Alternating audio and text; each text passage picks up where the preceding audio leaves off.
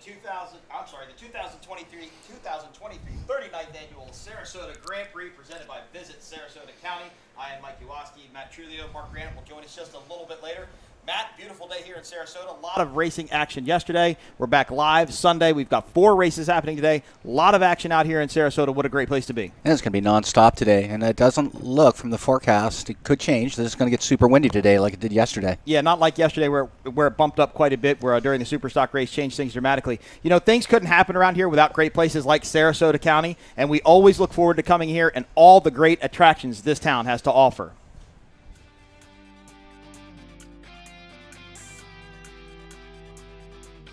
Tours, wildlife, dolphin cruises, food, botanical gardens, and did you know the Ringling Brothers Circus started right here in Sarasota, Florida? And when you ride around Tanaami Trail in Sarasota, you see Ringling everything. The Ringling Museum, the Ringling College, all of it. It all started right here in Sarasota, and it's the oldest circus in the United States. They have an aquarium. They have the River Stake Park, the Big Cat Habitat and Gulf Coast Sanctuary, the Sarasota Opera House, Siesta Key Village, the National Cemetery. Of course, a shout out to our veterans. Wouldn't be here without those guys fighting for our freedom. They have tons of golf and obviously miles and miles of beautiful beaches here in Sarasota, Florida. We look forward to coming back every year. Unfortunately, it's always kind of hot, but we have a great time. Thank you to Sarasota County for having us back one more time.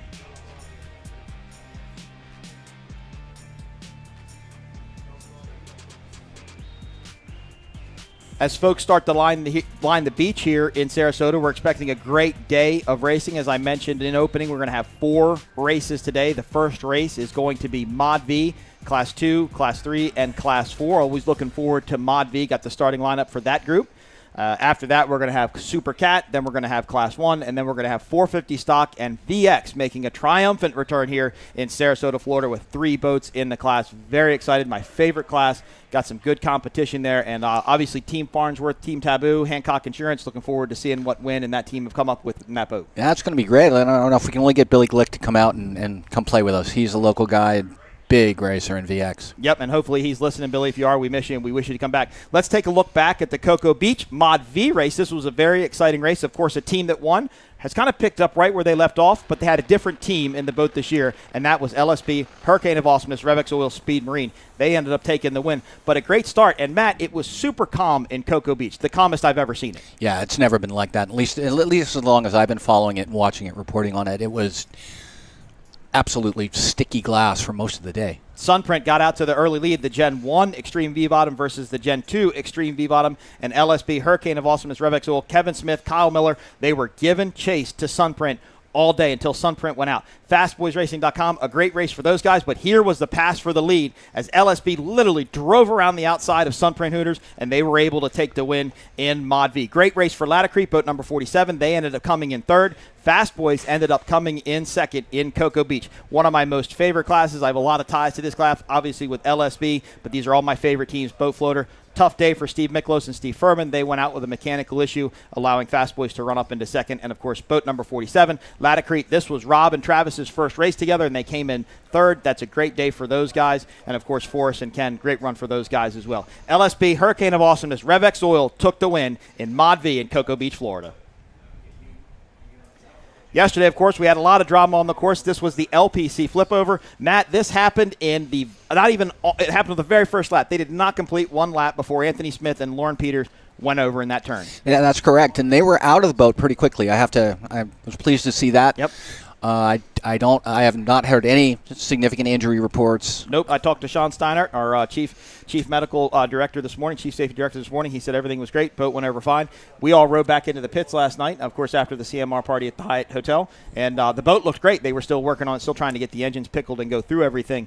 But the boat looked, structurally, it looked okay. Yeah, it was really a slow wreck. And I think exactly what happened is they just overdrove it into the corners. They went into that corner really hot. They were on the outside. They were trying to make the move on CMR. The boat kind of hip skipped. I think it lost a little bit of suction, and it hit the rear corner, and the boat rolled over on the outside. But everybody was okay. That's a great start to not a great start for those guys, unfortunately, but a great start to the Super Stock race in which CMR, of course, went on to take the win. And it caused a pretty significant delay, getting that boat into the center of the course. Yep. Guys were out there a long time. It was hot. And we did get the race restarted and got it finished, though. Yep, and I talked to the Force 10 pace boat at the Hyatt Place Hotel this morning, and he was like, yeah, it was pretty rough, and it was kind of hot out there, and I felt I felt what those guys were going through. Let's go ahead and take a commercial break. We will come back with live coverage of the 39th Annual Sarasota Grand Prix presented by Visit Sarasota County. We'll be back right after this.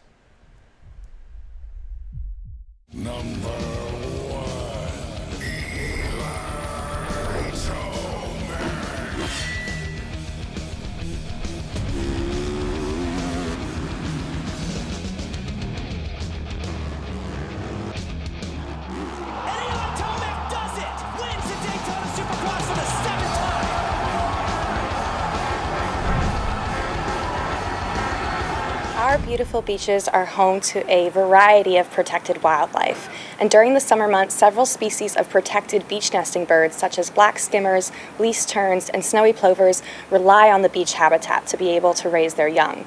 These birds lay well-camouflaged eggs directly on top of the sand, and their chicks take up to a month to be flight capable. So, Audubon and the P1 Marine Foundation want to remind everybody how to best share the shore with these protected birds. Remember to give these birds space. Even if outside of the nesting area, these birds are protected and should be left undisturbed. Please leave Fido at home. In accordance with local ordinances, dogs are not allowed on Lido Beach, and they can be a major disturbance to these birds. Be mindful of your food and your trash, as if you leave these on the beach, it can attract predators to the nesting areas. And lastly, please don't bring fireworks to the beach, as this can be an incredibly big disturbance for these birds. We encourage everyone to instead see an official firework display. Thank you so much to the P1 Marine Foundation for your commitment to environmental stewardship, and we wish everyone a safe and fun beach race weekend. Welcome back to the 39th Annual Sarasota Grand Prix presented by Visit Sarasota County. I am Mike Uoski, Matt Trulio.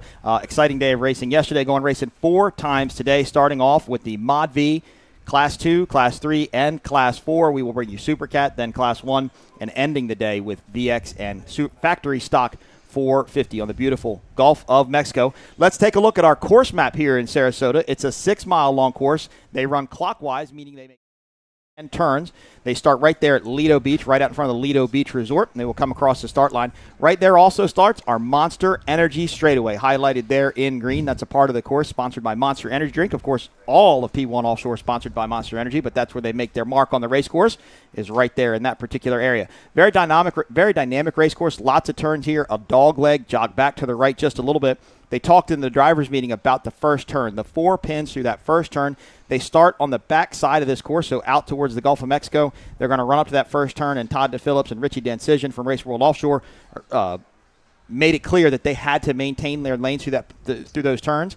And yesterday there were some penalties handed out in the Superstock race, yellow cards as they're called, which get them 1-lap penalties for not maintaining your lanes through the first turn.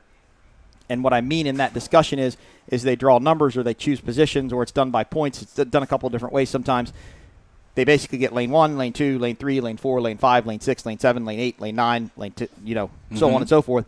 And they have to maintain that lane through buoys 1, 2, 3, and 4. Once they get outside of 4, they can go wherever they want. But it's meant to keep the racing clean for everybody. That way nobody gets cut off or shut down or pinched out. I can tell you it's a hard thing to do. It's a very hard thing to do in canopy boats, because put like horse blinders on, if you would, on the side of a horse like head, put them up to your eyes, and that's what it's like driving in a canopy boat. You can't see to your left or to your right very well, so you want to make sure that you're giving plenty of room. Let's run down our entry list for this first race of the day. Again, Mod V is going to be LSB, Revex Oil, Speed Marine. They're going to be on the pole. Fast Voice is going to be in number 2. Relentless, Latacrete, spot number 3. BoatFloater.com in spot number 4. Sunprint, Hooters in spot number 5. North Myrtle Beach RV and Resort, spot number 6. Precious Vodka, Car Time in spot number 7.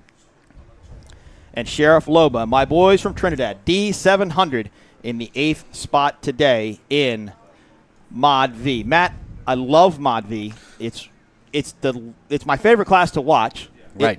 It is the class that I'd want to race the least.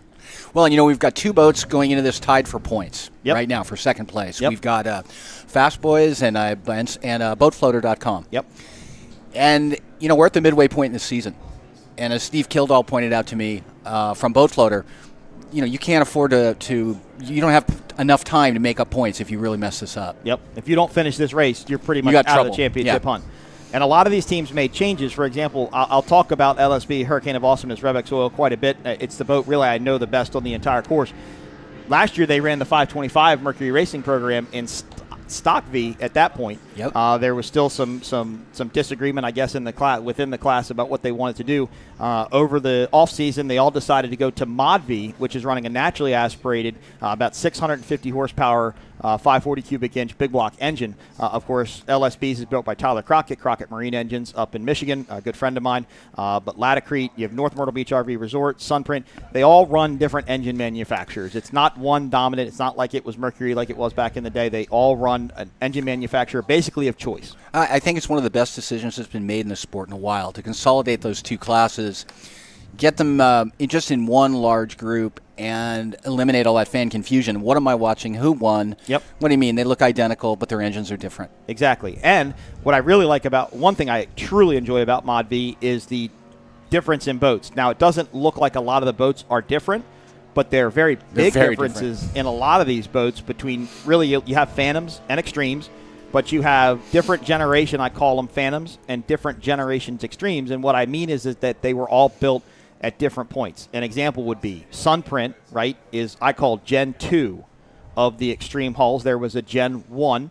That's what Britt Lilly's boat looks like. It's actually what Boat Floater is. I'll call Boat Floater the Gen 1 Extreme. Sunprint Hooters is the Gen 2. And then, of course, the new LSB Hurricane of Awesomeness Revex Oil is the Gen 3 boat.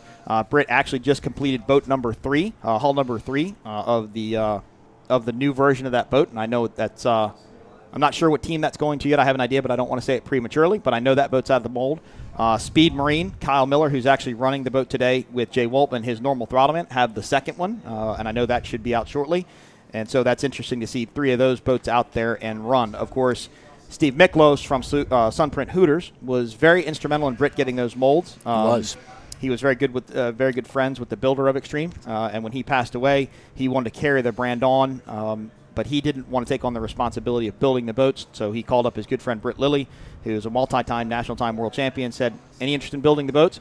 Britt actually flew to Skater. That's right. Spent a week with Skater and Peter Ledden up there and learned how to build a boat. And without giving too much information away, the Extreme hulls, from what I believe, are on a very similar lamination schedule to what a Skater does. Yeah, that's correct. And they are built all by hand, all in Britt's shop there in Arnold, Maryland. It's been cool to see him get put together, but Britt also builds bullet boats now, which Tim Sharkey does. He builds the 13-foot bullet boat. And they look like a lot of fun. I think, they do. I think, if I'm not mistaken, that he's building a couple for Travis Pastrana's kids. Already built them. They're sitting on his lift. Yeah, if you watch the promotional video when Travis said he's going to come out with JT and race, he was sitting in one of his little bullet boats. I know they got the Maryland flag on them and the big race bucket seats, but this is a super fun class. We talked about the Extremes, but now let's talk about the Phantoms. This is a good shot that will give you an idea of that. The red boat is North Myrtle Beach RV and Resort. The gray boat is Latacrete. They are the Gen 1 Phantoms built by Will Smith. You looked at Precious Vodka and you saw Fast Boys. Fast Boys is actually, I think it's the newest one, although Precious Vodka may be the newest one. It's kind of a tie between the two of them. But those are the Gen 2 Phantom hulls built by Will Smith. So it's always good to see it's good to see these boats improving, this class improving. This is a huge class. It is a good entry-level class, but it has become so super competitive with props and with setup and everything. It's a really hard class to run. Here we go for the start of the Mod V race. There's LSB Hurricane of Awesomeness, Revex Oil. They're going to be on the pole. Yellow flag still up on the Force 10 pace boat. Still under yellow flag. There's a helicopter in tow. Green flag. We're going racing. Mod V style in Sarasota. 39th Annual Sarasota Grand Prix presented by Visit Sarasota County. LSB Hurricane of Awesomeness and Fast Boys out to the early lead. Matt, top 3 boats picking up right where they left off in Cocoa Beach. That's exactly right. LSB Hurricane of Awesomeness, Revex Oil is going to be on the inside. Fast Boys in the middle of Latacrete. New Extreme versus new Phantom. Look at these boys go. Ken Bollinger, Forrest Riddle, and Fast Boys. Jay Waltman, Kyle Treemaster Miller in LSB Hurricane of Awesomeness, Rev X Oil. Remember, they have to maintain their lane, so it's going to be LSB, Fast Boys, Latacrete. There is BoatFloater.com. The Killdalls, the local heroes to Sarasota. And Mr. Kildahl, Steve, I believe he's run every race they've produced, every Sarasota Powerboat Grand Prix in there. So it's in his 39th year. I think they produced 38 races because we had one canceled during the pandemic. Yep. And he is, he's kind of the king of this. Not something you see very often here, though. Look at Fast Boys starting to pull away from LSB Hurricane of Awesomeness. They've gotten around them. I don't know if they have overlap. Maybe just by about a half a boat length lead going into the first turn. They will have to maintain their lanes, and Fast Boys doesn't have overlap, so they wouldn't be able to come down on them. This is a good thing for Laticrete to see way to the outside, though. If these two boats start battling, it could slow them down, right? Right. And it would allow Laticrete to catch up. They go into the turn. LSB on the inside. Fast Boys in the middle. There is Laticrete, a little bit further behind this group, about a rooster tail length behind. Let's see if Kyle and Jay can make it happen on the inside. They've got the shorter line, and Fast Boys won't be able to pinch him down and cut him off, so it should be a pretty respectful race. And these two teams really respect each other. They get along well. They know each other as they get ready to exit this turn. LSB going to be on the inside. Fast Boys on the outside. Let's see if LSB can take the pass. Laticrete now starting to make up a little bit of room behind this group, as we should see Boat Floater come into our shot any minute now.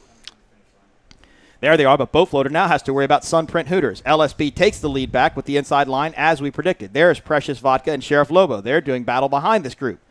Side-by-side battle between number 97 and 66. Look at this. Will Smith versus Britt Lilly, deck to deck in Sarasota. Look at that.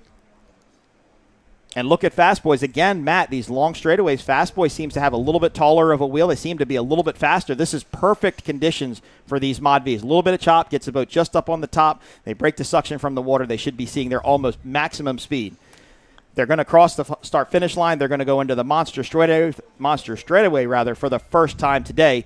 LSB is going to have the inside lane, Matt. Fast Boys does not have overtake. They have to be beyond the bow. There they go, just a little bit. Now, Fast Boys can kind of start to pinch down just a little bit on LSB going into this corner. They could make LSB jump to the outside of their wake. It's a completely legal move at this point.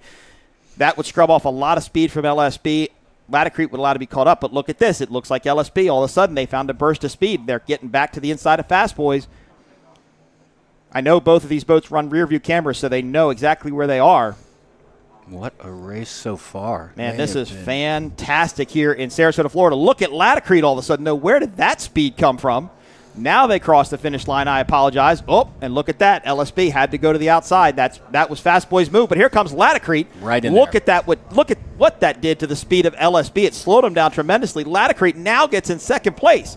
Jay and Kyle find themselves in a completely unfamiliar position, now back in third, and they've got to deal with the whitewater of the boats in front of them. What a race in Mod V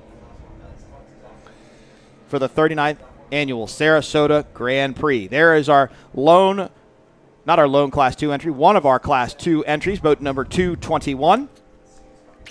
It really looked like Laticrete was picking up speed coming out of the final turn before the front straight. It looked like they had a really good position through the corner, and they seemed to get a big burst of speed. They did. A lot of speed. Boat number 221, OC Offshore Racing, Joey Alvaria and Chris Volson.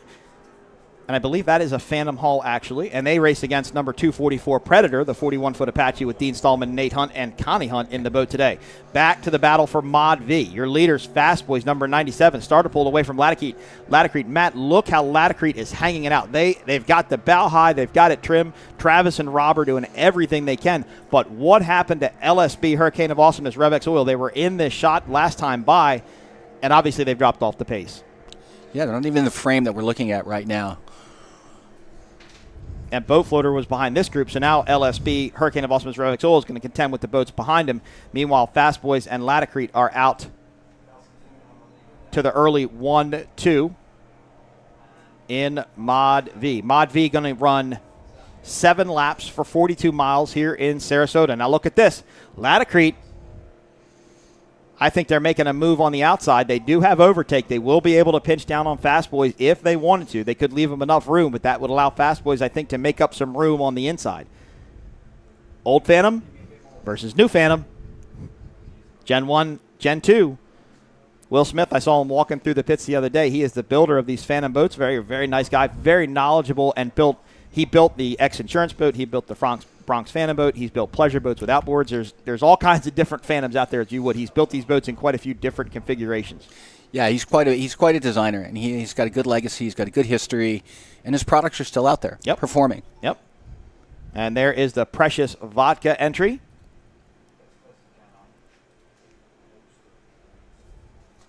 As they go around the turn. We also have Class 4 in this race. We've got Control Freak, Rollin' Dirty, Offshore, Simmons Marine, and Unleashed. The fountain with Sean Penn and Michael Holt on board. Look at Laticrete, though. Holy cow. Where did that come from? They simply passed Fast Boys like they were standing still on the back straightaway. Rob and Travis now find, big hop there. I tell you what, that turn's tricky up there. That's where LPC had their problems yesterday, and you can see Laticrete, they were a little out of control, and I think Travis and Rob, they're gonna have to check themselves a little bit. I think they're running right on the edge, but they're getting it done here. As they exit the turn, they are in first. Fast Boys back to the inside looking for clean water. Interesting move there by Travis and Rob. They seem to be kind of jogging out a little bit in towards the right. Now, that could be a strategy, right? You run out wide, you make less of a turn going through the dogleg, less drag on the outdrive means keeping you your lose speed. Less speed, right? You could go into it, get tight to it, and pinch off of it, go in real tight and make a squared turn, but you're going to scrub off a lot of speed. And I think Travis and Rob want to carry that speed. They seem to be really fast. Outside and in the middle of these corners. They're definitely not running tight pin to pin. LSB Hurricane of Awesomeness Revex Oil was in an epic battle with these top two boats. Right now they find themselves back in third, battling with Sunprint Hooters, the other extreme hull. I'll have to see what happened to Bowfloater. They were up there in this group too, and I did not see them in our shot last time by. LSB Hurricane of Awesomeness Revex Oil in third, Laticrete in second. I'm sorry, Fast Boys in second, Laticrete in first. There is Bowfloater. Now, where is Fast Boys in this shot, Matt? Fast Boys maybe all the way to the inside, right here to the left, and there they are. In. And that's exactly what Travis and Rob did. They went out way wide. They just wanted to jog into that dogleg, steer just left a little bit, and it seemed to work out for them. They carried a lot of speed. They've got about 5 rooster tail lengths ahead of Fast Boys as they cross the finish line. That will complete lap number 1 of 7, and they will enter the Monster Energy straightaway for the second time today. Laticrete, your leader in Mod V. Fast Boys in second. LSB Hurricane of Awesomeness Revex Oil in third.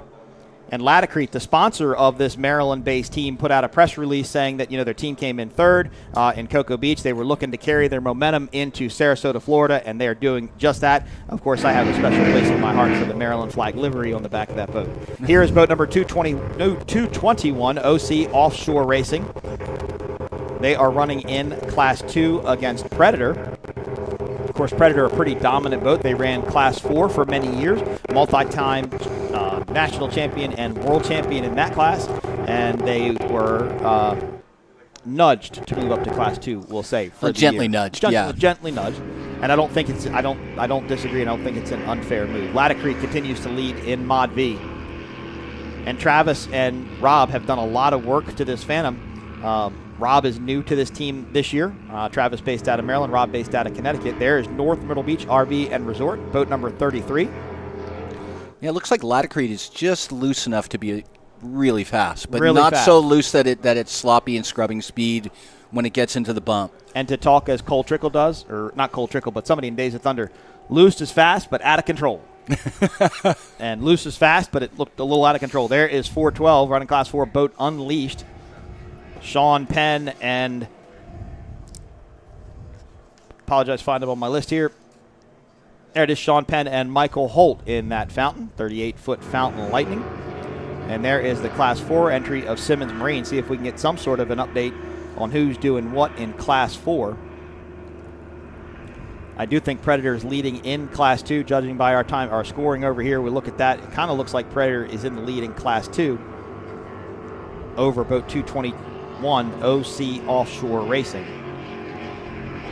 Class 2 is going to run 7 laps today. Class 3 is going to run 7 laps today. And Class 4 is running 7 laps today. All classes out here running 7 laps.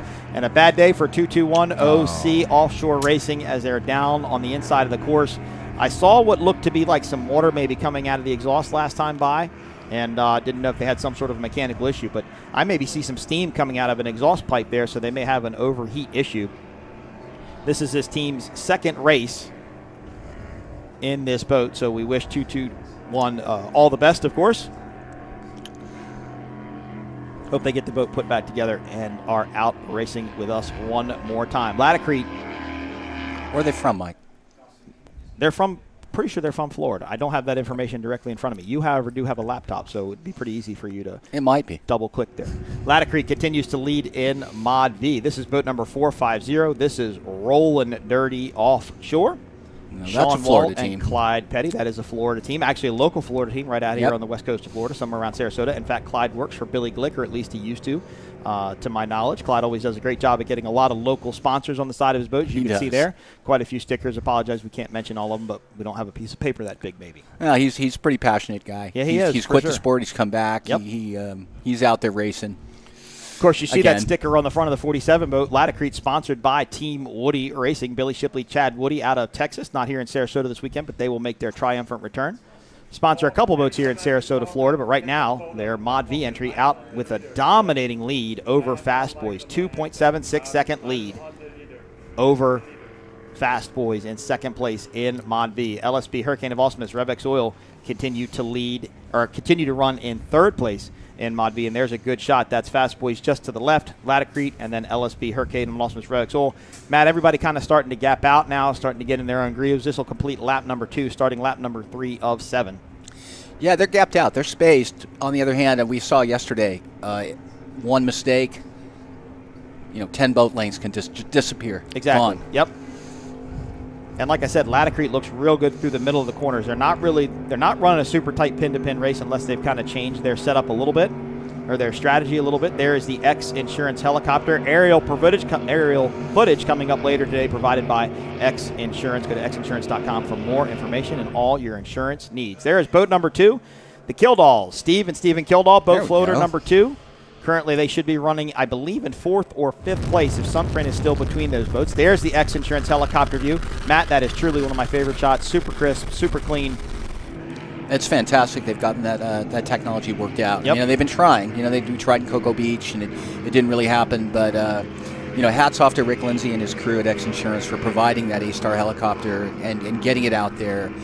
It's a lot of work. It's a lot of commitment. It's a lot of money. Yeah, for sure. And they actually, not only does he sponsor the X Insurance helicopter camera, but he also sponsors a few different race boats. Yes, he We'll does. see one of his biggest race boat come out later today and run in Class 1. Miles Jennings, Alex Pratt in the X Insurance Good Boy Vodka Class 1 entry. Fast Boys continues to run in second. Should be LSB Hurricane of Awesomeness, but they are still having a battle with Sunprint Hooters. That is the battle for third, as Latacrete has simply just checked out. Boat number 47, 30-foot Phantom hull. Rob and Travis in that new livery design boat. Look at this. Sunprint 51 Hooters now getting around LSB Hurricane of Awesomeness, Revex Oil. LSB is going to be on the inside. Now, I will say, Jay Waltman, who is throttling the LSB boat this weekend, has never run this boat prior to this weekend, except for about 10 minutes in Englewood, Florida. I believe that was back in 2019, 2020. And then came down here this weekend, tested it yesterday for the first time, and is out here racing it today. And they are in a deck-to-deck battle now with Hooters. This could get LSB off of the podium. Matt, I can't remember the last time LSB wouldn't be on the podium. It's unusual. There's another one of those aerial shots from the X Insurance and helicopter. And we've got to tip our hats to Parker Lindsay, who's up there shooting it and handling it with his camera. Beautiful. And, of course, X Insurance also is sponsoring Jeff Girardi, Freeze Frame Video. Jeff up there should be up there shooting pictures today. I know he was up there yesterday. Should be up there shooting pictures as well today. FreezeFrameVideo.net. Also loading some of his videos up onto YouTube. I think he has like 3,000 videos. He's going to be a pretty busy guy loading those onto YouTube because it takes a minute to do it, right? Yep, for sure. We know that. Yeah. All right, so 51 Sunprint Hooters. They are now in third place, handedly over LSB Hurricane of Awesomeness, Revex Oil. Matt, and this is a cool shot to talk about the X Insurance helicopter one more time because I brought some friends to the race with me. They're down in the VIP tent today. Thanks to all the staff, Noel, and everybody down there for hooking my friends up. If you want the ultimate race experience, go down to the VIP tent. Go to P1 Offshore Racing from P1Offshore.com for more information on how you can score yourself a seat at that VIP tent. Sunprint Hooters now in third place over LSB. So what my friends were saying yesterday is they've never seen it, but you and I have done poker runs and magazine photo sheets. We know what it's like to have a helicopter 25 feet up off of your aft corner shooting videos and pictures of you. It's pretty cool. They looked at it and they were like, that's like the coolest thing I've ever seen. I was like, oh, yeah, that's like par for the course. Reach up and touch the skid. Yeah, that's par for the course around here. No big deal. They could throw you down a water if they needed to. But it is really impressive. The first time you see helicopters chasing boats that close to the water, they're going round and round. It's impressive. Here is Jimmy Robbie Racing. They are the lone 525 boat out. There's a brand new team here in Sarasota this weekend. That's Cigar Monster. That was the boat in the previous screen. The battle now back to third place. Sunprint, the Gen 2 Extreme versus the Gen 3 Extreme. LSB Hurricane of Awesomeness, Revex Oil. This shot, Matt, is kind of deceiving, and we talked about this yesterday. It's very deceiving. Because it looks like these the Sunprint and LSB are making up some ground on Fast Boys, but this is to the dog leg running back down towards the beach, right? The pass where they come out, they're basically kind of running right in front of that. That should be Latacrete, the wake just to the right-hand side of the screen. There's a great shot of the distance all between these top 4 Mod V boats. That should be Sunprint back there in 5th as Latacrete continues to lead. This should complete lap number 3, start lap number 4, so we are beyond the halfway point of this. And look at that, LSB was able to hold that inside line. They were able to take it away from Sunprint. But, Matt, I'm going to tell you right now, I think LSB is a little short on prop today. You think? I was talking to Eric Colby this morning, who's he's covering these races for Speed on the Water, and we picked different local teams to finish atop the podium, and he picked Sunprint, and I picked Boat Floater, and right now he's looking a lot smarter than I am. You have a bet on this? Not really a bet. No. Okay. I mean, it's always fun Friendly to do wager. bets. There is Sunprint Hooters. Now, this is spec class racing. These guys can basically go as fast as they need to win, do whatever they need to win, but they have certain rules and requirements. Yes. And I apologize, I've lost my cheat sheet, so I can't tell you the exact weights of what they are when they have to come out of the water, but it varies because some boats have 1 step, some boats have 2 steps. If you're Brian Forehand, who's not here in marker 17, there are 3 steps, so there's kind of parities for weight all around these boats. But these boats will have to get tech inspected when they go back. They check drive ratios, gear ratios, they'll check engine specs and everything to make sure all the classes are legal. So while we say Sunprint is in first or third, or we say Latacrete's in first, Fast Boys in second, Sunprint in third, that's all unofficial until we go back and get some results. There is the transom of LSB Hurricane of Awesomeness, RevX Oil.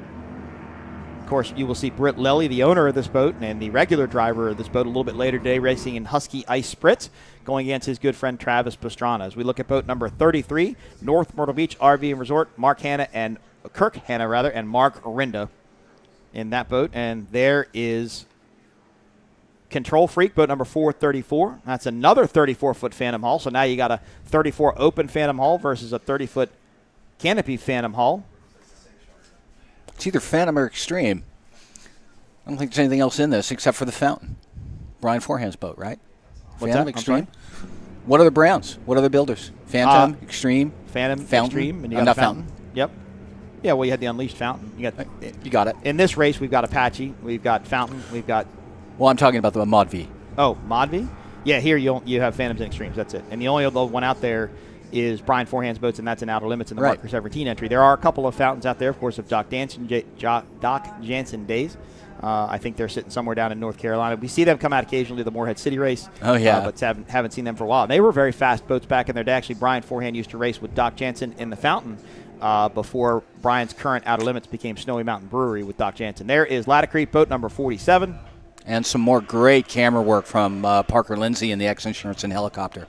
That's really nice stuff. Cool shout out to Travis Petco. He's out of Maryland. It's at Port Republic, Maryland. He loaded up a trailer full from his church up in Maryland and drove all the way down to Englewood after Hurricane Ian and delivered supplies down to everybody that needed in Englewood. So huge shout out to Travis Petco. I know him well, obviously a Maryland boy. Got in the sport a couple of years ago, bought this Phantom, worked with Steve Papp of Dundee for a while, got the boat set up, and he's done nothing but improved on his run and his performance. Right now, the guys at Bronx Phantom and Marker 1 Marine Sarasota are actually taking care of the boat. He's living down here now, and they're helping him tune the boat and get it running. And, Matt, I think it's working out for him. What is it with you Maryland guys in this Mod V class? What's up with that? I don't know. Maybe we should spread our wings and go do something else. Well, no, I think you should stay. It just seems to be, part of being a high-performance powerboat racer in Maryland, right? Well, I hear a rumor that there is a VX that could come out sometime later in the season. It's a fountain painted by Britt Lilly. It used to be the old Cintron DF Young fountain. Yep. Kevin Smith told me in a conversation a couple of weeks ago, it might make a return towards the end of the year. It'd be cool to see that boat come back out. That's a wicked fast boat. I know they want to get it back together and come out and run that VX class. Now, Beautiful. Fast Boys is in second. Now it looks like they have to contend with Sunprint. Sunprint, Matt, I think, has found their setup. They've found this tremendous speed in the later half of this race. This should be starting lap number 6 or lap number 7. Sorry, I've lost count. But we're somewhere towards the end of this race. We'll look for the white flag on the start-finish boat as Cigar Monster Jimmy Robbie Racing. Well, Steve Miklos in Sunprint, he's a very scientific guy. Yep. He's not afraid to experiment, but he wants to document. So he'll make one little change, go see what happens, come back. he's not going to throw it all out there, but he is always tweaking. Yep, 100%. And he races a lot of different things. He's very big into car racing. Kart racing, yep. He races a lot of different stuff. Of course, his driver, Steve Furman, has been with him for quite a few years. They have a good relationship. They have a good rapport. Steve Furman, a local Mercury mechanic here out of Florida. They met kart racing. Did they really? Yeah. Look at that. Known fact of the day. And there you go. So I have to correct myself on something that I learned yesterday. So during the Superstock restart, I said I didn't think that the teams had to maintain their lanes through After the corners on a restart. Yeah. Rich Loers, president of APBA Offshore, definitely set me straight with that. Whoa, look at this. We've had a big change here. We did not see this coming. Sunprint is now in second. LSP Hurricane of Awesomeness, Revex Oil, is in third. What happened to Fast Boys, Matt? Where did that come from? That's crazy. We talked about the setup coming to and going from these teams, right? As these teams burn off fuel, the boats are going to get lighter, they're going to get a little bit faster, but they can also get squirrelier and looser, and you could have to run them on a more trimmed-in setup on the boat as you run around the course. Maybe that's what happened to Fast Boys. Maybe they're just getting a little too light and they can't keep the boat running where they want to. But Ken and Forrest definitely were running up front with this group. They had second place locked up. It'll be interesting to catch up with them after the race to see what happened. But currently, Ladder Creek continues to lead. Sunprint Hooters in second. LSB Hurricane. Wow, look at that. Trying to tuck it up the inside right in the rooster tail of Boat 51 Sunprint Hooters. LSB on the inside. Steve and Steve can definitely pinch down on them, and I think I don't know. It's going to be tight. Nope, they leave them just enough room, but that's a precarious position. Look at that boat hop around, and you saw what those step bottom V-hulls can do. They can kind of get a little loose, and the back end can kind of start popping up a little bit, and that's when one of those boats can spin out or have some sort of an issue. They do jump back outside the wake. They couldn't maintain that inside line. Unfortunately, scrubbed a little bit of speed. Anytime you cross the wake, you go through that whitewash, you lose a little bit of speed. So now they're back on the outside as they head north here in Sarasota. You're watching the 39th Annual Sarasota Grand Prix presented by Visit Sarasota County. Sponsors for P1 Offshore Racing: Monster Energy Drink, the official energy drink of P1 Offshore; Mercury Racing; CMR Construction and Roofing. Thanks to CMR for the party last night at the Hyatt Hotel, and congratulations on their first win in Superstock with Johnny Tomlinson and Sean Connor in the CMR Superstock boat. X Insurance providing the helicopter footage for today. Good Boy Vodka, Gold Coast Eagle Distributing, Myco Trailers, and Tuna Skin Aquatic Apparel. Of course, Tuna Skin making all of your official 39th Annual Sarasota Grand Prix t-shirts. Picked up one myself. Great shirt, high quality. Thanks to Tuna Skin for jumping on board here in Sarasota. And I got a text from Sean Tarenti, the owner of the CMR race boat, last night, and I got another one this morning and to say he's a little bit happy to get that win for that boat, or to have JT and John Tomlinson in there with Sean Connor. They did a heck of a job. Yep, they did, 110%. They went out and they ran a race, and that was a difficult race to run because of the conditions. They had changed so much. As boat 450 Rollin' Dirty comes by in Class 4, they enter the Monster straightaway one more time. We are winding down the laps, looking for the green flag here in Sarasota as we look at Cigar Monster Jimmy Robbie Racing running in the Lone Stock V entry. So, Matt, this is what a lot of these boats used to run. This team just picked up this boat. I'm not even sure which boat this is, to be honest with you. They change hands so much. But they're running the Mercury Sealed 525. I don't think they've had time to get an engine builder and get a program together to be able to run up in Mod V. Ladder Creek continues to lead in Mod V. Sunprint now in second, and LSP Hurricane of Awesomeness Revex Oil in third. And you can kind of just tell the difference of the speed between the Mod V and the Stock V. It just didn't look as fast, wasn't carrying as much. And I know those boys are trying to get that boat figured out. Got Jimmy Wessel and Robert Goodwin inside of boat number 26, Jimmy Robbie Racing Cigar Monster. Here is boat 442. That should be the Unleashed team. 412. I apologize. 412. Now look at this, Matt. LSB Hurricane of Awesomeness Revex Oil has gotten around Sunprint for second and pulled away from them. Really stretched it out. What a spectacular race this has been. LSB Hurricane of Awesomeness was actually almost off of the podium in this race. They were all the way back to fourth at one point. They have fought their way back up to second. So now it's Latacrete, LSP Hurricane of Awesomeness Revex Oil, and Sunprint, your top three. Yeah, other than Latacrete, kind of running away with it a bit, it's been a real battle for second and third the entire race. And Latacrete right now looks to have about a 15-second lead. Ooh. But as I watched that, I had a thought in my head, right? I was kind of thinking to myself, I'm like, they've looked real loose all race. They've looked real loose, real fast, and maybe they're comfortable with the boat running that way. But as that boat gets lighter, right, as it burns off fuel, they may have to put some ballast into it, and they may have to start trimming that boat down a little bit. There may be a lap or two left of this race, and that may be just enough time for LSB or Sunprint to try and get up and maybe make a move for first place. Look, I'd love to see Travis and Rob win it. I'd root for them 110% if I could, and I will all day long. But we got to call the race as we see it. That's correct. Well, we all have our favorites, right? We just want a safe race. Yep. It's number one. So this should be the second to last lap. No white flag out from that start-finish boat yet as they cross the finish line. There is boatfloater.com. So right now, I believe, Matt, this boat would probably be in fourth. Yes. If there was an issue with Fast Boys, although it doesn't look like it according to our timing and scoring over on the left-hand side of the screen. It looks like it's Relentless, LSB, Sunprint, Fast Boys, and Boatfloater, your top five rather, top four. I was right. Nope, top five. Sorry, can't count sometimes. There is Predator, the 244 Apache hull, Dean Stallman, Nate Hunt, and Connie Hunt. Of course, Connie Hunt is going to be the one holding on to the handle behind her. She is in the navigator seat.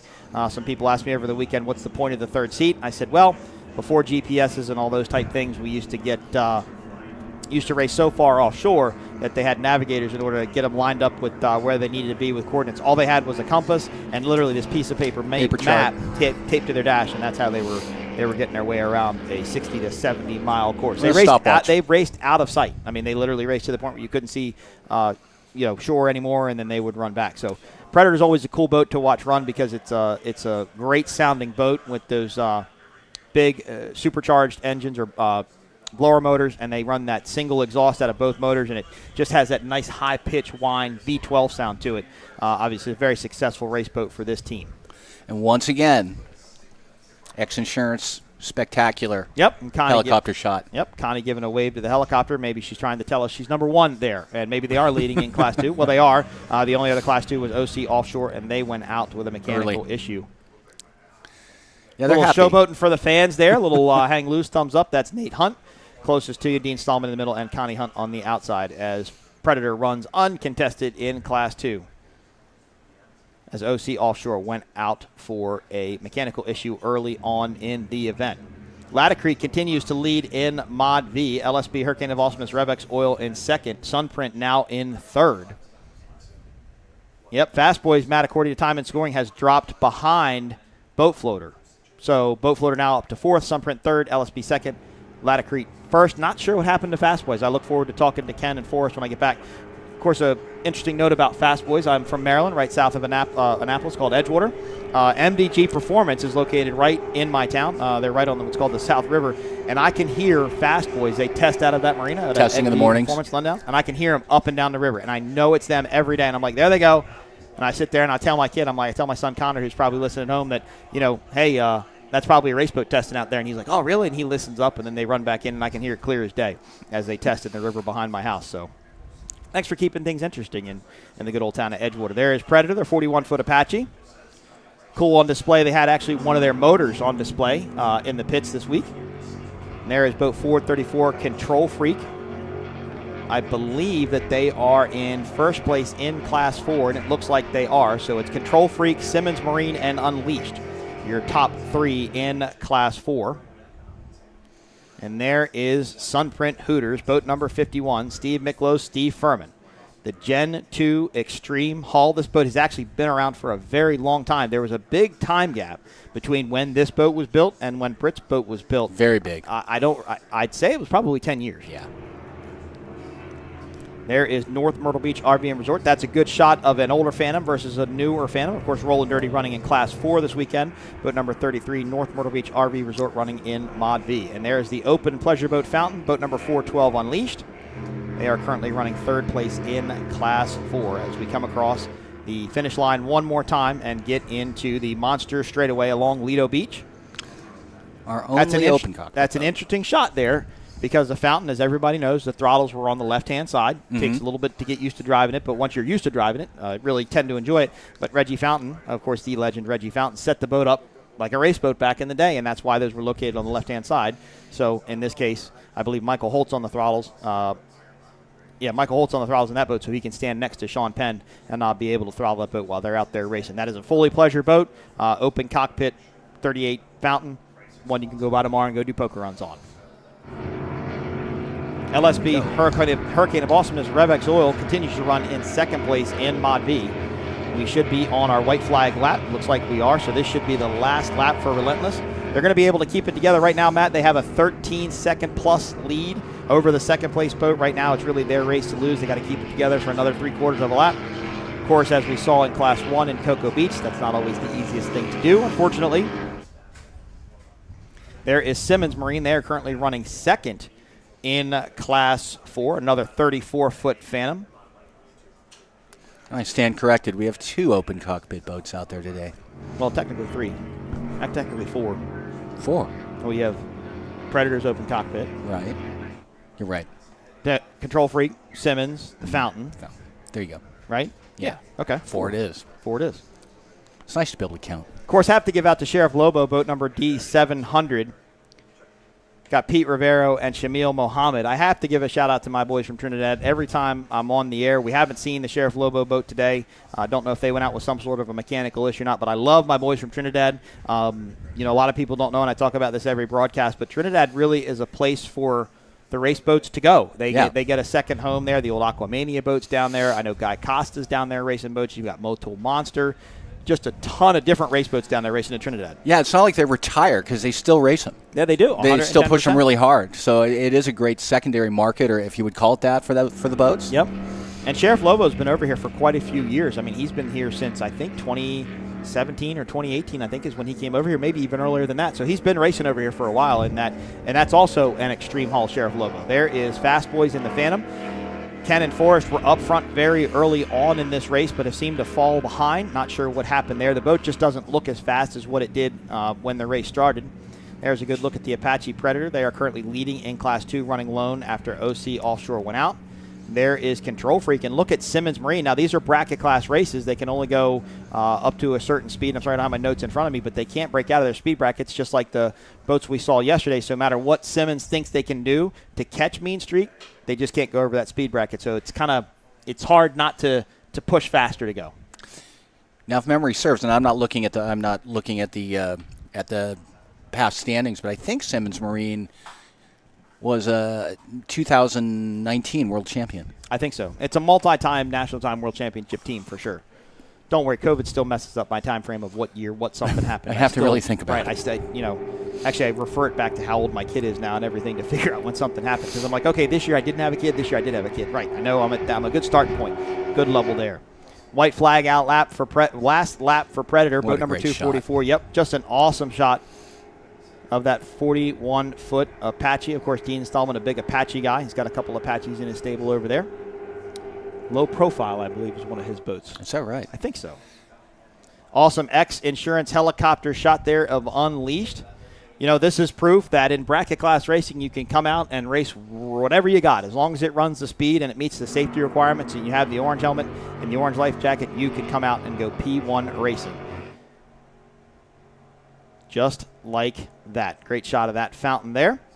Of course, Reggie Fountain, Speed on the Water, the official broadcast or the official publication of P1 Offshore Racing, just put a in the lead video out about whom? Mr. Jeff Harris, CEO of Fountain Powerboat. Yes, we did. I had to think about it. I really enjoyed that one. I enjoyed the Randy Sissom one quite a bit. I think that was like my favorite one. But Jeff Harris is a guy I know. I don't know a lot about him. I really got to enjoy seeing the Jeff Harris video gave a lot of insight to Fred Ross at Iconic Marine Group and what Jeff has been able to do for them. I think it was the most thorough biography we've done out of all the ones we've done. And we did a long video. And that's the first one of this year, right? Yes, it is. It is, right. We've got Steve Curtis coming up. We've got a few you really enjoy, Mike. So I was thinking about one to do. It would be logistically a hard one to do, but if I had to go somewhere to do it, I'd go. Okay. Wayne Valder Yachts Pro 4. Maybe we should go to New Zealand. Oh, man. I think that's a good gig. Mm-hmm. It's a long trip, though. I don't care about the trip. I just have to find a way to fund it. Yeah, right? Holy cow. Oh, man. I just saw something out of my screen, and I'm not sure quite what happened there, but it was Latacrete and LSP Hurricane of Awesomeness, Revex Oil. They were side by side. We're on the last lap. Look at that. What? I think LSP Hurricane of Awesomeness might take the win, but here comes Latacrete on the outside. Latacrete making a last-ditch effort. Can they make it happen? I don't think they do. I think it's LSP Hurricane of Awesomeness, Revex Oil taking the win in Mod V, but we will have to wait for confirmation from race control to see what happened, or they happen to go one more lap. I'm not sure. We didn't have them together on the screen to see what happened. We didn't have that moment when neither, LSP caught up. And neither one of them are lifting, so I'm not sure what's going on. I'm not sure if they're running an extra lap. I think they got the white flag. However, it doesn't look like they did. They're continuing to run. LSP Hurricane of Awesomeness Revex Oil as far back as 4th place in Mod V. Wow. Now they find themselves in the lead after Laticrete had almost a 14-second lead over 2nd place. And LSP Hurricane of Awesomeness Revex Oil finds themselves in the lead. So right now, boat number 66 in the lead.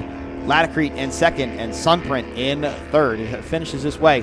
Matt, you got to wonder, I talk about it not to take away from Travis and Rob, but I wonder if they just got so loose to the point where they just had to start running a little bit more conservatively in the setup, and they just weren't able to get the top speed out of it. Yeah, you had been talking about that earlier, and it does look like they had to tuck it in a bit, and I think that's how LSP got by him. Well, Jay Waltman, I talked to him. He is throttling the LSP Hurricane of Awesomeness Revex oil boat this morning at the driver's meeting, and I said, well, how much different is this to run the LSP boat? I said, you've never run it except for testing in maybe 10 minutes. He said, Mike, it's completely different. You know, in a V-bottom, you trim to get the boat to go faster, to get the hull lift out of the water. You never really leave it at neutral, like you know where neutral is. But he said, this boat likes being at neutral. Yeah. You don't want a lot of positive trim, and he said that's counterintuitive of what you're used to within a V-bottom. So I believe the finishing order right now is going to be LSP Hurricane of Awesomeness, Revex Oil, Relentless, and Sunprint, but we will wait to get an official update from Race Control for sure on that finishing order, so please don't hold me to it. Sunprint and Boat Floater have pulled to the inside of the course. These are two teams that really don't miscount laps, if you would. No, they don't. So I think they're pretty much right on, and maybe LSP and Relentless are running an extra lap, but you have to be very careful with that. Remember, they have to meet a weight requirement when they come out of the water. These teams calculate exactly how much fuel they need down to the 10th of a gallon sometimes. You run that extra lap, you burn some extra fuel. If they were both to come out light, they're going to get bumped. We'd have some changes in the finishing order. Yes, there. we would. In Mod V. That's why all of our results we bring you on this live stream are unofficial. The 39th Annual Sarasota Grand Prix presented by Visit Sarasota County. Our sponsors, Monster Energy Drink, the official energy drink of P1 Offshore Racing. Mercury Racing, CMR Construction and Roofing, X Insurance, providing the helicopter footage today, and of course supporting P1 Offshore Racing all the way around. Good Boy Vodka, Gold Coast Eagle distributing micro trailers, and Tuna Skin Aquatic Apparel, your sponsors for the 2023 Sarasota Grand Prix. There is Predator. They are going to take the win in Class 2, running unopposed, unfortunately, after OC Offshore went out with a mechanical issue. So Laticrete and LSP, they're still doing something. If they're putting on a show for the fans or something, I'm hoping that the LSP team, if you guys are listening, text me with something that you know, or we'll hear something from Race Control. This looks like now it could be a race in Class 4. Simmons Marine looks like they're catching Control Freak, 2 34-foot Phantoms running in Class 4. Of course, Rolling Dirty, the canopied Phantom in this group as well, but I think this is going to be Control Freak's race as they come through the dog leg. Well, you got to be careful making a turn like that in a step-bottom boat. And, it's going to be Mean Streak taking the win in Class 4. Of course, these results are unofficial until the GPSs are read by Rich Dancision, Chief Inspector for Race World. Race World brought on to do the inspections, the technical inspections and technical rules enforcements here for P1 Offshore, partnership between the two groups. Here is Unleashed, Boat 412. They're going to come across the line in 3rd in Class 4. We are wrapping up racing. The first race out of 4 here in Sarasota. Up next, it's going to be the big boys in Offshore Powerboat Racing. I say they're all my favorite classes, and I'll say it about this one too. Super Cat. What can you say? Well, if they have half the battle that these guys did, it's going to be a spectacular Super Cat race. Yes. And we have 9 teams. 9 teams. And you know who's sitting on the pole? We'll do the running order, but you know who's sitting on the pole? Sitting on the pole. Dirty Money. You know what? Their debut was impressive. Their debut was impressive. Despite missing a buoy, they were, of course, miscalculation there. But Billy Piper and Jason Ventura, Bo Renfro, the whole team, they probably got that well figured out by now. They've it is their rookie racing season, but they've run a lot. And they're not of rookies. fast They're not rookies. By no means are they rookies. No. Billy and Jason for sure, not rookies. Here is North Myrtle Beach RV and Resort. I think they're going to come across the line maybe in 5th, but again, I can't commit to results just because I can't see quite everything. So we will wait for an update from Race Control and provide you an update as to what's going on the race course. Our next race is going to be Super Cat. Should go off at 11:30 a.m. Race number 3 will be Class 1. The big boys, the Lily Pastrana battle, going against the Australians, going against the Americans. It's just going to be there's even an Italian in there of Class 1 racing. Yep, got Giovanni Carpatelli, the throttleman for Class 1. So that'll be interesting, especially after the qualifying issues we had yesterday. And we have a better understanding of what happened with qualifying yesterday. Yeah, we'll update you that kind of on yesterday and why there was a change, a pretty drastic change that kind of confused how we were doing things. But we'll update you later about that in Class 1 as we wrap up racing. And then the last and final race of the day at 2:30 will be factory stock 450. Those are the 450 horsepower outboard-powered catamarans. Of course, you've got the MTI and you've got some Doug Wrights. Of course, that red Doug Wright boat, always fast. Got Ricky Maldonado on the throttles of that boat. Be interesting to see how that team can do, but you can never count out Taylor and Johnny Tomlinson. Of course, we don't have GC Racing here this weekend. Willie Cabiza, disappointed not to see him down here. We still have 5 teams, and it is a shame that Gary and Willie aren't racing this weekend. But 5 teams is a good turnout for a class that wasn't even a class 2 years ago. Yep, and Taylor Sism and Randy Sism, the owner of MTI, and his daughter, director of MTI Customer Relations, built this team from scratch. They went to P1, they went to OPA, they went to everybody, and they said, look, we want to build this class. They worked with Mercury. They got the 450 stock class going. Now, an interesting question, though. Of course, Mercury Racing just releasing the 500 horsepower outboard just a couple of weeks ago. Stuart Haley doing that down in North Carolina. I think you were at that event, correct? I was. Yep. I was. It's a spectacular engine. Yep. Looked like a good time. So now, does the 450 go away? I wouldn't want to speculate, but I I don't have anything official, but I have to suspect that. Well, they have the V10 400 Yeah. now, right? So now they have the supercharged 500, right? And then they've got the V12 600. So they kind of have an engine that's going to kind of cross all boundaries of yeah, the boating. V12 600 is a Mercury Marine product, and it's just designed for something completely different. The 52 Mystic.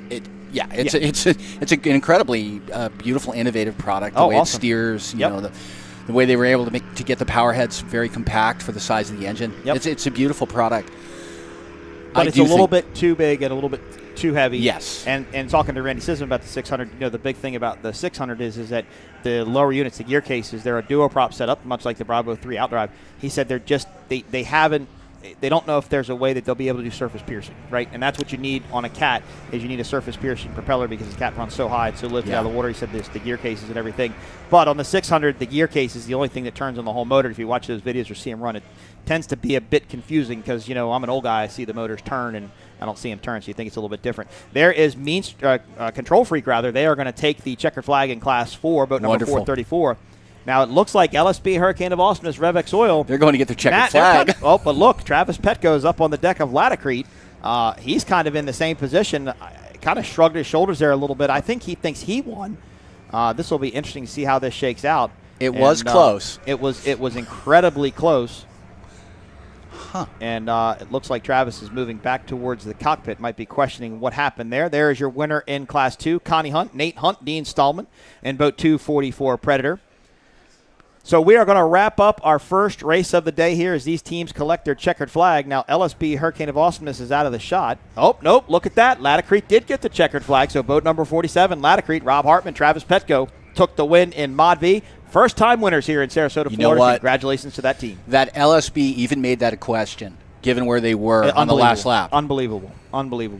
And it's, you know, Jay Waltman he's been around as long as I have. He's a great throttleman. I think he's an underrated throttleman. But for him to get in a boat that he's never run, go all the way back to fourth, and the very last lap you're running up to first. You're passing boats like left and right. Yeah. That's an awesome thing to see. But hats off to Travis. Hats off to Rob. First win in Mod V, Latacrete, boat number 47. We are wrapping up the first race of the day here in Sarasota. You're watching the 39th Annual Sarasota Grand Prix presented by Visit Sarasota County. I am Mike Iwaski, Matt Trulio. Supercat up next at 11:30.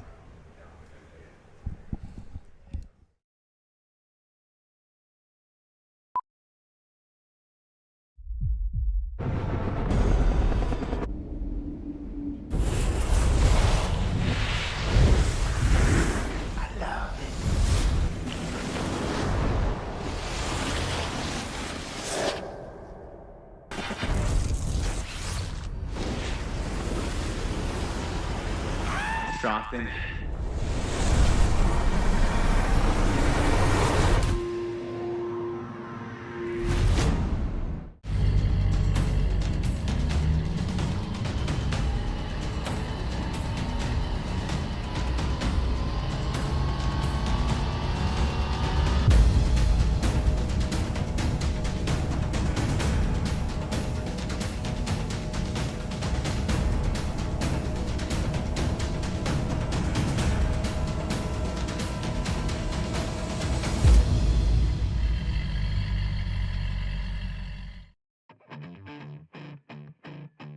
If you own a home or business, it might surprise you to see what is not covered in your insurance policy. There are gaps and exclusions in primary and umbrella policies that make you a target if an incident or claim occurs and you don't have the right coverage in place. And that's why you need a true umbrella policy from X Insurance. There are 40 million lawsuits filed every year in the USA. Let's get that target off your back. Our beautiful beaches are home to a variety of protected wildlife, and during the summer months, several species of protected beach nesting birds, such as black skimmers, least terns, and snowy plovers, rely on the beach habitat to be able to raise their young. These birds lay well-camouflaged eggs directly on top of the sand, and their chicks take up to a month to be flight capable. So, Audubon and the P1 Marine Foundation want to remind everybody how to best share the shore with these protected birds. Remember to give these birds space. Even if outside of the nesting area, these birds are protected and should be left undisturbed. Please leave Fido at home. In accordance with local ordinances, dogs are not allowed on Lido Beach, and they can be a major disturbance to these birds. Be mindful of your food and your trash, as if you leave these on the beach, it can attract predators to the nesting areas. And lastly, please don't bring fireworks to the beach, as this can be an incredibly big disturbance for these birds. We encourage everyone to instead see an official firework display. Thank you so much to the P1 Marine Foundation for your commitment to environmental stewardship, and we wish everyone a safe and fun beach race weekend.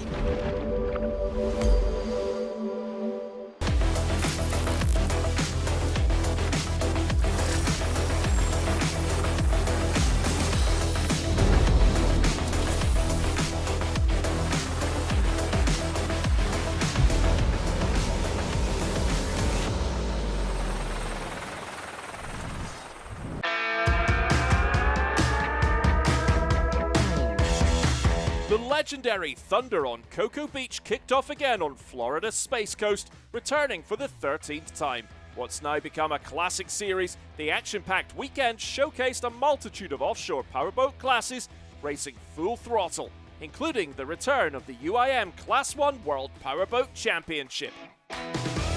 This show will cover the highly competitive Super Cat race, running twin 750 horsepower engines and the thrilling Mod V class.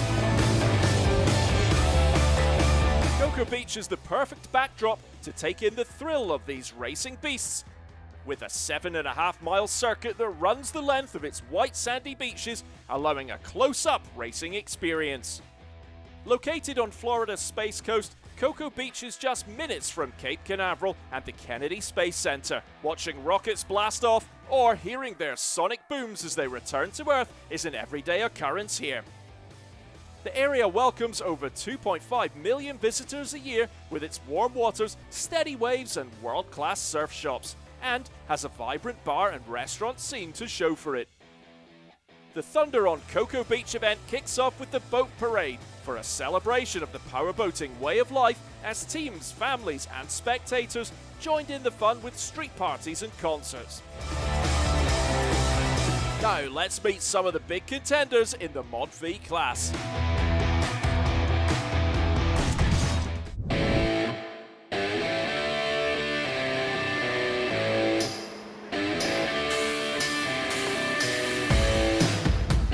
The Mod V class saw 8 boats competing here in Cocoa Beach. The boats are some of the most exciting to watch as they bob, careen and crash from wave to wave.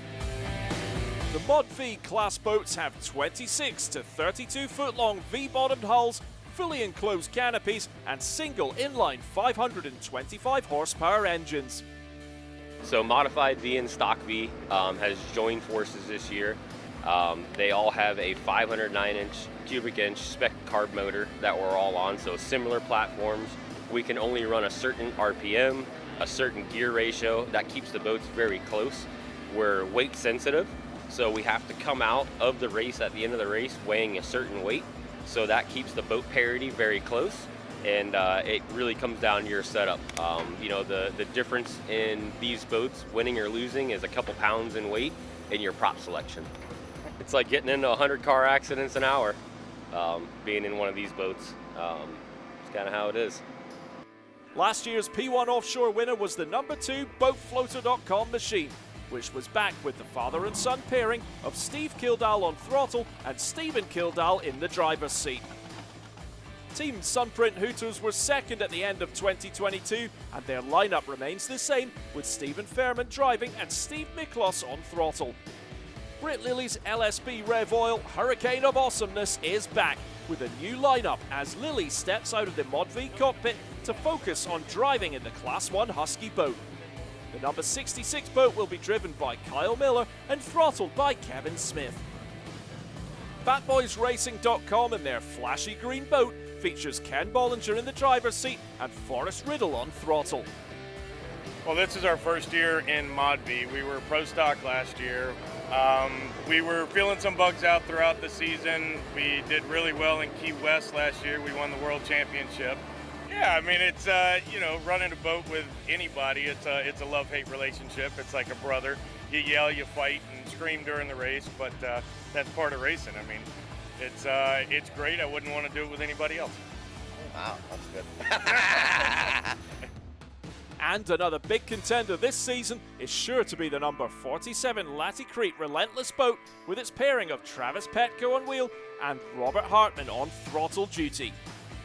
The competition is tough. I mean, there's been people that have been doing this for years, and there's a lot of new people in the class this year. But I think everybody's on their game, and everybody's working out kinks. The Thunder on Cocoa Beach Circuit was a 7.5-mile track with a dogleg on the outside. The starting lineup for the Mod V was determined by the finishing order of the last race in Marathon, Florida. Number 51 Sunprint had the inside lane advantage.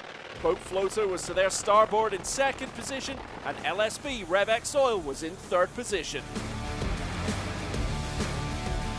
With a course as big as this, it's always tricky to get a good line of sight on the cigarette start boat. And there it is, green flag. Steve Kildall rams the throttle as far as it will go, and the field takes off. LSB RevX is being squeezed and bumped around between Boat Floater and Fast Boys. A risky spot to be if they can't find the pace soon. Sunprint now picking up some serious speed and taking the lead from Fast Boys with almost 2 miles to go before the first turn. Sheriff Lobo is in 5th position, trying to keep up with the top 4 boats on the inside. Boat Floater getting some air, getting tossed from side to side. They lose some momentum, and LSB RevX Oil capitalizes and pulls ahead. The field is running parallel to the ocean swells. Taking the waves from the side for these Mod V hulls is trickier to control than the catamaran hulls. LSB RevX has crawled out of its pinch and found its pace now, pulling away from Fast Boys and attacking the leader Sunprint on the inside. Back in 5th is Sheriff Lobo, and in P6 is Laticrete, way to the outside, avoiding the infield bunch-up. The battle for first as Sunprint leads LSB RevX Oil by barely a boat's length going into that first turn. The boats now start to take the incoming waves from the bow, truly punishing conditions in these cockpits. Boat Floater in 3rd position getting big hits as they charge through the waves. The father and son pair getting bashed inside that cockpit came 2nd here last year. Fast Boys are keeping up the pressure, trying to reel them in. Out front, Sunprint has held on to a precarious lead around the first turn, with LSB RevX right on their tail. Now out of the first turn, the boats can now change lanes and cross over each other's wakes. Fast Boys moves up on Boat Floater and pulls to the outside, taking the inside lane, entering the yellow left-hander. Behind them, Laticrete has joined the podium battle, having passed Sheriff Lobo into P5. Fast Boys has the speed, takes the lead and the inside track as they breeze by the yellow boy, locking in 3rd position and a potential podium place before the end of the first lap. The 2 leaders have locked horns up front. They are neck and neck and just feet apart. LSB RevX pushing to the max. They pass Sunprint on the outside. Both boats full throttle. Sunprint have to back off slightly to avoid hitting LSB RevX, and the Hurricane of Awesomeness takes the lead. LSB RevX Oil goes into lap 2 in the lead. Sunprint, who won here last year, are giving hard chase in 2nd. Fast Boys are P3, and now the battle for 4th is between Boat Floater and newcomers to this class this year, Laticrete. The grey boat takes a wider outside line to the first turn boy and tuck into that turn earlier than Boat Floater. They catch up and round the turn on the outside. Laticrete Relentless pass Boat Floater and move into P4. With P4 in the pocket and on the straightaway, Laticrete can be seen releasing their ballast, spraying down the side of the hull to increase their speed and hopefully chase down the 3 leaders. LSB RevX Oil Hurricane of Awesomeness are P1 and now in a league of their own with a significant gap over Sunprint. Then the number 51 Sunprint boat loses speed, comes off the plane and slows down. They've broken down and are out in lap 3 as Fast Boy zips by and into second place. And Laticrete Relentless move into the last podium spot. Laticrete has the pace and their gap from Fast Boys is less than 5 seconds. With 2 laps to go, they are in attack mode. LSB RevX Oil Hurricane of Awesomeness live up to their outrageous name and bring home the win with a gap of over 25 seconds over the rest of the field. The Laticrete duo slowly reel in Fast Boys and enter the Monster Mile just a rooster tail behind Fast Boys. The 2 rookie boats battling it out till the end, but it's the green Fast Boys boat that holds on and takes second place. Laticrete are third and on the podium. Boat Floater is 4th and NMB RV Resort 5th. Nice job, baby. Hey, I wanted to get you the money. That was my main goal. And a trophy and a checkered flag, baby. My new selling point. Boat's so good, I don't even have to be in there to win. Yeah, once we started running, just got to put a little bit of ballast in it and figured out what this good setup was going to be. And we got through the first turn pretty clean. All the boats seemed like they got through pretty good. And then, I don't know, we just kind of found our setup and just started getting it. And we're victorious, baby. Pull to the bottom, you lose a hatch like this. Yeah, it was definitely difficult. You know, we're playing catch up, playing around the guys, so we were behind somebody just cut through their wash and everything else. Slows you down a little bit. I think we made up on the turns. Like I said, another half lap. I think we would pull second place, but we'll take third, right? Yeah, hell yeah. As soon as I dumped the ballast, you could feel the boat just we take never off. even ran ballast. Yeah, well, we didn't. We were already kind of set up. Last minute, we took the weight out of the bow and put the big prop on. We should have done that. Should have just left it up there. Charlie told him that. Your typical Cocoa Beach race. I mean, it's beautiful out. It's a lot sportier out there than what they were calling for. I think they were calling for 1 to 3s. It was probably 3 to 5s. Not a real high speed race, but very punishing on both us and the equipment.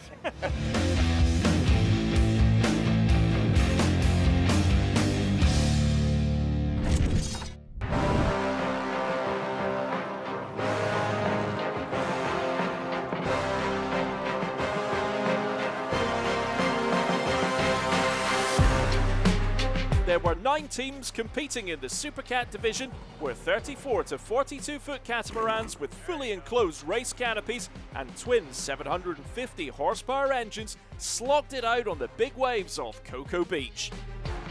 Last year's overall Supercat champions were the tenacious pair from Down Under in their new livery, rebranded as Valda Yachts Pro Floors Racing number 11 boat. The winning lineup continues in the cockpit with Grant Brueggemann on throttle and driver Wayne Valder. Yeah, we're not necessarily coming off on a high for this season. Obviously, we went to Marathon and unfortunately we didn't have a successful weekend there. We regrouped and we're going out there with as much confidence as we possibly can for this race. Number 2 last year was CJ Grant's number 54 Grade L boat, with driver Chris Grant continuing his successful partnership alongside throttleman Billy Moore. We won last year and we're pumped to get back in. It'd be nice if it was bumpy, but I think we've sorted out all the flat water stuff. Constantly working on the boat, trying to make improvements, trying to figure out where you're not the best at and trying to keep working on that. Monster Energy MCon were back with their exciting new livery after their big sponsorship agreement with Monster Energy. Myrick Coyle would be driving the number 6 boat with throttleman and owner Tyler Miller. Pair also have a second ride here. The Monster Energy MCon Class 1 boat in its inaugural season. WHM Motorsports had Bill Moff on throttle duty alongside driver Jay Mueller. We went to Marathon, it rained, we never got a chance to race, so nobody knows how their equipment is right now because no one got that shot to race. So we're here in Cocoa. Everybody's going to get their day in the sun today. Number 88, Roland Transport SV Offshore, had new driver Matt Jemniski alongside throttleman Vinny Diorio. The number 4 Liquor Split continues their podium-winning lineup with driver John Emmons and Jim McIntyre on throttle. Last year's factory stock 450R class winning boat, number 22 Clover, has upgraded to the Super Cat class, with Randy Keys continuing in the driver's seat and Billy Allen on throttle. Well, last year we were in the 450 factory stock 450 class, and we sold that boat, moved up to Super Cat, bought the old dependable boat, 388 Skater, and put some Sterling performance engines in it, and we're excited to get out there and join the Super Cat class. And there are 2 new boats this season. CR Racing Fish Lips joins the fray in their number 8 boat, with Rob Unnerstal behind the wheel and Casey Boaz on throttle. And the number 3 boat, Dirty Money Racing Powerhouse Recycling, rounds out the field with driver Jason Ventura and veteran Bill Pyburn on throttle. As crowds lined the beaches and packed the VIP tents in anticipation of the Super Cat race, for drivers it was decision time on their final race setups, trying to gauge sea conditions before the start. So right now we've got some swell out there, no wind, but there's a little bit of wind that's meant to come. So we're undecided, right? We're going to carry a little bit of weight in the front of the boat for this setup, but now we don't know which propeller to do. So we're within one pitch of propeller, either medium or small. So the starting lineup for the Super Cat race was determined by a lottery, and Liquor Split had the pole position and the inside lane to the Commitment Boy. Dirty Money Racing in second position and CR Racing Fish Lips in third. The boats moved out to the racecourse to form the starting line behind the pace boat.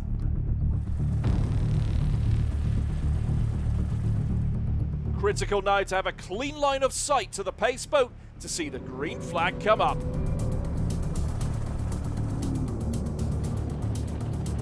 Green flag, the race is on as these giants roar off the line. It's full throttle down the straightaway as the rooster tails come up. MCon Monster starts to pull ahead of Valda Yachts to their starboard and Clover Motorsports behind them. But it's Dirty Money and CR Racing Fish Lips who are leading, about a boat's length ahead of the rest. WHM on the very outside of the starting line and falling back behind Graydell. Meanwhile, Liquor Split, who had the best seat in the house, has a poor start and is trying to catch up. Dirty Money is flying out there, leading the charge. CR Racing in P2. But MCon Monster Energy finds its pace now and starts to surge ahead. Valda Yachts is behind, keeping them in check.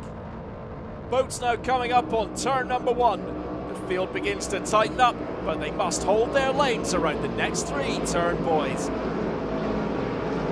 MCon leads the field, but they are in lane 6 and will have a lot more ground to cover round that turn. The field hits those oncoming swells. Roland Transport leads Graydell around the turn, getting tossed around in that cockpit, feathering the throttle over the tops of the waves. On board with MCon Monster, clean water ahead, but soon Dirty Money overtakes on the inside, followed by Valda Yachts. Dirty Money has amazing speed through that first turn and has put a considerable gap back to the rest of the field. Valda Yachts in P2, MCon is P3 with CR Racing close behind. Roland Transport in P5 to the outside takes a huge flyer. They come down hard but maintain control and keep their pace. Graydell is on their outside and trying to recoup their poor start. Chris Grant and Billy Moore won here last year and know they've got what it takes. MCon in P3 goes through a sargassum patch, ripping through the seaweed, hoping they don't clog props. On the very outside is Dirty Money, definitely off the normal racing line. Dirty Money has definitely missed the left-hander Yellow Boy, skipping the dogleg. That will be a lap penalty. Dirty Money misses another boy, They pass just on the inside of the right-hander back to shore. That'll be another lap penalty. Bad luck for Jason Ventura and Bill Pyburn after such an epic start in a field of veterans. That now puts Valder Yachts as the provisional leaders. But behind them they have the powerhouse MCon Monster Energy boat, and P3 is CR Racing Fish Lips. Entering the Monster Mile past the all-black Monster Boy, Dirty Money is in front, MCon is on the inside lane. They begin to move to the outside lane, moving over the 2 trails of dirty water from the leaders. They take a hit on speed and stability, but are hoping the outside lane will give them a better entry into turn 1. The field enters the second lap. CR Racing in P4 and Roland Transport is P5. MCon is coming up to turn 1. They begin their turn earlier than the 2 leaders and take a tighter, straighter line in. Crossing over the wakes again, they have a straight shot to Boy 2, fly past it, leaving just a boat's width between it. Behind them is a 3-way fight for 5th. Graydell has the inside lane and is gaining on Roland Transport with Clovar just off camera on the outside. They sweep past Roland Transport and take P5. Up ahead is the battle for provisional first as MCon Monster is trucking along, slowly reeling in Valder Yachts. They sweep to the outside coming out of turn 1, which moves them to the inside lane for the upcoming yellow left-hander. They are going for broke, both boats running at the extreme. MCon Monster has the pace, they pass Valder Yachts and are a rooster tail ahead at the left-hander. Ahead of them is Dirty Money, but they pulled over, giving them space to pass and clean water around the right-hander back to shore. Great show of sportsmanship from Ventura and Pyburn in their very first Supercat race. MCon Monster Energy are now P1 and not letting up. As they enter the Monster Mile into the 3rd lap, they take solid control of the race. Dirty Money lets them pass but doesn't give up the chase as they keep MCon in check past the checkered boy. Clovar Motorsports in their first year up in the Supercats is charging hard in a fight for provisional 4th with Graydell CJ Grant Racing. Just a boat length behind, but last year's winners are defending. WHM Motorsports is taking some big flyers and looks like they're suffering from setup issues. They're chasing Roland Transport in a battle for P7, who have lost their original pace from the earlier laps. Entering lap 3, positions remain the same. MCon with clean water and its choice of race lines. Dirty Money in their first race sandwiched between 2 masters of the class, with Valder Yachts behind them in 2nd. Impressive racing from CR Racing Fish Lips, currently in provisional 3rd. If they can keep it, they'll be on the podium in their first race. Clovar keeps the pressure on Graydell in P5. Lap after lap, they are just boat lengths behind Moore and Grant, getting hosed down but never giving up the fight. MCon enters the final lap in style with the X-Insurance helicopter in pursuit. Positions remain unchanged, Dirty Money in P2, Valder Yachts P3. Clovar's relentless pursuit of Graydell continues, and in the final lap they catch up. They are neck and neck coming into the dogleg, but Graydell has the inside lane and they pull ahead to defend 5th position. Coming around the final turn before the finish line, Graydell rides up on CR Racing's wake, catches big air and gets a proper hose down. They go wide around that final turn, boy. Behind them, Clovar Motorsports closes in and nails that turn. They move past Graydell, but can they keep it?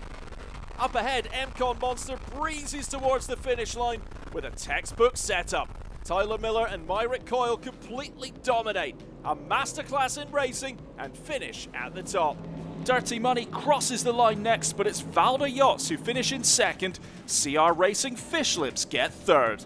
The battle for 4th rages as Clovar Motorsports edges ahead of Graydell and gets 4th in the last quarter mile. After Dirty Money's penalties, Graydell finishes 5th behind Clovar. WHM 6th, who managed to pass Roland Transport in lap 5. Liquor Split finishes in 8th.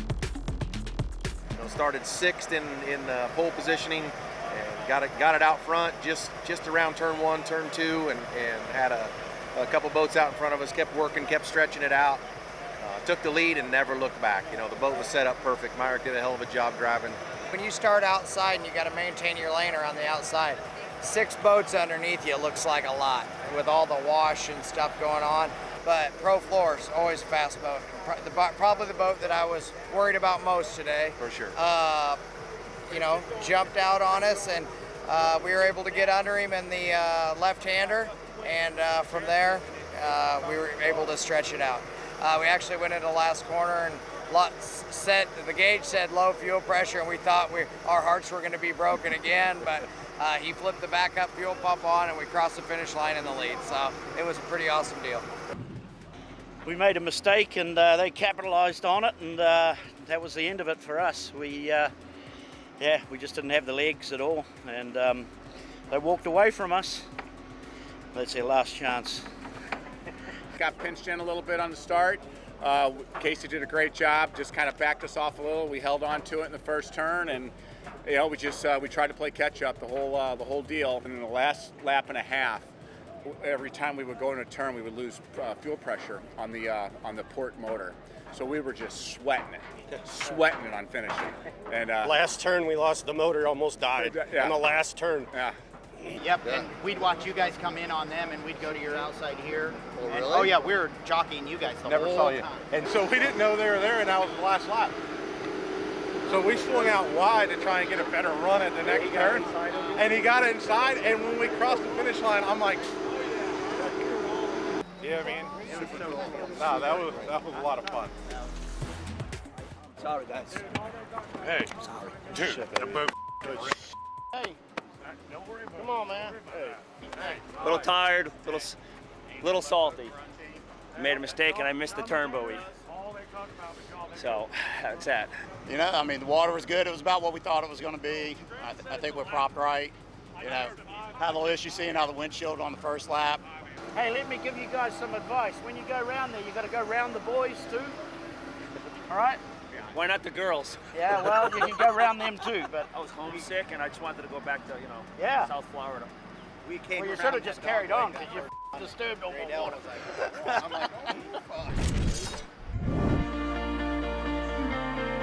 With the racing action completed, trophies were handed to the winners and podium placers at the event ceremony hosted by Fish Lips. The Mod V class sees the LSB RevX Oil family on top, and Kyle Miller tops it off by getting on his knees and proposing. The answer was yes. And in the Supercats, MCon Monster Energy takes the big prize. That concludes the 2023 Thunder on Cocoa Beach. See you for round 2 in Sarasota.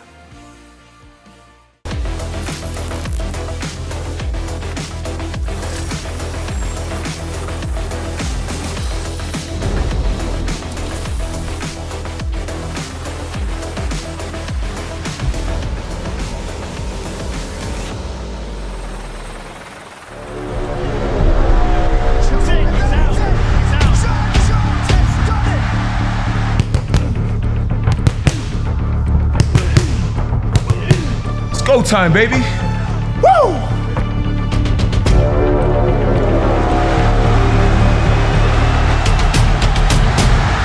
John Jones is back.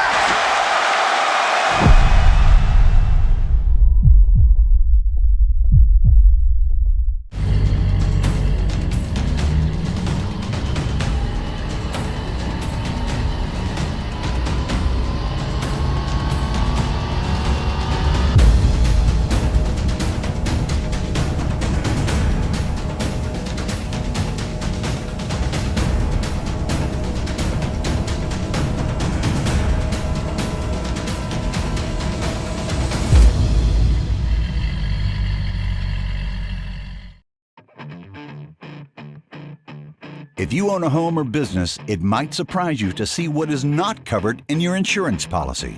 There are gaps and exclusions in primary and umbrella policies that make you a target if an incident or claim occurs and you don't have the right coverage in place. And that's why you need a true umbrella policy from X Insurance. There are 40 million lawsuits filed every year in the USA. Let's get that target off your back. Our beautiful beaches are home to a variety of protected wildlife, and during the summer months, several species of protected beach nesting birds, such as black skimmers, least terns, and snowy plovers, rely on the beach habitat to be able to raise their young. These birds lay well-camouflaged eggs directly on top of the sand, and their chicks take up to a month to be flight capable. So, Audubon and the P1 Marine Foundation want to remind everybody how to best share the shore with these protected birds. Remember to give these birds space. Even if outside of the nesting area, these birds are protected and should be left undisturbed. Please leave Fido at home. In accordance with local ordinances, dogs are not allowed on Lido Beach, and they can be a major disturbance to these birds. Be mindful of your food and your trash, as if you leave these on the beach, it can attract predators to the nesting areas. And lastly, please don't bring fireworks to the beach, as this can be an incredibly big disturbance for these birds. We encourage everyone to instead see an official firework display. Thank you so much to the P1 Marine Foundation for your commitment to environmental stewardship, and we wish everyone a safe and fun beach race.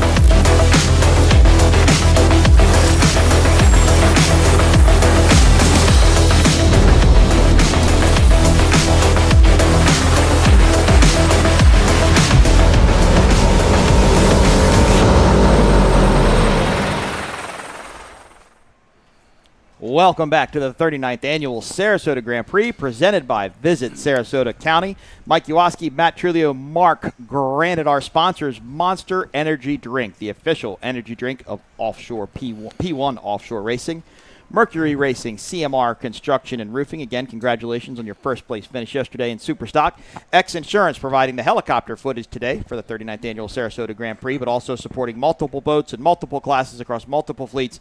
Xinsurance.com for all your insurance needs. Good Boy Vodka, Alex Pratt enjoyed some of those libations over the course of the weekend. Thanks to Good Boy Vodka. Gold Coast Eagle Distributors, Myco Trailers, and Tuna Skin Aquatic Apparel, your official apparel for the 39th Annual Sarasota Grand Prix. Go by the 10th Street Boat Ramp, pick up your favorite t-shirt, come out to Lido Beach, watch your race. We've already got one in the books. It was Mod V Class 2, Class 3, and Class 4.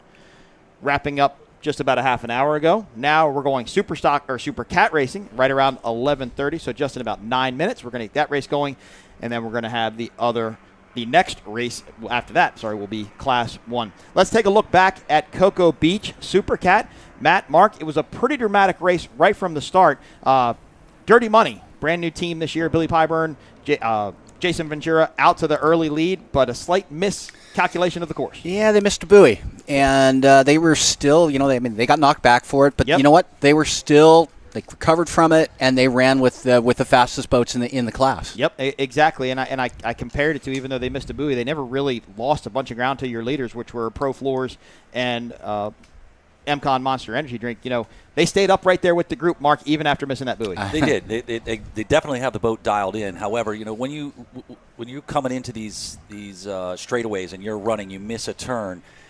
They also had clean water just after that, so they were able to keep up. It's pretty hard to keep up with the leaders when you're fighting wakes back there. So I'd be curious to see. I think they'd been up in the top 3 or 4 should they have not missed that buoy. But let's see how they do today. I think they will have an eagle eye out for those first pins. Yeah. Of course, Great L, the team we just saw on your shot a minute ago there, they are racing against Clovar, Randy Keys, and Billy Allen. But your 2022 winner, Great L, taking their first win with Chris Grant and Billy Moore. Yep. But overall, it was MCon Monster Energy taking the win in Super Cat, and we're looking to do battle here again in Sarasota, Florida. Let's go over our winners from the previous race we just had go on. Stock V was boat number 26. That was Jimmy Robbie Racing, or Cigar Monster. In Mod V, it was boat number 47, Relentless, taking the win. LSB Hurricane of Awesomeness, number 66 in second. 51 Sunprint Hooters in third.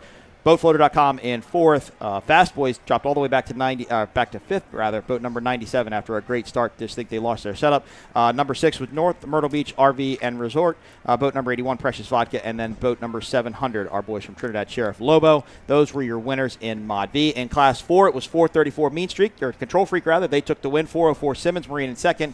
412 412 Unleashed came across in third, and then in Class 200, it was 244 Predator. Ended up running unopposed after 221 OC Offshore went out early with a mechanical issue. That was race number 1. Race number 2 is going to be Super Cat here in Sarasota. Let's go through our course map real quick. Mark, take us for a lap around Sarasota. Well, Sarasota is a really fast course. It's a short track. These guys are going to head down the straightaway. They're going to make a hard right turn to the starboard, come in through the beach.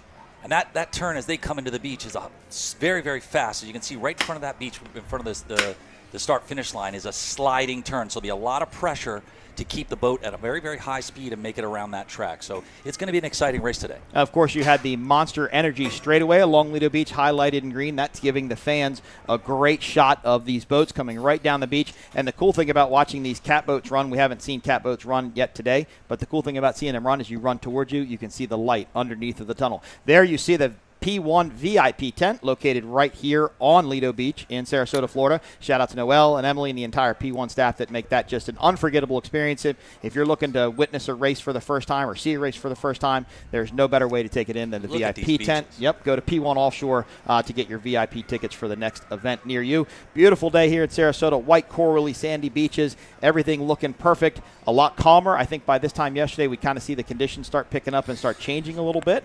So let's see if that is the case today. But a beautiful day. Look at the people on the beach. Yeah, this looks like July 4th Sarasota offshore powerboat racing of years past. Yep. Everybody is out on the beach.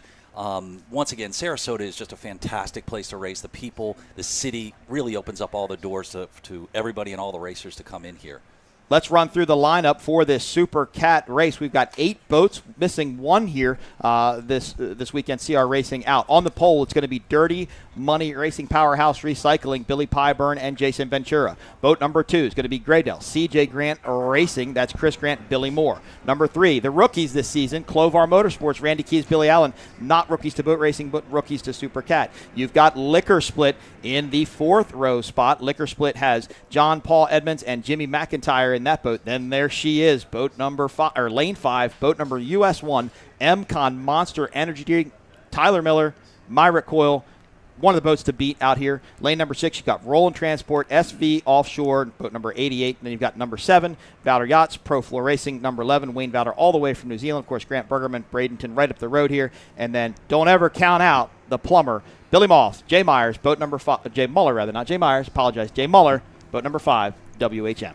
Yeah, well, I talked to Billy a bit last night. He's really excited. Yep. He's excited to be back. June had to go back to handle, June, his wife, had to go back to handle some dog issues because they are dog parents. They are not kid parents, they are dog parents. And they love that. And they love it. But Billy seemed in great spirits last night, and he seemed excited. And I know Jay is always, Jay's so mellow, it's hard to know if he's excited or not. But he's ready to race, and he'd love to get a win. Yeah, I'll tell you what, these guys, we've talked to everybody in the pits. Everybody is really psyched about this race. They've done their testing. These guys have got these boats where they want them. So what I think you guys are going to see today is very, very tight racing. You're not going to see it spread out. Each of these boats is running the same setup, the same engine, about 900, 920 horsepower apiece. You are going to see guys running very, very tight, pushing the limit here. I think you're going to see very aired-out boats. Couple topics to talk about. First off, let's recap on Billy Moore. So just about a week ago, unfortunate things for Jay Muller, Jax Muller, and Jace Muller as their number 6 drives were stolen off of their Motion race boat in Lake Epackton, New Jersey, and as released on Speed on the Water last night.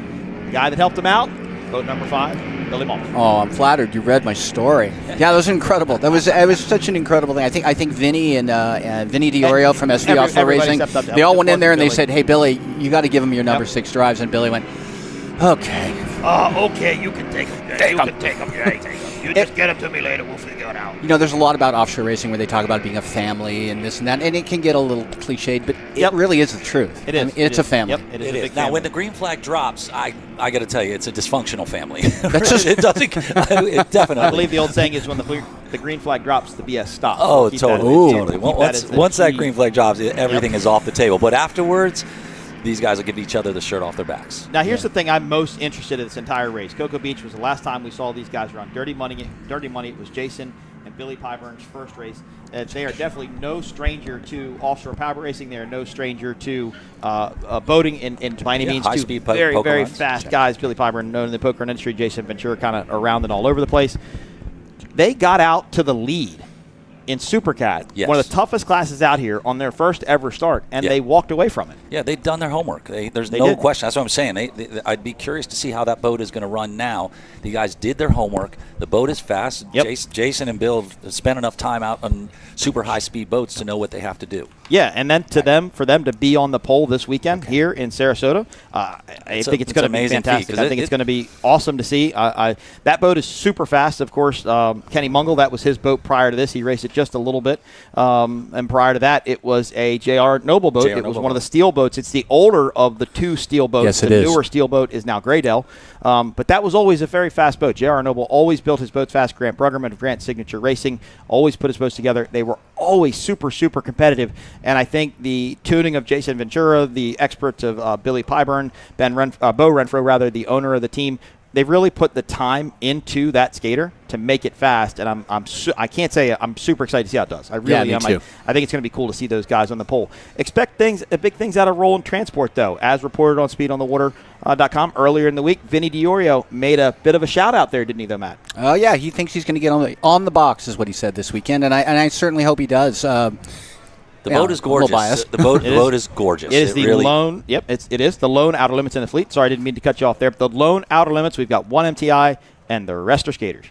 Yeah, and he's got a brand new driver. When I say brand new, I mean Matt Jaminski he's a rookie. He's a true rookie. He's a performance boater, but he's doing really well. As far as Vinny is concerned, Grant Bruggerman ran with him. No, pardon me, I misspoke. Myra Coyle has been working with him at Performance Boat Center. Well, one thing is these guys are committed. They show up at every race. They've got incredible equipment. They've got a good attitude.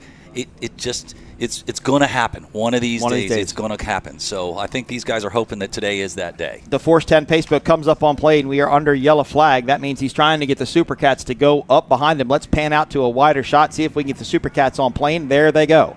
Dirty Money is going to be on the inside of this group. They are going to have the pole position. They're going to have to maintain their lane through the corner here in Sarasota, and it's going to be, I think, a great race. Graydale's going to be in second. Green flag.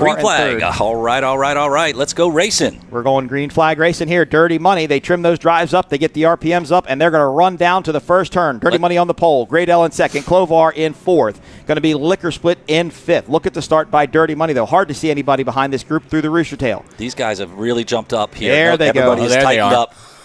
Look at this start in Supercat. Great shot there. SV Offshore, Roland Transport actually out to the early lead. There is MCon Monster Energy. They are currently in second. That is Pro Floors Valder Yachts in that group, just there in third, eking past WHM.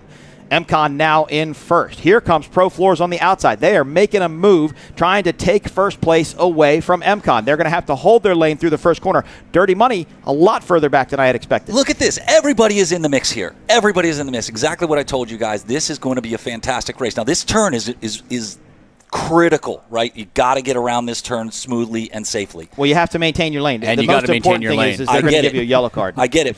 But with all the wakes, with everybody so tight like that, you're moving around there. It's not as easy as you think. I got this clean water. It's going to be chewed up, mushed up water. You get caught one of those things, you can catch a hook and go over easily. Look at Liquor Split now making a move for second. They are in the inside. There is Roland Transport on the outside. Here comes Pro Floors Valder Yachts in the middle. The lone MTI in the fleet. Surprise, MCon Monster Energy out to the early lead. There is that's MCon there. SV Offshore Roland Transport is way to the outside. There they are in the outer limits. There comes Dirty Money on the inside. There is Liquor Split. Look at this 8-wide battle here in Supercat. Beautiful shot there, Matt. Look at Roland. Roland has found his speed. He found it. He's really rolling now. I'll tell you what. MCon looks good, but look at outer limits. Look, Vinny is keeping to his word, Matt. He said, I'm going to be on the box, and he is right up there with this group. He's got Valder Yachts, NZ11 right to the inside. This team had a mechanical issue yesterday after testing. I know they worked on the boat all night last night. Talked to Grant. They were done at 2 o'clock in the morning, and here they are. Another odds-on favorite to me. Clovar all the way on the outside. Randy Keys, Billy Allen. I expect big things out of this team as well. Now, if you looked at the way Roland was going down the beach there, the boat was rocked back and huffed out. That I haven't seen before in the boat. So I think he's figured out a balance of that boat and has really got it. MCon always looks good. He's always back on the transom there. But Roland looked like he got his boat back and he was packing air which lifts the boat up, makes it light, and he's going to find a speed. Liquor Split currently, I think, running in second. That should be the wake maybe of MCon out there in the front, or that is either Roland Transport. Hard to tell from this shot. Right now, this could be the race for third. Valder Yachts trying to make a move on Liquor Split. They do so on the outside. Wayne Valder, Grant Bruggerman. Liquor Split could be on the inside. Nope, there's Roland Transport. They have fallen back just a little bit behind these other two boats. MCon in the lead. MCon Monster Energy in the lead. Liquor Split going to be on the inside. Are they going to be able to stick that line? It's going to be tight, and I think, Valder's going to be able to carry more speed through that corner. Yeah, and Roland was carrying so much speed in that turn. You saw he swung wide, and that's going to cost him. That's going to hurt. Valder is really, really running tight. Look at that acceleration. Holy cow. He was right in position there, and I got to tell you, that is fantastic racing. To pass on the outside against super competitive Super Cats is not easy. Liquor Split, still a fairly new team as well, Matt. You know, they're trying to get their feet wet and trying to learn. This is a hard class to learn in. Spec class engines, spec class boats. Takes a lot of experience to get going in this class. MCon Monster Energy continues to lead. Valder Yachts in second. Roland Transport now has settled into a comfortable third. I think Liquor Split might have a problem. They may have a water pressure issue as they came into that turn. You notice they fell back, and then they fell back a second position after that. And I don't even see him in the picture anymore. What a lot of people don't understand about these Super Cats is it's kind of a little bit different than how you would run your normal boat. They actually go through the turn, through the apex of the turn. They'll start trimming the drives up. That's to get the props to break loose. They want to get the RPMs up into the top of the power band. These are not super torquey motors. They tend to run a higher RPM range. So as they're going through the turn, you'll see that Grant, or in this case Vinny, or Tyler will start trimming the drives up. They'll come out of the corner, and then they'll start kicking the drives down very, very slowly until they feel the boat kind of hook up and leap a little bit forward. Mark, to your point of Liquor Split losing time out of there, that's really hard to do in a tight hairpin turn. You can't really react that fast. Well, he's on the inside, just like that first turn. He was taking the pin, so he was trying to pin and pin and pin. Valder Yachts had that outside lane. They were able to carry speed out there, and he swung it perfectly. MCon clearly in control of this race right now. No surprise to see this. MCon Monster Energy out to the early lead. Right now, Dirty Money is trying to make a move on Liquor Split. Of course, Liquor Split, the former Cleveland construction boat. Prior to that, it was Talkin' Trash back in the old Super Cat days. So a lot of history with that boat, and actually crewed for that team 1 year in Key West, Florida. Towed that boat down from Miami. MCon Monster Energy continues to lead. Valder Yachts in second, Roland Transport in third. I talked to Wayne Valder. I said, Wayne, can you back up your win at Lotto just a couple of weeks ago? Remember, at the awards in Cocoa Beach, he said, I'm coming for you, Lake of the Ozarks boys, and I'm going to show you how it's done on your home water. And he did just that. He was able to get the win. He came down here and he said, you know, mate, I'm going to do the same thing here. Currently running in second behind MCon Monster. Valder looks fantastic, and this everybody is so tight right now. This is such good racing. It looks like they're spread out and there's a bunch of distance. When you're inside that cockpit, you are literally licking them. I mean, you can see it. You can taste catching that boat. You're finding that, making those little adjustments to find that extra mile an hour to get up next to them, so you're in position to make a pass on a turn. The battle for third is tightening up, though, as it looked like Roland Transport was losing a little bit of ground to Liquor Split and maybe Dirty Money. It was a bit deceptive. They're going to come around and complete their first of 10 laps right here. They will enter the Monster Energy straightaway for the first time today along Lido Beach. There is the entry point. There is the finish line. So let's see who comes across right now in third. Wow, Valder Yachts is way out in front of this group. I can't even imagine how far MCon is out in front. There is Liquor Split coming across, and near is Roland Transport. Look at Dirty Money starting to cook up the inside now. Yeah, Dirty Money is now starting to find some speed here on Roland. You saw now, these guys had a fast boat. We know they're fast against some of these other boats. Now they're mixed up in the wakes like we talked about. It's a much, much different story when you don't have clean water ahead of you and you have to navigate through these wakes at high speeds. You can see he's trying to take this inside lane, the fastest way between 2 points. Well, he's going to put himself in a spot because Liquor Split's going to come down. He's going to have to maybe jump outside. Yep, there he goes. He's actually over the white wash. Going to get a little hose down. There is Graydell. Big hose down for Graydell right there. Yeah. Graydell was a first-time winner in Cocoa Beach in 2023. Ooh, they come to 2022 rather. They get a little bit tight there. I talked to Billy Moore yesterday, and I said, "Are you getting better in flat water?" You know, that race in Cocoa Beach, it bumped up at the very last minute.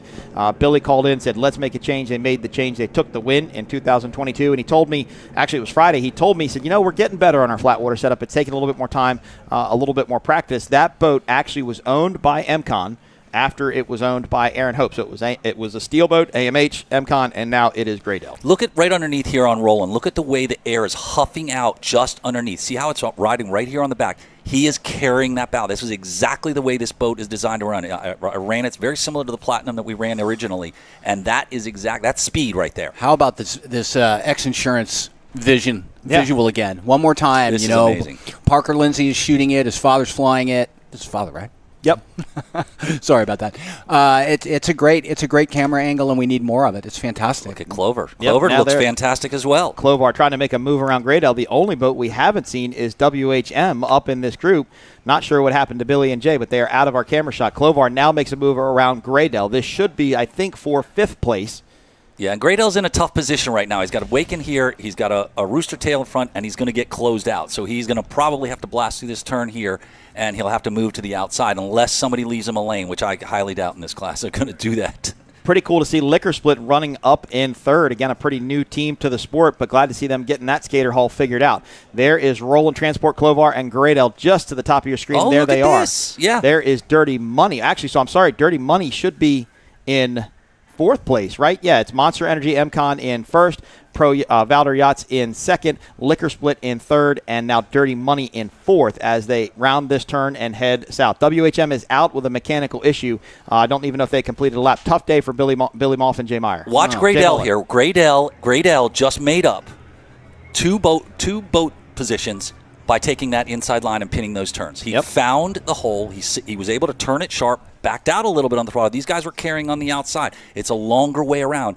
Pinning that turn just brought him 2 positions. Clovar starting to make up some ground now on boat number 88, Roland Transport. Billy Allen and Randy Keys. Of course, Clovar stands for the family name. Last name begins with K for Keys, and then it's his wife's name, his kids' names, and then his name at the end. The R stands for Randy. That's Clovar, a new team this year. They ran 450 stock last year in a MTI hull. They have sold that boat and since bought this 4-person skater.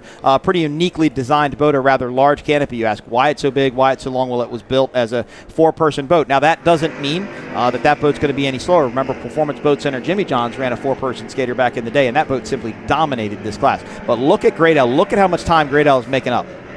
Yeah, these guys are floating through these turns right now, so they are aired out and floating. Graydale has really, really made up positions. And you know Billy. Billy is a tremendous racer. He's got the experience. He is not going to lift. I know how he drives. He is going to be in it all the way. He is not going to give an inch here.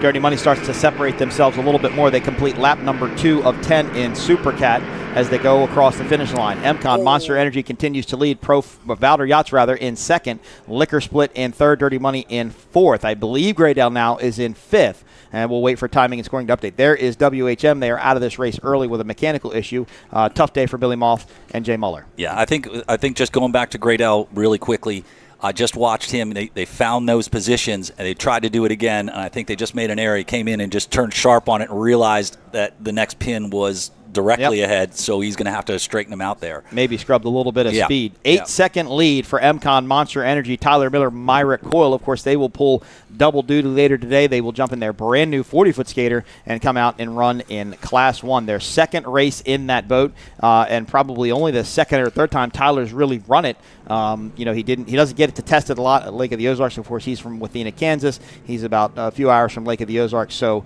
Jake, the crew chief, and Myrick usually go out and run the boat at tested Lake of the Ozarks. But they're getting it better. I mean, they're confident in their setup. It just takes a lot of time to get that Class 1 boat going. Graydale should be right now running, I believe, in 6th place in Super Cat behind Clovar, Dirty Money, and the one boat that's not on our list here, well, it says Roland Transport, but they're all the way down at the very bottom, so I'm not sure what's happened with them. Clovar, though, continues to run. Billy Allen and Randy Keys. Such an amazing-looking boat. I love that shot from the X Insurance helicopter camera, just that rear quarter transom shot showing the boat dancing around, just how hard everything's working on the transom. Yeah, everything is looking great. I mean, listen, they need a little bit more speed, clearly. They've got to find in upwards of 40 seconds, 50 seconds to be able to catch up to the leaders here. In offshore racing, you got to finish, right? And things happen, especially in high-speed races. The engines are tweaked out all the way to their limits, right? Stuff breaks when you're all the way out. On these fast, hot races like this,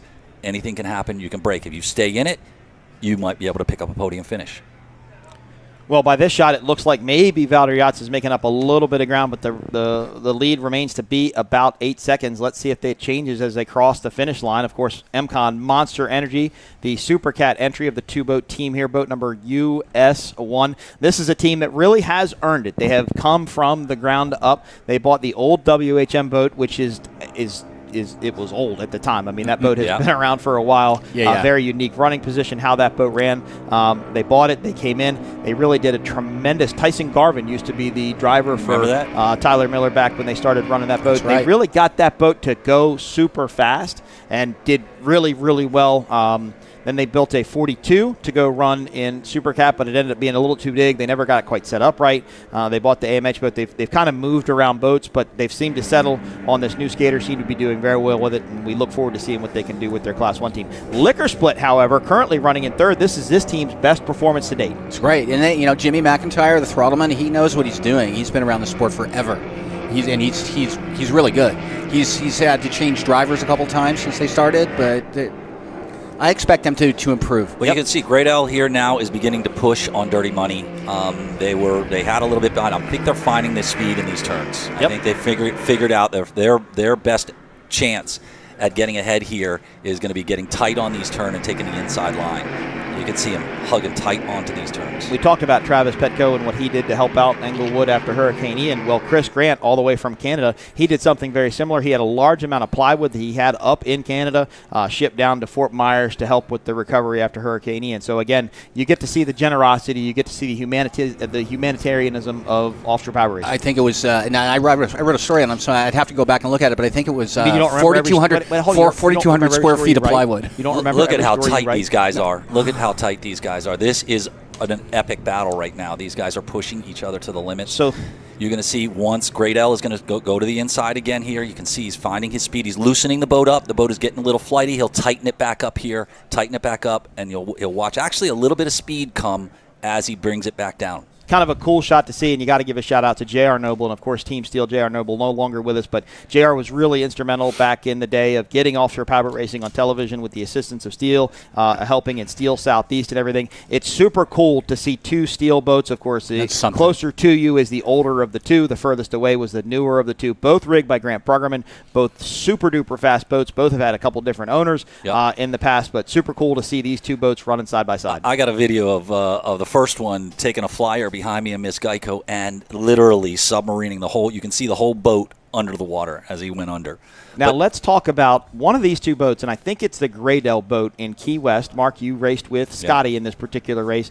They ripped the whole transom assembly off the back of the boat. They went up and they tripped. He was racing with Mark Kowalski. Oh, that was a day. And he went up and he tripped it, and there's a video out there, and you see it of the number 6 just rolling back and forth off the tie bar. Here's the worst part about that. He had a world championship sewed up. All he had to do was finish, and unfortunately he had a big technical issue, and that cost him. So right now it's starting to spread out a little bit. You can see Roland Transport has got good momentum. Is Roland Transport has got good momentum. No, excuse me, that was MCon. Valder Yachts looked fantastic. If anybody's listening out there and you drive a gray Toyota 4Runner, license plate Larry Sam J, looks like A43, license plate number gray Toyota 4Runner. You need to report to the wet pits. You are not in a good spot. You might be blocking somebody from craning it out. If you own a gray Toyota 4Runner, license plate Larry Smith Johnson, A43, report to the wet pits immediately to get your 4Runner out of the way. We could always crane him into the water. Well, right? yeah, I mean, we've got cranes there. We could just pick it up and kind of move it for you. Let's get back to this race here. MCon Monster Energy continues to lead Valder Yachts Pro Floors in second. They're chipping away. Liquor Split now in third, and Mark is right. They've taken about 2 seconds off of that lead for MCon, so let's see if the Valder Yacht setup kind of falls to them a little bit. Let's see if Grant and Wayne can pick something up, and I can tell you, if Wayne takes the win, the celebrations are usually pretty fun to hang out with. Listen, if these guys can chip off a second, 2 seconds, there's still enough laps in this race for them to pull off a win. Now, is MCon laying back a little bit because they've got everything covered and just maintaining? Who knows? But they're talking to Jake, and they don't have that big of a lead. No, yet. they're pushing. They're not out that far in front to be able to lift, and they're running lap times. I'm sure they're running split times between the two. Go back to the last Mod V race. We didn't see a battle for first place until the last lap. Right. and LSB went all the way back to 4th and then all the way back to 1st. So we could definitely see some upsets here in Super Cat racing. You're watching the 39th Annual Sarasota Grand Prix presented by Visit Sarasota County. Our sponsors, Monster Energy Drink, the official energy drink of P1 Offshore Racing, Mercury Racing, CMR Construction and Roofing, X Insurance for providing the helicopter footage today, Good Boy Vodka, Gold Coast Eagle Distributing Micro Trailers, and Tuna Skin Aquatic Apparel. Go to P1 Offshore. Keep up with your favorite race teams. Keep up with the schedule. Follow us on Facebook and Instagram. Search P1 Offshore. There is Dirty Money. I love the paint. And if you were in the pitch, you saw Jason Ventura brought out his drag car. And I talked to him on Friday night as the block party was going on. And Jason said, man, the car's getting more attention than the boat. Yeah, that'll happen. I drove that boat in Key West. It's still a fast boat. It sets beautifully. It runs fantastic. I mean, it feels so nimble. It's a 36-foot boat. A number of these boats are 40 feet, so it's a little bit smaller.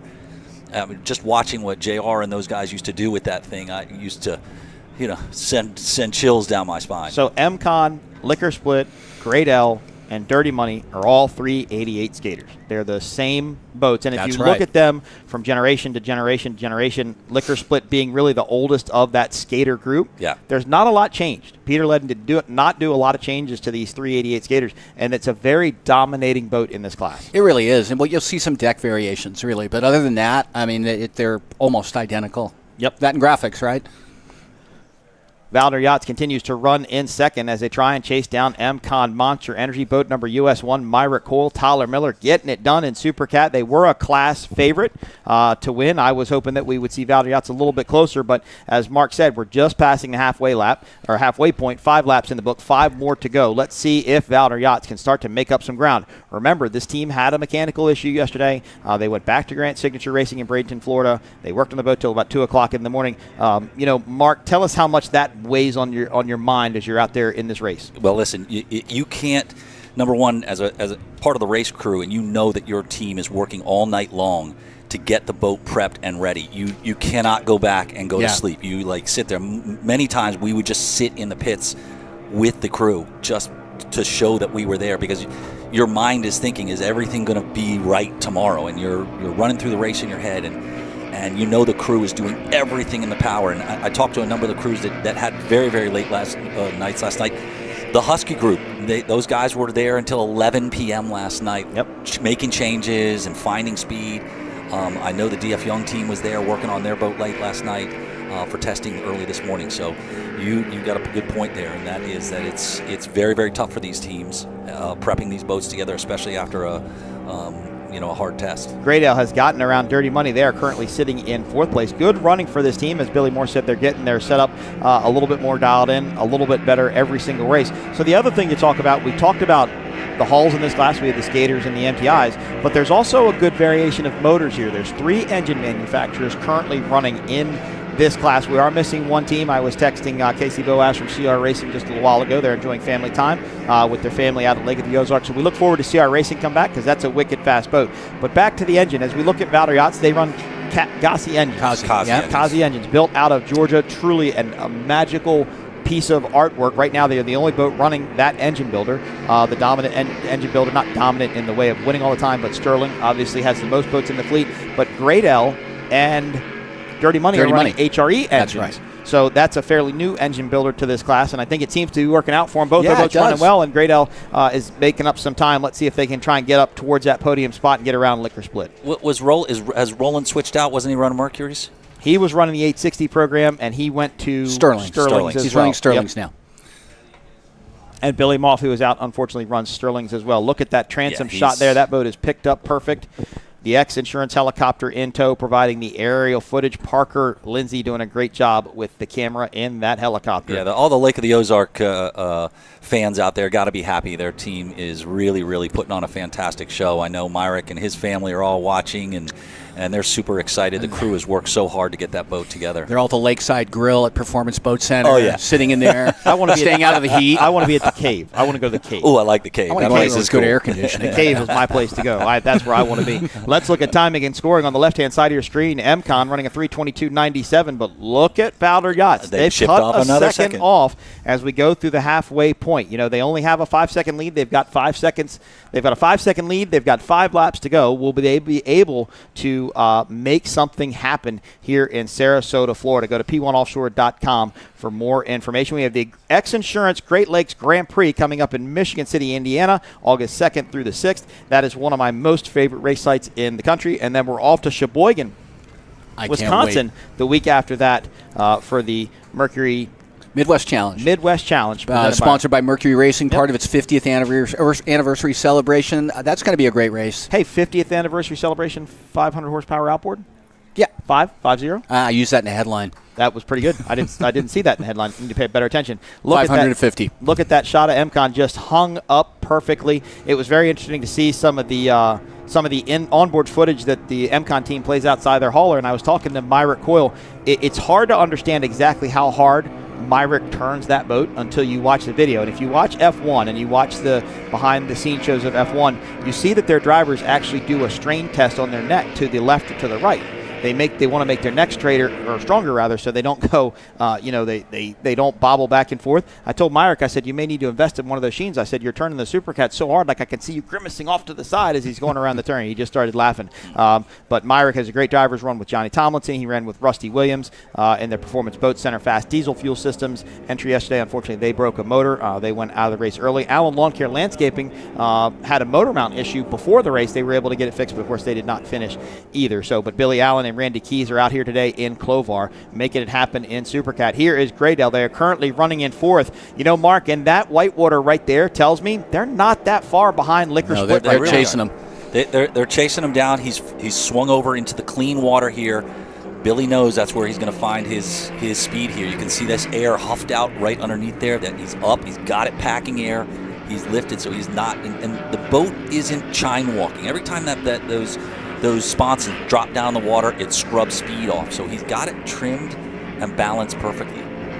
Clovar currently running in 6th place. They've gotten around Roland Transport. Not sure what happened to Roland Transport as Matt and Vinny have slowed a lot. You know, they're still getting that boat, I think, figured out. They ran the 860 program, Mercury 860 program, for a couple of years. They had some parodies applied to them because of the extra horsepower for the class and et cetera, over the offseason. Vinny said, you know what, we're going to go to the 750s. We're going to be class legal. We're going to take the weight out. And I think they've just got to get the boat figured out. Well, as you look at Liquor Split, they're still running 860s right now.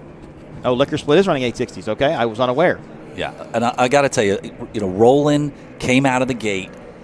Those guys have got to be, they've either got an issue, right, that's caused them to pull back in the position because they were in the hunt. The boat, and when you know that your boat is fast enough to hang with them, it hurts even worse, right? You know that you can do it. Those guys were making the right turns. They were right there. They've got the capabilities. They've got the boat now. They've got it figured out. It's got to hurt inside that they've got an issue, and they've fallen back now to almost 2 minutes off the pace. Valder Yachts has lost about a half a second to the MCon team. You know, and the MCon team just seems to be running a real good course, and unfortunately Valder Yachts, to run their line, they kind of have to stay in that Whitewater a little bit. It's not really defensive driving by MCon Monster Energy Drink. It's just kind of how the racing is unfolding. But, you know, talked a lot about this boat over the weekend. This is the oldest boat in this class. This is a 2006, I believe, MTI. This used to be called Reliable Transport. It used to be Tom Abrams and Steve Curtis, and then it was the Qatar boat. I've driven that boat. I remember when that boat showed up the first time.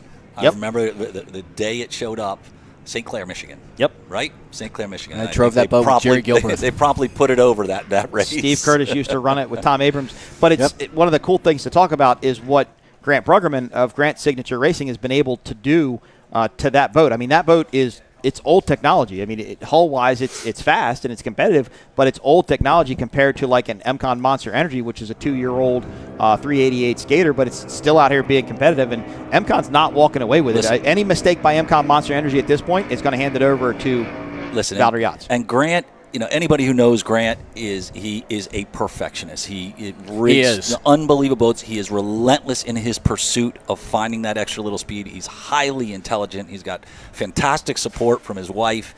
He just doesn't quit. And I've raced against him. He's a really, really hard guy to race against. And I can tell you that he is not going to back off here. He's going to stay in this hunt. He's going to run smart. He is going to be, because MCON's got the racing line, he's going to have to run in this wash, but he's going to get out into that clean water, try and find some little areas to make up a second. I never count out Grant. So Grant used to, or as of recently, was racing hare scrambles on dirt bikes, and I was at their shop. I think this was about a year ago.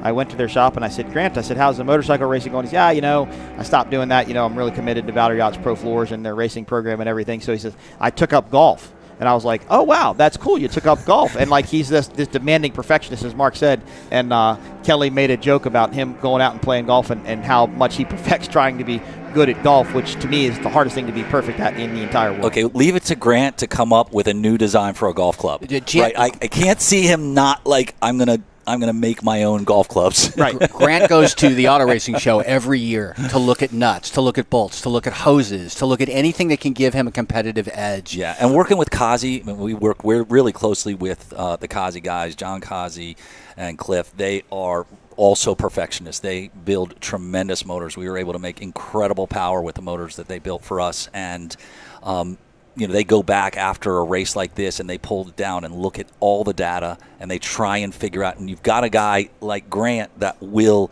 sit and look and come up ideas with them.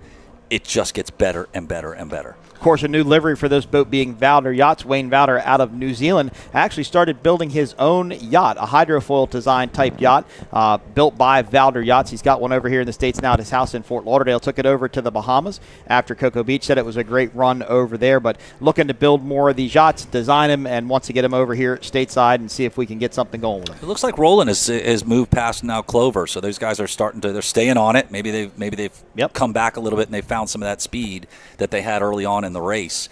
Valor Yachts just nicked off about a half a second on MCON, so they need more than that to catch up. They need more than that, but they are still making a little bit. And again, they're right there within striking distance. Any mistake by MCON Monster Energy would probably hand the win over to Valor Yachts. Don't expect a mistake out of the MCON team. I mean, they strive for perfection. Tyler Miller, of course, you could run through the whole list of boats that he's bought and gone through over the years. I just saw his outboard-powered skater come up for sale through Performance Boat Center, one of my favorite boats, but he's got a cigarette. He's got some boats. We can put it that way. If I was Wayne, I'd be moving a little bit tighter onto this line here. You're farther out. He's going to try and – I think what he's going to try and do is late apex here. Either that or he's going to cross and try and take the pin here. He's making a decision. They're looking up the inside. You can see right there. He was looking in there. He was going, can I get it in there? And, that's one thing that MCON has to think about. They can't leave that door too wide open, because if they go too wide and they don't scrub off too much speed, Pro Floors, Valor Yachts can start looking up in there. Yeah. 2 laps remain in this Super Cat race. We'll see if Valor Yachts is able to get anything done. He needs to move out and get out of that water right now if he's going to get that time. He's got to find some of that clean water for him to make up the speed that he's looking for. Now we look at timing scoring on the left-hand side of the screen. We've had a position change. Liquor Split has now dropped out of the race significantly. Not sure what happened to them. I did see them on a camera shot. They had a big rooster tail up, so they might have some sort of a mechanical issue. That puts boat number 54, Great L, up into third place, putting Chris Grant and Billy Moore on the podium for the 39th annual Sarasota Grand Prix, presented by Visit Sarasota County. Great run for these guys. Billy said our flat water setup is getting better. We're getting the boat faster and faster and faster, and it shows by this performance here today. I mean, they're obviously racing 2 of the best, 2 of the top 2 in this class, if you would, and they're running right with them, and hats off to these guys, able to keep it on the podium. Of course, boat number 3, Dirty Money, Billy Pyburn, Jason Ventura. This is their second race in the boat, third race in the boat if you count Lotto, which they did do a couple of weeks ago. And they're starting to get it figured out. They're starting to make this thing be able to run better, do better, just get it right, and it just takes time. Guys, I think we might have misspoken earlier. I believe that CR Racing runs Kazi as well. They do. Yep, 100%. Looks like Valor's taken off another half a second. They're doing the right things here. This is interesting. But they're going to need a little bit more. This is interesting. They are able to chase them down as we wind down the 10 laps of the Super Cat race here. Of course, helicopter footage provided by X Insurance. Go to xinsurance.com for more information. There is Clovar, Randy Keys, and Billy Allen, two of the nicest guys in the pits. Look, everybody is super cool, super nice, fun to talk to you. We'll have a beer with you. We'll have a conversation with you. But, Randy Keys is really having a good time. He was very successful in the factory 450 stock class. He was actually the second boat in the class. Yeah. The second boat to go out and run. It was actually Taylor's old boat. Taylor's first boat. And now his boat actually is the 151 Express boat, which you'll see Joey and Prescia come out in later in. You mean Nick? Nick and Prescia. That's okay. Yep, Nick and Prescia. But, Randy and Billy are really taking their time. They're getting this class figured out. This is a unique boat in how it's built and how it's set up. It is. Center of gravity changes with that 4-person canopy. So it just takes time. It just takes setup. Andy, their crew chief, who was with Performance Boat Center for a while, is helping this team out. So they've got good people on board. They've got, obviously, quality equipment. I think it's just going to take a little time. Billy Allen can win, too. He's proven that. 100%. He's a good throttleman. He knows what he's doing. I just watched Liquor Split come around the turn. You just see these guys are in the turn, and that tab was mashed down. You could just look right up underneath that tunnel. So he's trying to pack air. You got to be real careful on how you use those tabs. Yep. Right? Because if you slide into a turn and you've got that tab down, it'll catch and it'll put you instantly over. But I noticed as those guys came around, they jammed that thing down to try and get that transom lifted up and air it out quickly. You can't see it here, guys, but it appears that Liquor Split has slowed down significantly. And I don't know what's going on there, but we'll find out and get back to y'all. Here is the white flag lap for MCon Monster Energy. They're going to come around one more time, one more lap, and then hopefully they will take the checkered flag in Supercat. This is the second of 4 races today. Our next race is Class 1, and we had a lot of drama yesterday in qualifying for Class 1. A little bit of confusion on the broadcast team's part. Wasn't quite sure what was happening, but we can explain that to you. But that is going to be the Travis Pastrana Britt Lilly rivalry taking place. You got Husky Ice Brits, Pothole Heroes, and, of course, 222 Offshore, Darren Nicholson, Giovanni Carpatelli. They won qualifying yesterday. They went out, they ran the fastest lap, they dominated after such a disappointing Cocoa Beach race, led the entire race, and then down the last lap had a mechanical issue and were out. And the fourth and final race of the day, right around 2:30, will be Factory Stock 450 and the V Extreme class. MCon has taken nice, safe, clean water running right now. These guys are doing it. They've tightened it up a little bit. They're not running hung out, looking for that last thing. I think they know that even though Valder is chipping off 0.2 of a second, 2 seconds, a half a second here, they know that they're in position, that all they've got to do is hold this thing together. They're on the outside leg right now. You can see very, very clean water. Other than a mechanical error problem, it's going to be their day. One part I would imagine that's tough about Sarasota is picking your setup, because you can't see the Gulf of Mexico from where we are at the 10th Street boat ramp, so you don't know how much different the conditions are out on the Gulf than they are on the inside. And unfortunately, trying to get out to Lido Beach to see the beach and get back in there to go race your boat, that's probably a little hard. Let's look at yesterday. Yesterday turned out in the earlier races it was flat. We saw even the 22-foot boats were running pretty darn smooth for that. By the time we were doing qualifying and the super stock race, they were taking flyers. I mean, white capping. You see some of the pictures of these boats. So it's always changing. The one thing about Sarasota is you've got an outside leg that can get bumpy, but it's almost invariably smooth by the beach. Yep. So you constantly have a cross there. Now, these guys cannot change their gear ratios. On the Class 1 boats, they can change their gear ratio, so they can adjust for those small changes that they need and a little more acceleration, maintaining a certain top-end number. They're down to the mile per hour that they want. But one thing about Class 1 is they're limited on propellers. Supercat is not limited on propellers. They can run propellers that they need to run, but the way that I understand Class 1 is that they can change your gear ratios, but they're limited on their propeller selection. You could have one propeller and have 9 gears and it'd be like having a complete set of propellers. That is true. Ooh, wait a minute. What is this? Yes. What is this? How is Valder Yachts up next to MCon Monster Energy? There has been a change of the lead. MCon Monster Energy just had to jump outside of the wake. This is the last lap.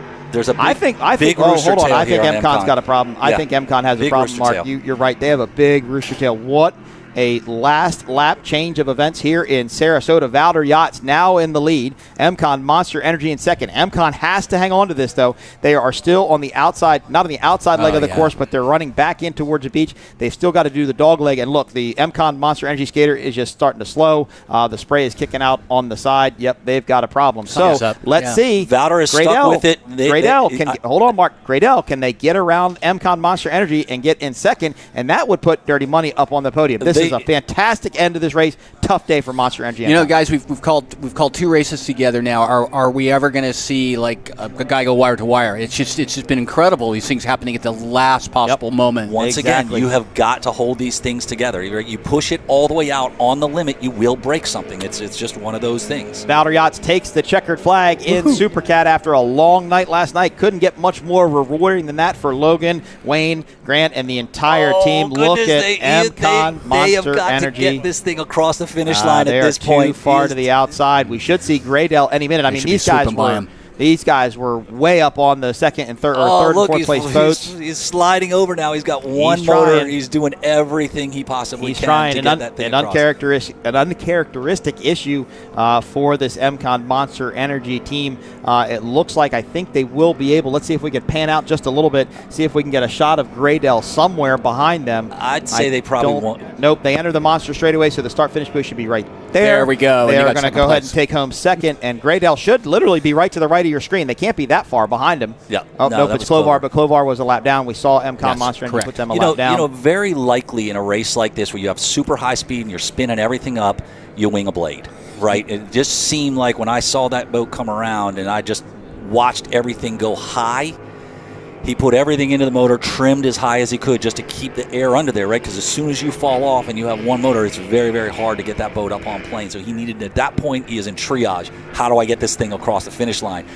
I mean, he's like, I'm sure those guys are in there going, not now, not now, not now. That's funny because Eric Colby and I, we both bet on Valder Yachts. Really? Yeah, we did. Are we allowed to gamble on this stuff? Valder Yachts takes the win in Supercat. Graydale going to be in second. Dirty Money in third. This has really been races of attrition in Sarasota, Florida. I think that's a good speedonthewater.com title for the article because look at yesterday with Superstock. I mean, boats were breaking left and right. Class 1 qualifying issues today. LSP Hurricane of Awesomeness, Revex Oil all the way back to fourth, back up to second. Just tremendous racing all weekend here in Sarasota. Supercat didn't disappoint. 2 more to go. Class 1 and VX Factory 450. You know, this finish is reminiscent. Oh, look at how happy he is. This is the best day of his life right Party's here. On tonight, guys. Yeah, what a race. So this is reminiscent of the Cocoa Beach Class 1 race where, like we said, 222, Gio and Darren came around, and that last turn. And anybody who's been in there has lost it on that last turn where you're just like, what in the heck happened? You know, how could we lose it at that moment? Well, and look at Wayne there. You know, he's kind of huffed down a little bit. He worked hard for that. He did, and I think he's probably trying to catch his breath. Now, these boats do run air conditioning, so while it's probably pretty warm in the cockpit, it's not overly hot. But what a great race for Wayne and Grant. You know, you got to finish to win it. That's the key to any sport, really, and it doesn't fall short for offshore powerboat racing, and that's what they did. They ran a consistent race. They went out there. You got to finish to win it. They were able to do that. Tough day for MCon Monster Energy, but actually they will come across the line in second. I apologize for that. Graydale will be in third and Dirty Money in fourth. You know when you're ready to give up golf and then you go out that one last day and you have a great round? That happens from hole to hole. That right. doesn't happen day to day. That great round and you're like, I got it figured out. I got it. It's going to happen. You guys have no tenacity. I quit. Right now, that Valder Yachts team, they are like, whatever it takes, right? We're going to do this. I was going to buy those propellers, order them, right? Matt, he is doing everything he can at this point. So they're trying to raise the engine attach. So they have a drive up on the MCon boat, and that was, I think, the motor that was down. Interesting to see what happened there. That's Tyler Miller there on the deck. Myra Cole, the driver. He's got a little bit of smoke there coming out of the engine hatch. We did see a fire extinguisher, so let's make sure that everything is okay.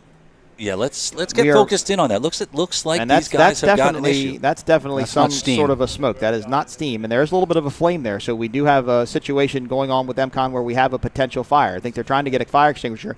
You have to be careful about this, though. It's just like a grill. If you have a fire and you open up that hatch, you introduce a whole bunch of air to it. He's going to try and get that fire extinguisher in that hole there and try and get it sprayed out. You can see a little bit of a spray there. this is a bit reminiscent of the Miss Geico days where the Mystic turbine unfortunately had a fire incident, and that ultimately ended up destroying that boat. There are some fire extinguishers being handed to those guys. I don't see the black smoke as I did before, so it might be under control. Valor Yachts, though, they finished the race. They were able to do so. We do have some medical assistants hopping on board. They need to be careful, again, of opening that engine hatch. They don't want to make anything worse.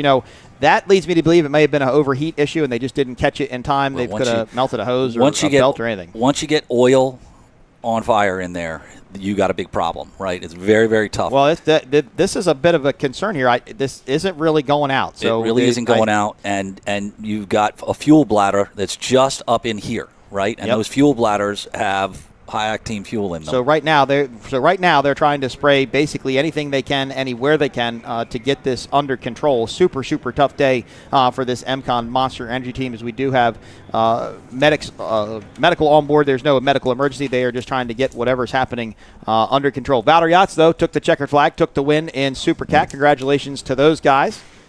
I don't know if they do or not. So that is actually something that Gary Stray started to put in the Geico boat after the Mystic incident. He put that Halon system in the puck system. Well, here's our problem with the Halon, and one of the reasons why we burned down that boat. The Halon system operates. The problem is we ended up having a fire. We were jamming so much air into the engine compartment. The turbines were pulling in so much air that even though the Halon systems were going off, it was getting blown right out of the boat. So we ultimately switched to a new system that basically could put out any type of fire. Here is the checkered flag for Valor Yachts. Congratulations, Wayne Valor, Grant Bruggerman. Good run for the old MTI in the fleet. Grant proving that his knowledge and his ability is able to get it done one more time in Super Cat. Wayne's backed it up now. He's 2 for 2 and calling you boys out and able to get it done. So congratulations to Wayne Valor, Valor Yachts, Grant Bruggerman, Kelly, the entire team did a fantastic job here in Sarasota to take the win in Super Cat. Let's see if we can get some sort of shot back now to the MCON Energy, Monster Energy team, see if they were able to get this situation under control. I don't believe any of their team is out on the beach. They might be at this point, but it looks like now it may be under control. Everybody looks a little bit more relaxed on the back of the boat. I did see Fast Response pull up. They were putting a dewatering pump into Sarasota, or in the Gulf of Mexico, rather. They were probably going to try and spray it down with some water, but it looks like now it might be under control. I'll tell you what, this is an interesting thing that's happened now, because Myric's got to get out and get into one of the highest performance boats in the world out there, and mentally he was going to be going into that boat with a win, which you are in a great place. Mark, I want to cut you off. They are still trying to get some water into it, so the Fast Response boat has pulled up alongside. They are running now. Yep, they're pumping some water down in there, so I'm not sure if they've gotten this under control quite yet, so we're going to keep an eye very closely on this. There's still something coming out of there. That could be steam, though, now from whatever is hot inside of that boat. And it looks a little concerning to me. That boat is sitting a little bit lower down in the rear on the starboard side. But there is the man, the myth, the legend, Wayne Valor, NZ11, Valor Yachts, Pro Floors, taking the checkered flag, headed back into the 10th Street boat ramp. Can't congratulate him enough. Yeah, Grant, his whole team worked till 2 o'clock in the morning to get this MTI back together. And it was a pretty substantial mechanical problem from what I understand. I won't dive into the issues, but I think it was a pretty big issue, and they were able to get it going, able to take the win today here in Sarasota. Still got some water being pumped onto the MCON boat there, so they still haven't opened that hatch up, which is a bit concerning. We will stay live with this as long as we possibly can. We want to make sure that the team and everybody knows what's going on. Let's see if we can go back now and see a replay and see if we can identify anything that may have happened to the MCON Monster Energy team. This is when Valor Yachts should have taken the lead away from MCON Monster Energy. Here we go. Valor Yachts was on the inside. We still see a high rooster tail here. And they were going through the turn, and then it just kind of slowed, and everything kind of just settled down in the boat. Really couldn't see anything, but something happened earlier. Yeah, no, it happened earlier up here when that rooster tail is that high coming into that turn. He wouldn't be going into that turn because it's a high speed turn. That should have been down there. The engine hatch is up. We do still have black smoke coming from the inside of MCON. They've got their de-water pump going. They're trying to spray water inside of this boat.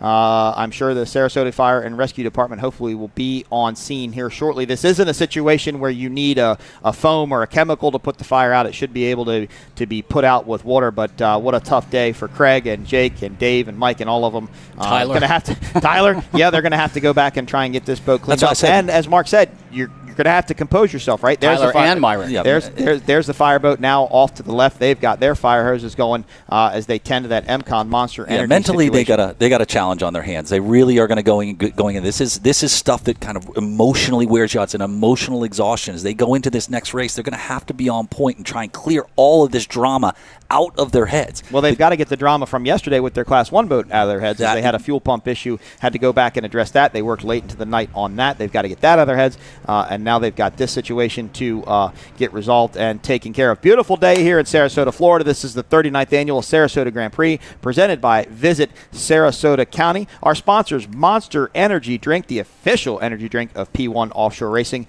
Mercury Racing celebrating their 50th year. CMR Construction and Roofing taking their first win in Superstock yesterday. X Insurance providing the helicopter footage. Good Boy Vodka.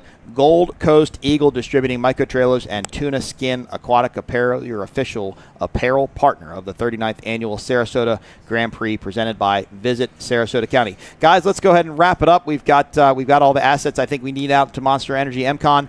If we see anything or get any sort of update for anybody online, we'll be sure to let you know. We will come back live and give you any update we can.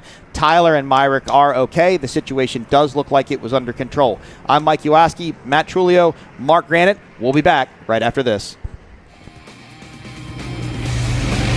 Class 1. This is a lot of focus with the effort in America. I'm right around 2 o'clock, so maybe the side coming in.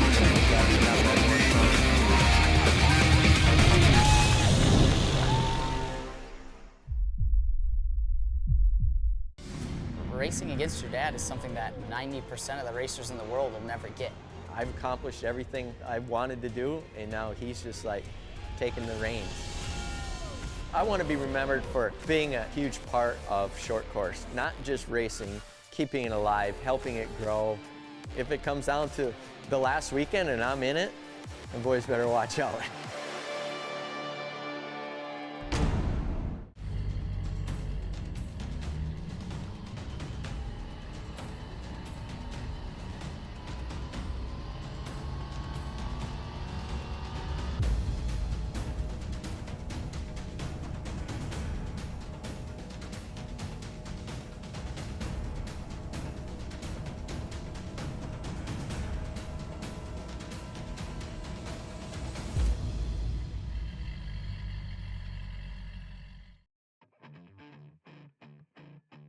If you own a home or business, it might surprise you to see what is not covered in your insurance policy.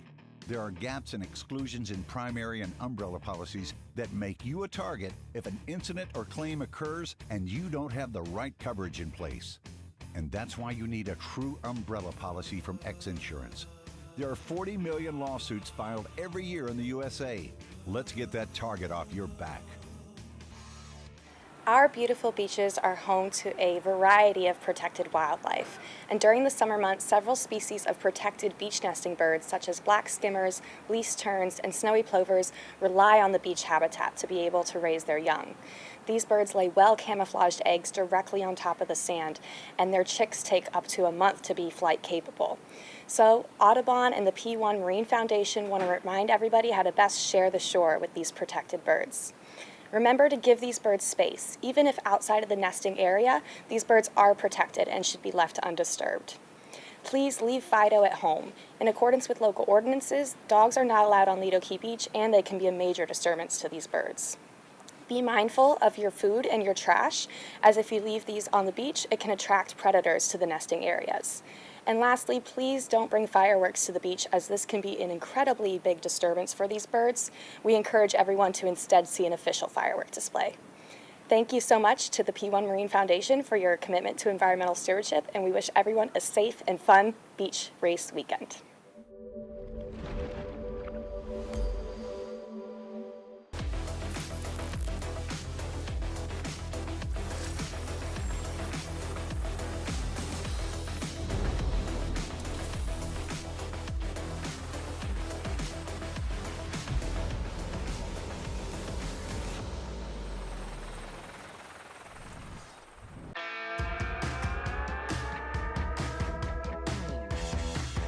Legendary Thunder on Cocoa Beach kicked off again on Florida's Space Coast, returning for the 13th time. What's now become a classic series, the action-packed weekend showcased a multitude of offshore powerboat classes racing full throttle, including the return of the UIM Class 1 World Powerboat Championship. This show will cover the highly competitive Superstock race, running the 300R or 300X's Mercury engines, and the larger factory stock 450R class boats running the 450R Mercury engines. Cocoa Beach is the perfect backdrop to take in the thrill of these racing beasts, with a 7.5-mile circuit that runs the length of its white sandy beaches, allowing a close-up racing experience. Located on Florida's Space Coast, Cocoa Beach is just minutes from Cape Canaveral and the Kennedy Space Center. Watching rockets blast off or hearing their sonic booms as they return to Earth is an everyday occurrence here.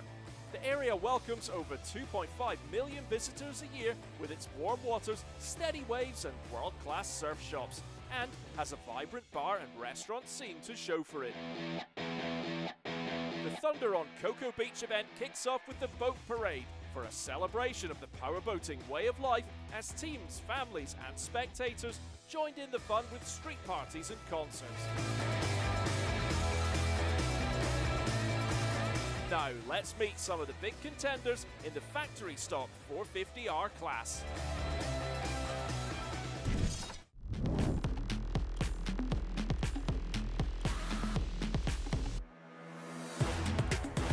The big news this year was the factory stock 450R class had grown to 5 boats.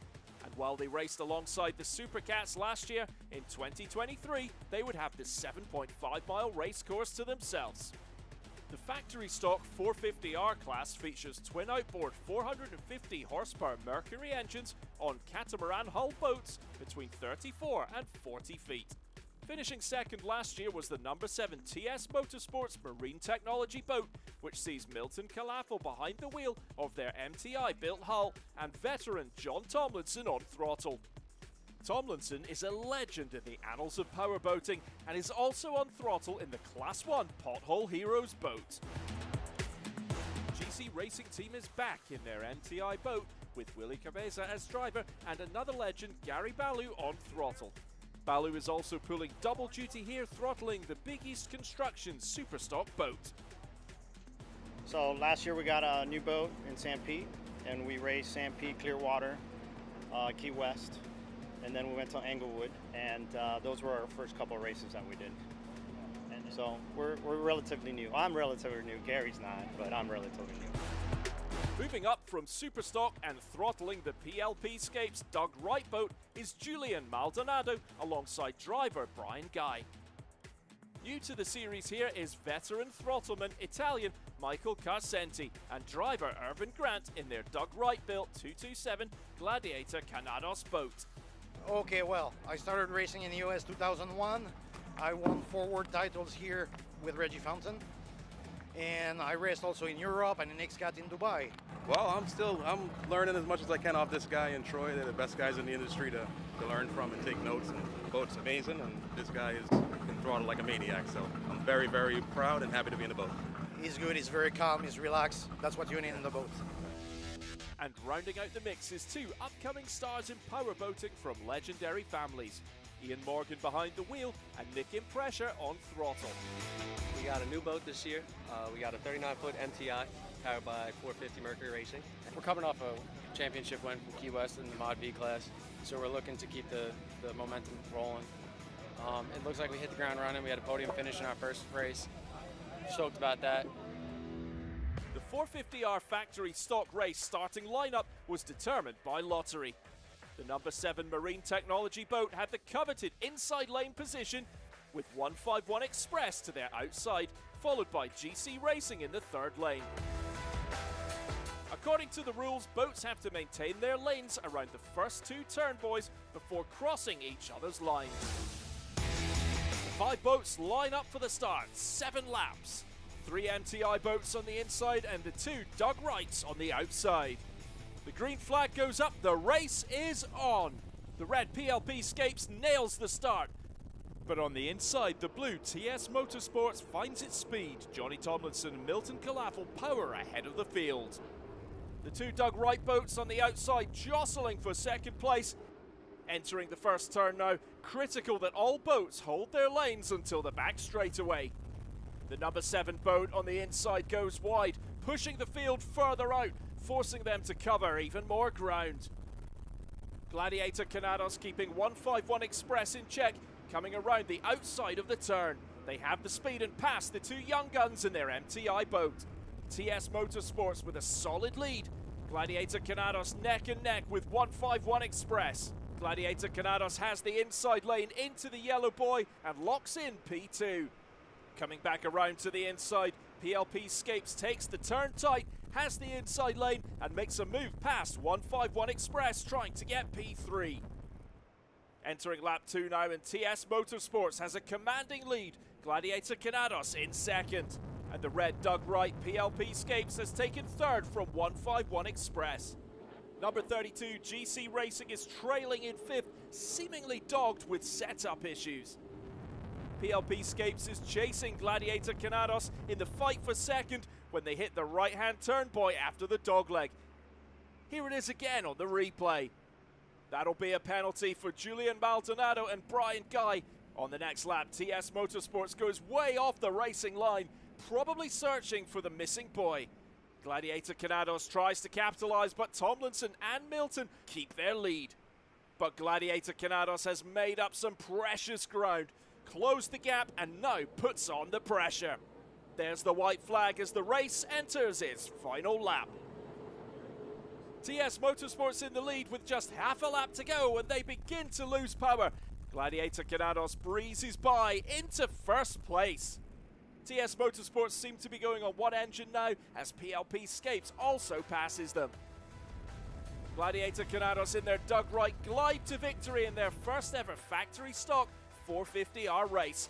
TS Motorsport Marine Tech able to limp across the line, taking second place, able to fend off 151 Express, who end the day on the podium in third. GC Racing is fourth and PLP Scapes fifth. We expected it a bit rougher, but it was good. Right props, right setup, right team. We're happy. Good throttlement. good driver. Very good throttlement. Damn, man. Ben, What are you thinking? It was good for a while. Blew a water hose off the engine. Fell off 20 mile an hour. Engine's sucking salt water in and it's barely running. The other engine's keeping the boat going. We wouldn't have made another lap. Wish we had another minute. Another minute of it holding together. We thought it was going to be a little bit rougher than it was. Definitely calmed down since yesterday. So we had a really good setup for yesterday's conditions. So we were basically chasing the pack, but we knew that we had good pace and we knew we were learning a lot. It was our first full race with the new boat. First season of both of us racing a cat. So a lot of valuable seat time to experience.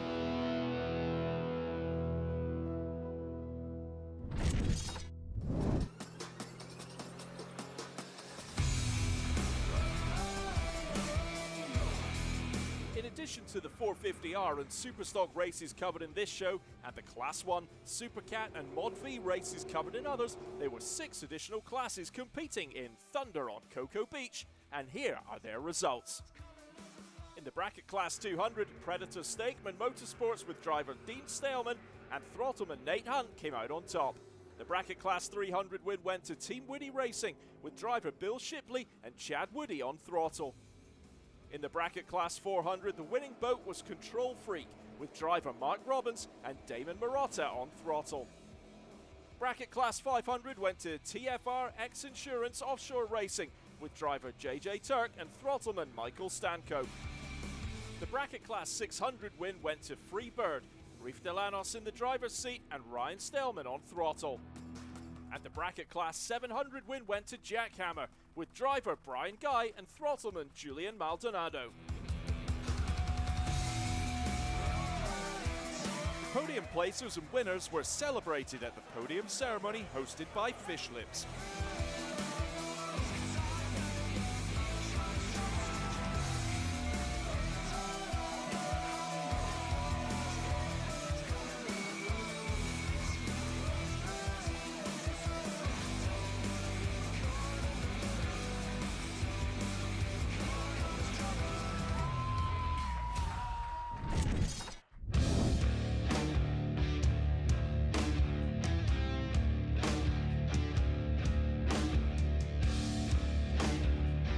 highly competitive Superstock category has 22 drivers and 11 boats this year competing here in Cocoa Beach, as past masters and legends of the sport are joined by young blood and fresh faces.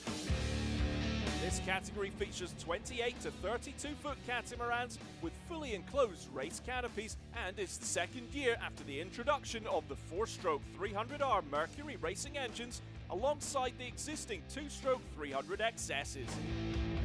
Entering the race with the number one on their boat is last year's championship-winning boat, Jackhammer. On throttle is Julian Maldonado, taking over his father's seat from last year. Reese Langheim continues in the driver's seat. Me and my dad swapped sides, but can't take it away from him. He built this, and it's a good ride. Oh, we're ready. We've been working hard. We've been testing. Julian's been working morning, noon, and night on this boat to make it happen. That Manatee Marine, that's what he owns and he does. So he's killed it, bro. And we're ready for this one. We got SO1 on our boat. It's our first race of the year. Let's see what we got. I can't wait. Performance Boat Centre returns after their second place finish in the 2022 campaign, with Myrick Coyle driving alongside Rusty Williams on throttle. Same boat going the new season. We love this boat. She's been good to us. So now we drew 8th place going into this race, and we've had a little bit of testing, and the boat felt good. So I hope we do well today. Yeah, just in our off season, we went through the boat. Since it's 2019, we went through some of the rigging and stuff like that. Just make sure it's mechanically sound. But boats always ran good and treated us good. We got a podium boat. I don't know if we got a winning boat, but we got a podium boat. Myrick Coyle has a busy weekend, also driving the MCon Monster Energy Supercat and their brand new Class 1 boat entry. The 2021 champions CMR Construction had a rough ride last year with a catastrophic boat failure in the St. Petersburg Clearwater race, but the two Seans are back, Sean Torrente on throttle and Sean Connor in the driver's seat. Brand new year, brand new package. We switched over to an MTI, completely rebuilt the boat in the off season, brand new boat, runs great, fast, safe, and we're looking forward to a good race today. LPC finished third in 2022, and throttleman Lauren Peters continues alongside new driver Mike Wright. Team Allen Lawn Care and Landscaping's throttleman and owner Bill Allen is joined with new driver John Strama. Big East Construction's legendary throttleman Gary Ballou continues alongside driver and owner Cole Liebel. Celsius continues with its solid lineup with Christopher Hopgood driving alongside throttleman Ryan Beckley. Steel Offshore Industries has a new look and new throttleman, veteran Billy Moore riding alongside driver and owner Dominic Steele. Entering the fray are 3 new boats in 2023. Northwing Offshore has Darren Kittredge as driver alongside Grant Brueggemann on throttle. Beginning of last year, we started building this boat, bought an older boat and put it back together and re-rigged it just with the new 4-stroke motors and got it together. We raced Key West last year and then obviously went for Marathon. That was canceled and now we're here. But yeah, we're getting there. We got stuff to learn about the boat, but we're finding our speed. Coco's Monkey has AJ Bogino driving with Peter Bogino on throttle. And rounding out the field is Team Bermuda GL Construction, which has David Selly in the driver's seat with Stephen Bridges on throttle. The circuit on Thunder on Cocoa Beach is a 7.5-mile track with a dogleg on the outside. The nearby Gulf Stream creates an underlying swell here. Getting the setup right is always a challenge. That's the conditions. Big roll, which is cool. I actually think it'll flatten out just a little bit when we get to the race because there won't be so much boat traffic with boat rollers and stuff, but it's still got that huge Atlantic roll, which is cool. When we come through turn 1 and 2 going back that way, you go right into it. So it's right wind in the face, big, 6-foot, 7-foot rolling deal. It's gonna be fun. So we drew 8th position from the pole. So there's 11 boats in our class. So obviously there'll be 3 boats on the outside of us. And what that means is that we have to stay in lane 8 all the way around turn 1. Ideally you want turn 1, but it's also a little bit nice too because it gives you a little bit more room on the outside.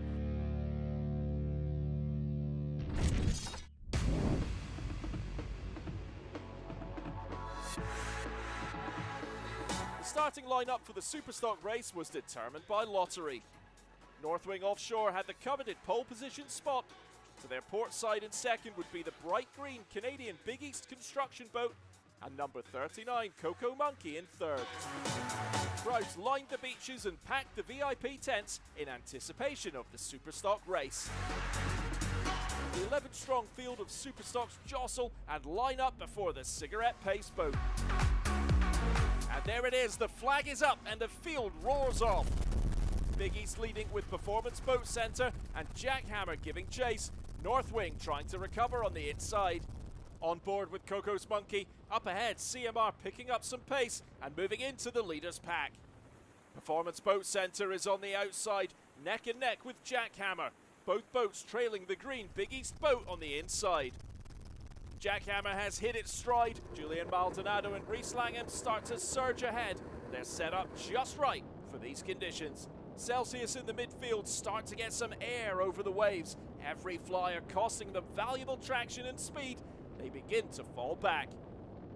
Team Allen is P3 as the field approaches the first turn.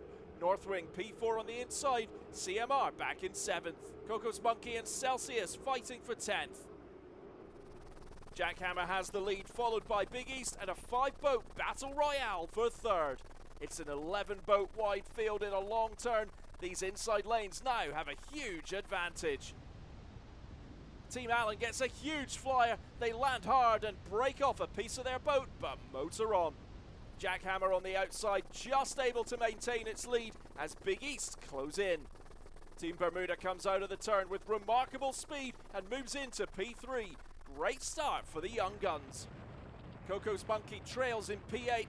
Up ahead is CMR in 5th and Performance Boat Centre in P6.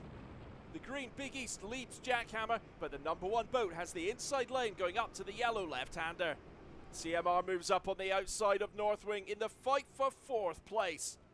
Behind them, Performance Boat Centre is P6, but Team Allen has the speed and pass Myrick and Rusty, bumping them down to P7.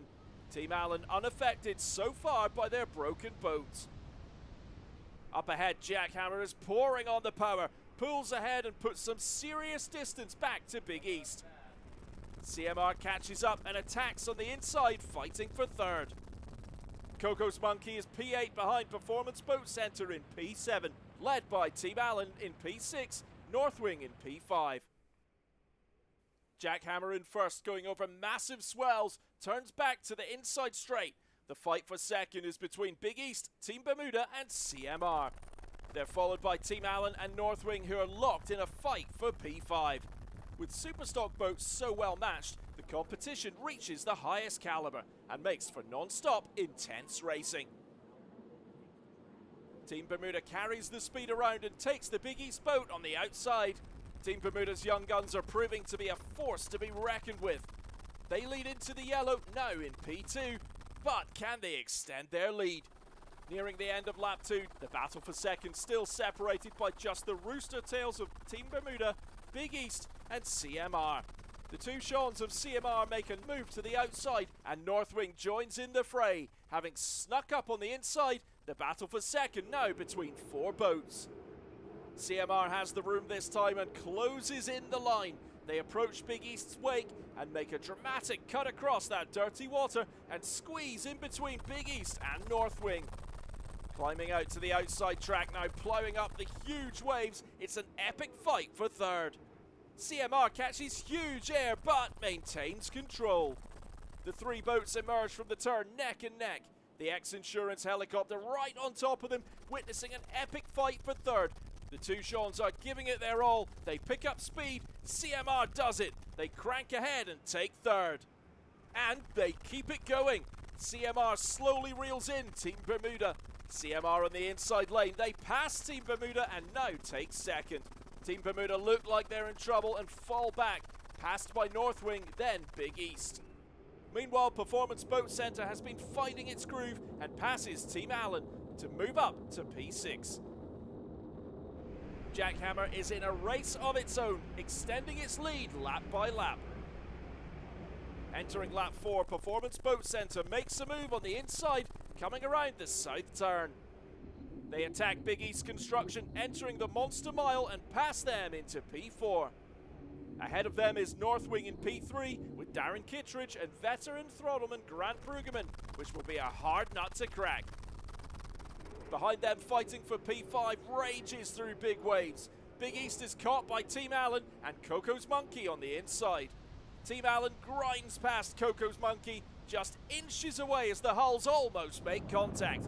Incredible control over these boats, travelling in such seas at such speeds. The pair of boats remain bunched up behind Big East, doing everything they can to keep fifth. Entering lap 5, Performance Boat Centre is now just behind Northwing. As these boats use up their fuel, the centre of gravity shifts, giving certain setups an advantage. Performance Boat Centre stays close to Northwing's line, taking some spray. Performance has the pace, and they go for it, sticking as close to Northwing's line as possible around turn 1. Northwing and its veteran crew defend successfully and fends off Rusty and Myrick for another lap. Entering lap 5, Northwing chooses the outside line for a run at turn 1. Performance stays on the inside. As they near the turn, Northwing begins to cut it, negotiating huge lateral rollers, climbing up and down. Performance Boat Centre holds steady, toes the inside line and beats Northwing to the turn. Myrick and Rusty take second place. What a show of consistency as they rise through the field from 8th. Out in front, the defending champions got away at the start and never let go. Behind Jackhammer is the 3-boat cluster in the battle for second, all within a 3-second gap of each other. CMR in P2, followed by Performance Boat Centre in 3rd and Northwing in their inaugural race running in 4th. Jackhammer cruises into their first place finish. A flawless race and impeccable boat setup. CMR crosses the line in 2nd, Performance Boat in 3rd, and Northwing just out of the podium in 4th. Team Allen gets 5th, followed by LPC, who nabs valuable points in 6th. Big East finishes in 9th, and Team Bermuda last after they break down.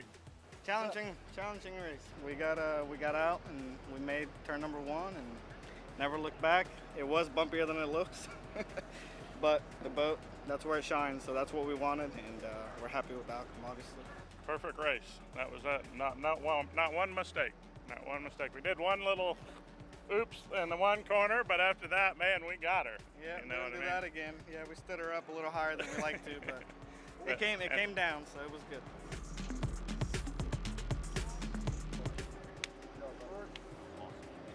No, you're mad because you didn't get around. No, we startup. We hurt ourselves. We totally. We looked left. Dude, they dropped that green. Like, he's like green. I'm like, what? We both looked left. Yeah, we're sleeping. Gary went, whoo, and we were like, what? And everybody was out. That's all good though. Good race. Great run. Great run. Good job. It was so much fun. Sean did a great job on the wheel. I mean, it was just, we had a battle, 4 of us. That was us, Big East, Northwind, and Bermuda, just all together in a gaggle for the first couple laps, and Jackhammer was able to get away from us. And then he drove it through just incredibly, and then once we got him clear, we could pull Jackhammer in, but we know they were managing, so. Super fun race. A lot of deck-to-deck racing, which was a lot of fun. Everybody was clean. Everybody drove well. Like I said, we just got caught up in the fight for 2nd place, 3rd place. Yeah, pleased with that way. I mean, I told you before the race we had a podium boat and we just barely made the podium, so. Barely. You know, we go into turn 1, you got to be 8 lanes out, and you just watch a mess happen underneath you, and you're trying so hard to get around it all, and then come out. It's tough to recover, so you come out of turn 1, and there's no matter what boat's ahead of you, and you just start picking them off. Dealing with the wakes and dealing with everybody else's driving patterns. You don't get to run your line. Like this, and Gary goes, whoo! And we look right in the flag's up. We I know, I was trying to see it. I'm like, oh, green flag. All right, there. Totally missed it. There, buddy. We actually were on pole, and on the start when we lined up, Grant and I, the throttleman, we just happened to glance left both at the same time, and right when we did that, everybody took off, and we looked back right in the green, so we got like a real late jump, which really hurt us going into 1. I feel like if we caught that at the right time, we would have been right there, but it's a good battle, good racing, but I just wish we had a little better start, but all good.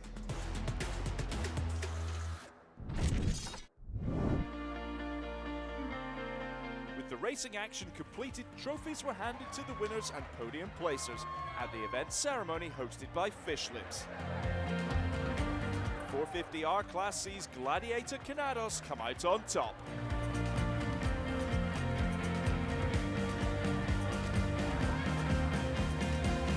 And in the Superstocks category, Jackhammer reigns supreme. That concludes the 2023 Thunder on Cocoa Beach. See you for round 3 in Sarasota.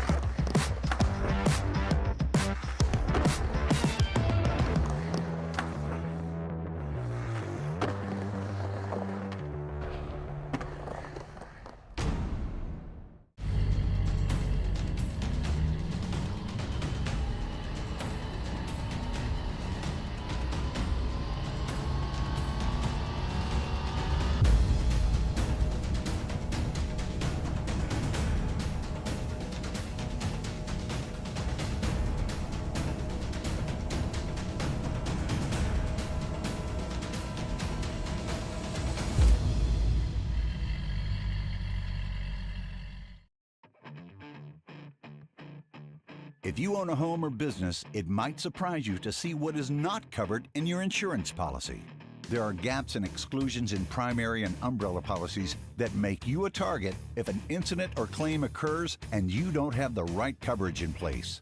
And that's why you need a true umbrella policy from X Insurance. There are 40 million lawsuits filed every year in the USA. Let's get that target off your back.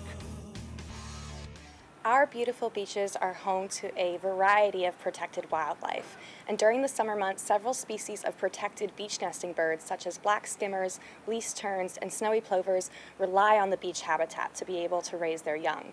These birds lay well-camouflaged eggs directly on top of the sand, and their chicks take up to a month to be flight capable.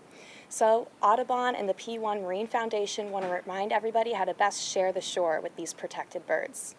Remember to give these birds space. Even if outside of the nesting area, these birds are protected and should be left undisturbed.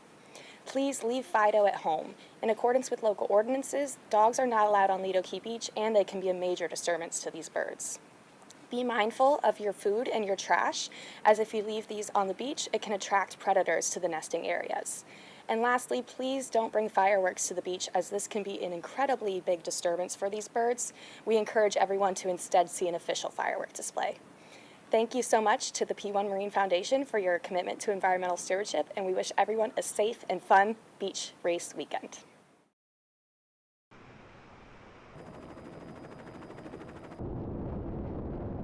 Wow, look at these guys go. They are really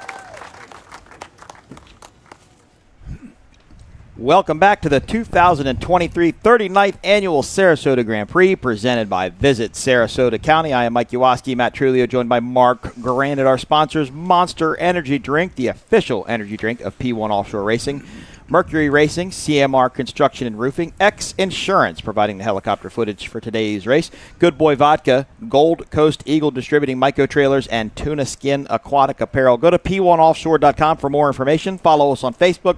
Follow us on Twitter. Follow us on Instagram. Search P1 Offshore. We talked about it at the beginning of the show.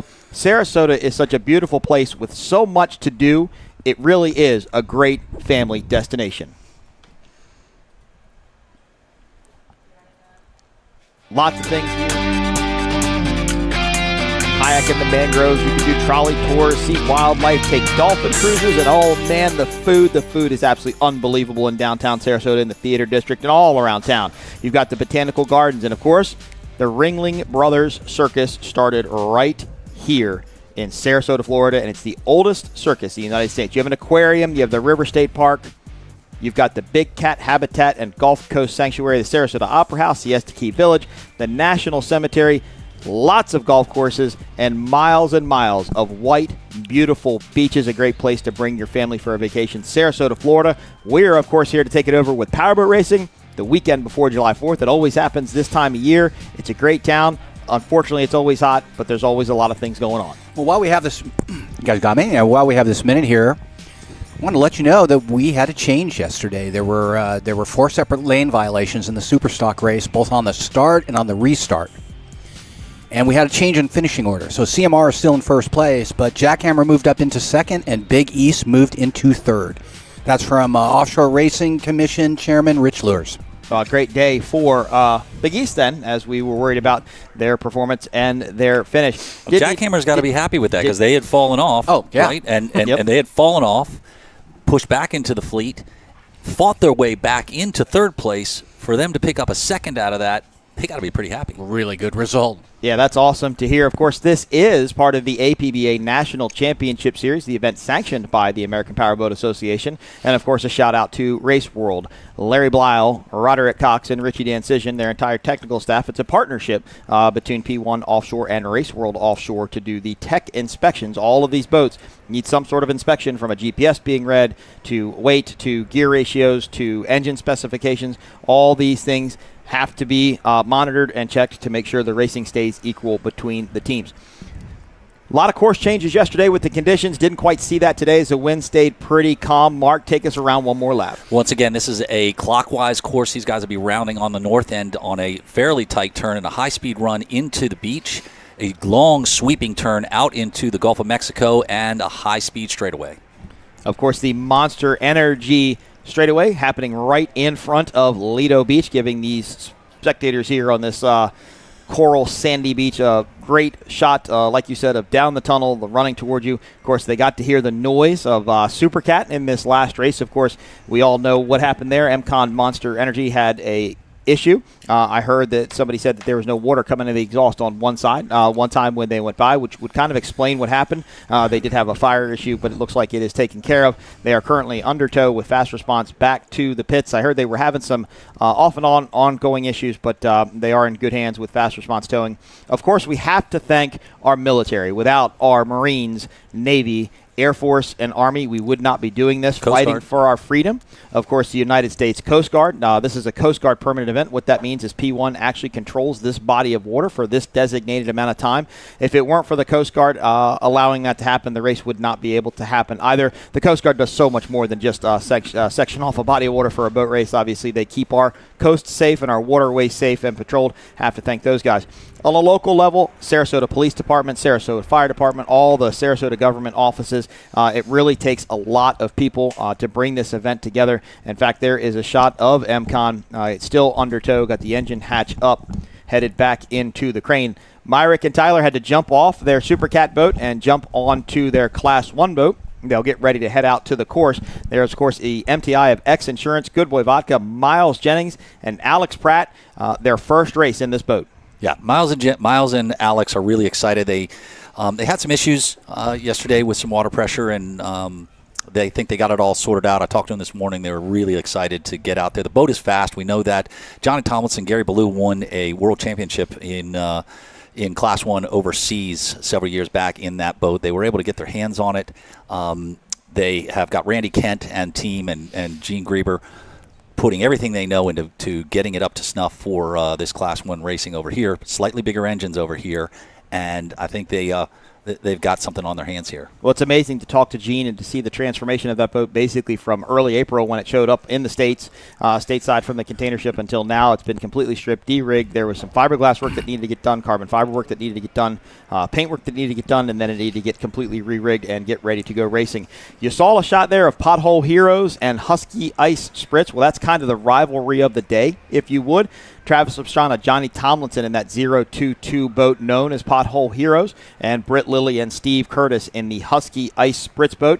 Travis and Britt actually raced in the Stock V class last year here at LSP Hurricane of Awesomeness Rivix Oil. Saw that boat earlier, and they actually won here. And then they've been kind of off and on racing together for the past couple of years, either as teammates or sometimes as competitor in the Stock V class. Of course, Travis teamed up with Jim York for a year in the Pit Viper Twisted T Stock V, which was Britt's old boat. And now Travis has come out and is going to run Pothole Heroes. And I hear there's a dollar bet. Of course, qualifying did not go as well for these teams as had planned. And I talked to some Class 1 officials this morning in P1, and the abrupt change. So what we did in Cocoa Beach was they did 2 laps, 2 timed laps, and they were given a third optional lap, but they had to run it at the end of everybody else trying to qualify. Makes total sense. Yesterday, very short before qualifying, almost right before qualifying, we found out they were going to get to run 3 laps, 1 practice lap, and then 2 hot laps, and we were told the practice lap wasn't going to count towards that. The reason for the practice lap was not all the teams got to come out and see the course. Right. So they weren't able to test. They weren't able to know what they were doing. And for guys like Britt and guys like Travis, good pass there, son. Guys like Britt and guys like Travis, I mean, even Darren and Giovanni, all the Class 1 guys, they weren't familiar with the course, so they wanted to come out and do a lap. And unfortunately, powerboat racing is a sport of attrition, and I think attrition came into play yesterday, and a lot of teams had a lot of work to do last night. I know MCON was up late. You said Husky Ice Spritz was up late. DF Young, of course, was up late. And who could forget Cocoa Beach, 222 Offshore led the entire race right down to the last lap, much like we had here with MCON, and they went out with a mechanical issue. However, they were the fastest boat yesterday, and they took the pole and qualified. Yeah, and I'll tell you what, listen, the rivalry, the good friends rivalry that Travis and Britt have going on is fantastic. But let's really talk about the rivalry that is going to take place out here today. Barring any technical issues, you've got Johnny Tomlinson and Steve Curtis. Along with Giovanni, right? You have 3 top throttlmen, the best in the world. And these guys are going to go head-to-head with each other. And they're going to be pushing each other to the limit. Let's run through our Class 1 lineup here. This is the positions they will be starting in the race. 222 Offshore Australia Navy. They will be on the pole. Husky Ice Spritz in the 2nd slot. Monster Energy MCON in the 3rd spot. Pothole Heroes at number 4. DF Young number 5. And X Insurance Good Boy Vodka all the way on the outside. But as we've heard from a lot of different people this weekend and in the past, that MTI apparently turns incredibly well, and I like looking at hydrodynamic things, so I kind of thought about it a lot last night, and I'm not going to get into the physics of it, but even Johnny Tomlinson, that boat turns really well, so the outside may not be a bad place for them. No, and I'll tell you what, I watched them test yesterday, prior to going into it, and they were really, really hauling the mail. They had the boat literally, it was set up beautifully. Now, one of the challenges that's going on, one of the challenges that we saw yesterday out in on the qualifying laps was water pressure, right? This course is a flat course with calm water. So as they're turning, unlike many boats that are turning at a slower speed, they're turning at a very, very high speed, causing the boat to slide.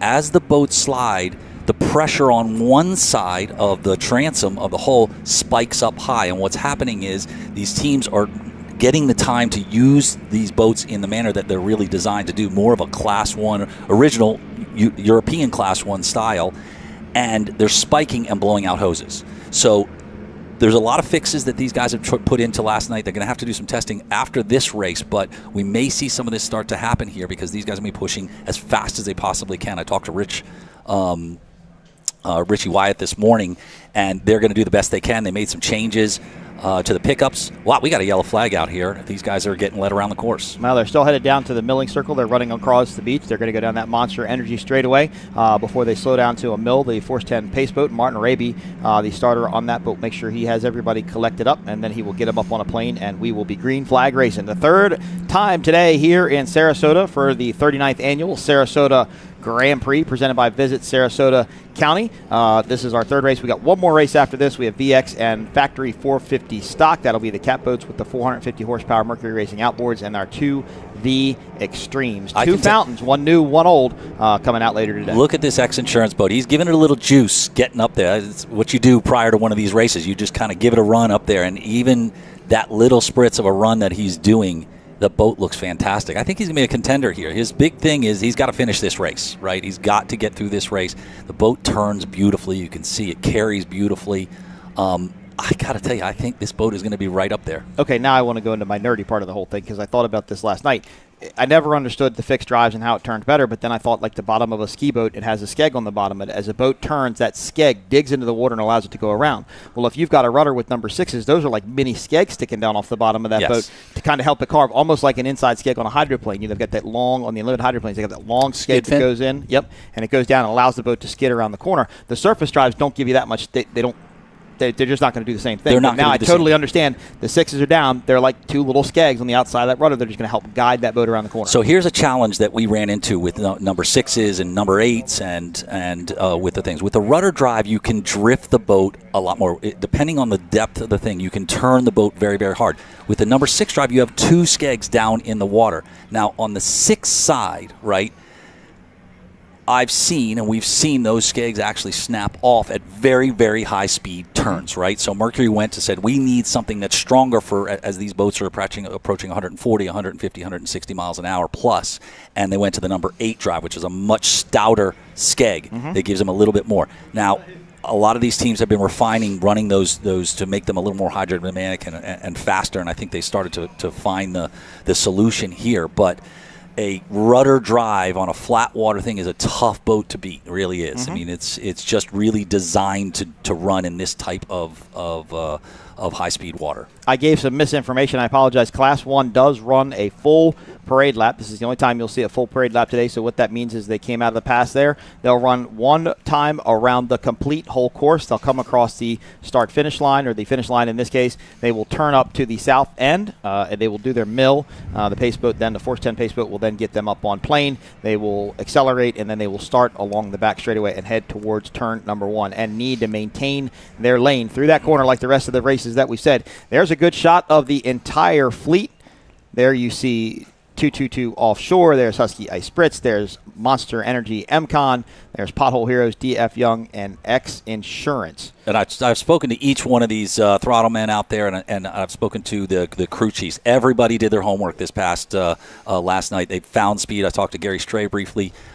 They worked all night. He said we found speed in Pothole Heroes, and we found speed in the Husky Ice Spritz. I talked to Richie Wyatt. Those guys think that they've fixed the problem that they have on the thing.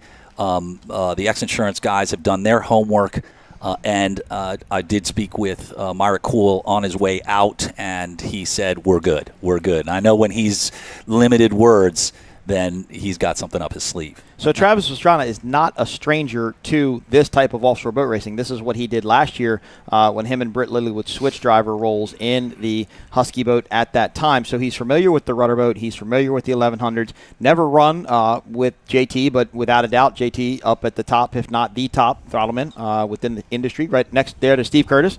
So it'll be interesting to see. I would love to hear the differences between the two. I'd love to throttle. I'd love to run a boat with both of them. I mean, I'd probably give something up valuable to do. Run a boat with both of them. So. I've been honored enough to run with John Tomlinson a lot, and it's sensational just how effortless they have it different is for styles. him. I've raced against both of them, and I'll tell you, they both are different styles of throttlemen. They're both extremely effective on any given day. They're both fearless. They're animals out on the course. You cannot make a mistake. If those guys are on your heels, you make a mistake, you're done. Now, throttling a twin turbo boat, however, is not like throttling a regular engine boat. It's a spooled up twin turbo motor, so it makes its boost, it makes its power when you're into the turbos. So Steve Curtis, what he actually does is he has 2 big boost gauges right in front of him that he runs the boat. He knows where it needs to be in the boost itself in order to keep the speed up instead of having tachometers. But like the old turbine days, Mark, and you can attest to this, a turbine boat, you would throttle it, but you'd never really get back out of it. You'd lighten the load on it a little bit. You're right. Let it get back in, but you couldn't let those RPMs fall down because you don't have that build up right back. Very similar to car racing. You got on any type of turbo motor or similar to, you got to stay in the boost. So all these guys are now running. You have to keep those engines up. One of the things that goes on these on as a start like this, right? If they're going to start them at 45, 50 miles an hour, you'll see these throttlemen beginning to start to try and build some boost in there, because if you hit and your boost is there, you're gone, and you're going to get a boat length and a half. If you hit and it falls off and it's got to spool up and build, you're going to watch the guys start to disappear in front. Now you're trying to run behind. You got boat wakes to deal with. It's really, really hard to recover from a bad start where you're not in the boost. So I think you're going to see rooster tails begin to pop up here, and as that start goes, they'll be trying to build boost in their motors. So let's have some fun here. Let's go between the 3, as we call ourselves, professionals here in the broadcast booth. Matt, who do you pick to win? 2-2-2. 2-2-2, going with the Australian-Italian team. Mark? I got to tell you, don't let your prior relationships or anything I'm not. I like everybody out there. I think everybody is talented, but I think Darren and Giovanni have got to set. If they can hold their boat together, they're going to be the boat to beat. I'm going to go with Husky Ice Spritz, mainly because of the fact that they were consistent in Cocoa Beach. They stayed there, and just like we saw in our Supercat race, you have to finish to win it. We know this is a race of attrition with these Class 1 motors. Still, I believe, getting some of the kinks worked out, right? Yep. Right, like you said, the water pressure issues, trying to get it figured out. So the team, and I'm not saying that any of the teams don't have a good program, but I think Husky Ice Spritz, to me, it's got one of the best programs out there, and I look for them to be able to take the win. But I want to be upset by anybody winning. So I'd love to see anybody win. Listen, these guys have got to tighten this up here, right? You've got a big gap here. You don't want this big gap on this is start. Still the parade lap. Right, I understand. But they need to start getting cut tighter up here. You want to get that clean water. You don't want to be too far out of that turn. Even if you're going to do a late apex, there you go. They're starting to tighten up now. You can see that big, beautiful DF Young Mystic. He's got it's a different hull out there, 43 feet, almost 44 feet long of a running surface. So it's called a 50 Mystic, the running surface is about the same as the other boats out there. Of course, a shout out to who for the X Insurance team? Parker Lindsay for doing our videography on the helicopter day. Shout out to Parker Lindsay for his work and the X Insurance team. I have no idea how much video work Parker has done before, but he's doing a great job with Amazing. He did. Well, they actually did an X Insurance video. They did the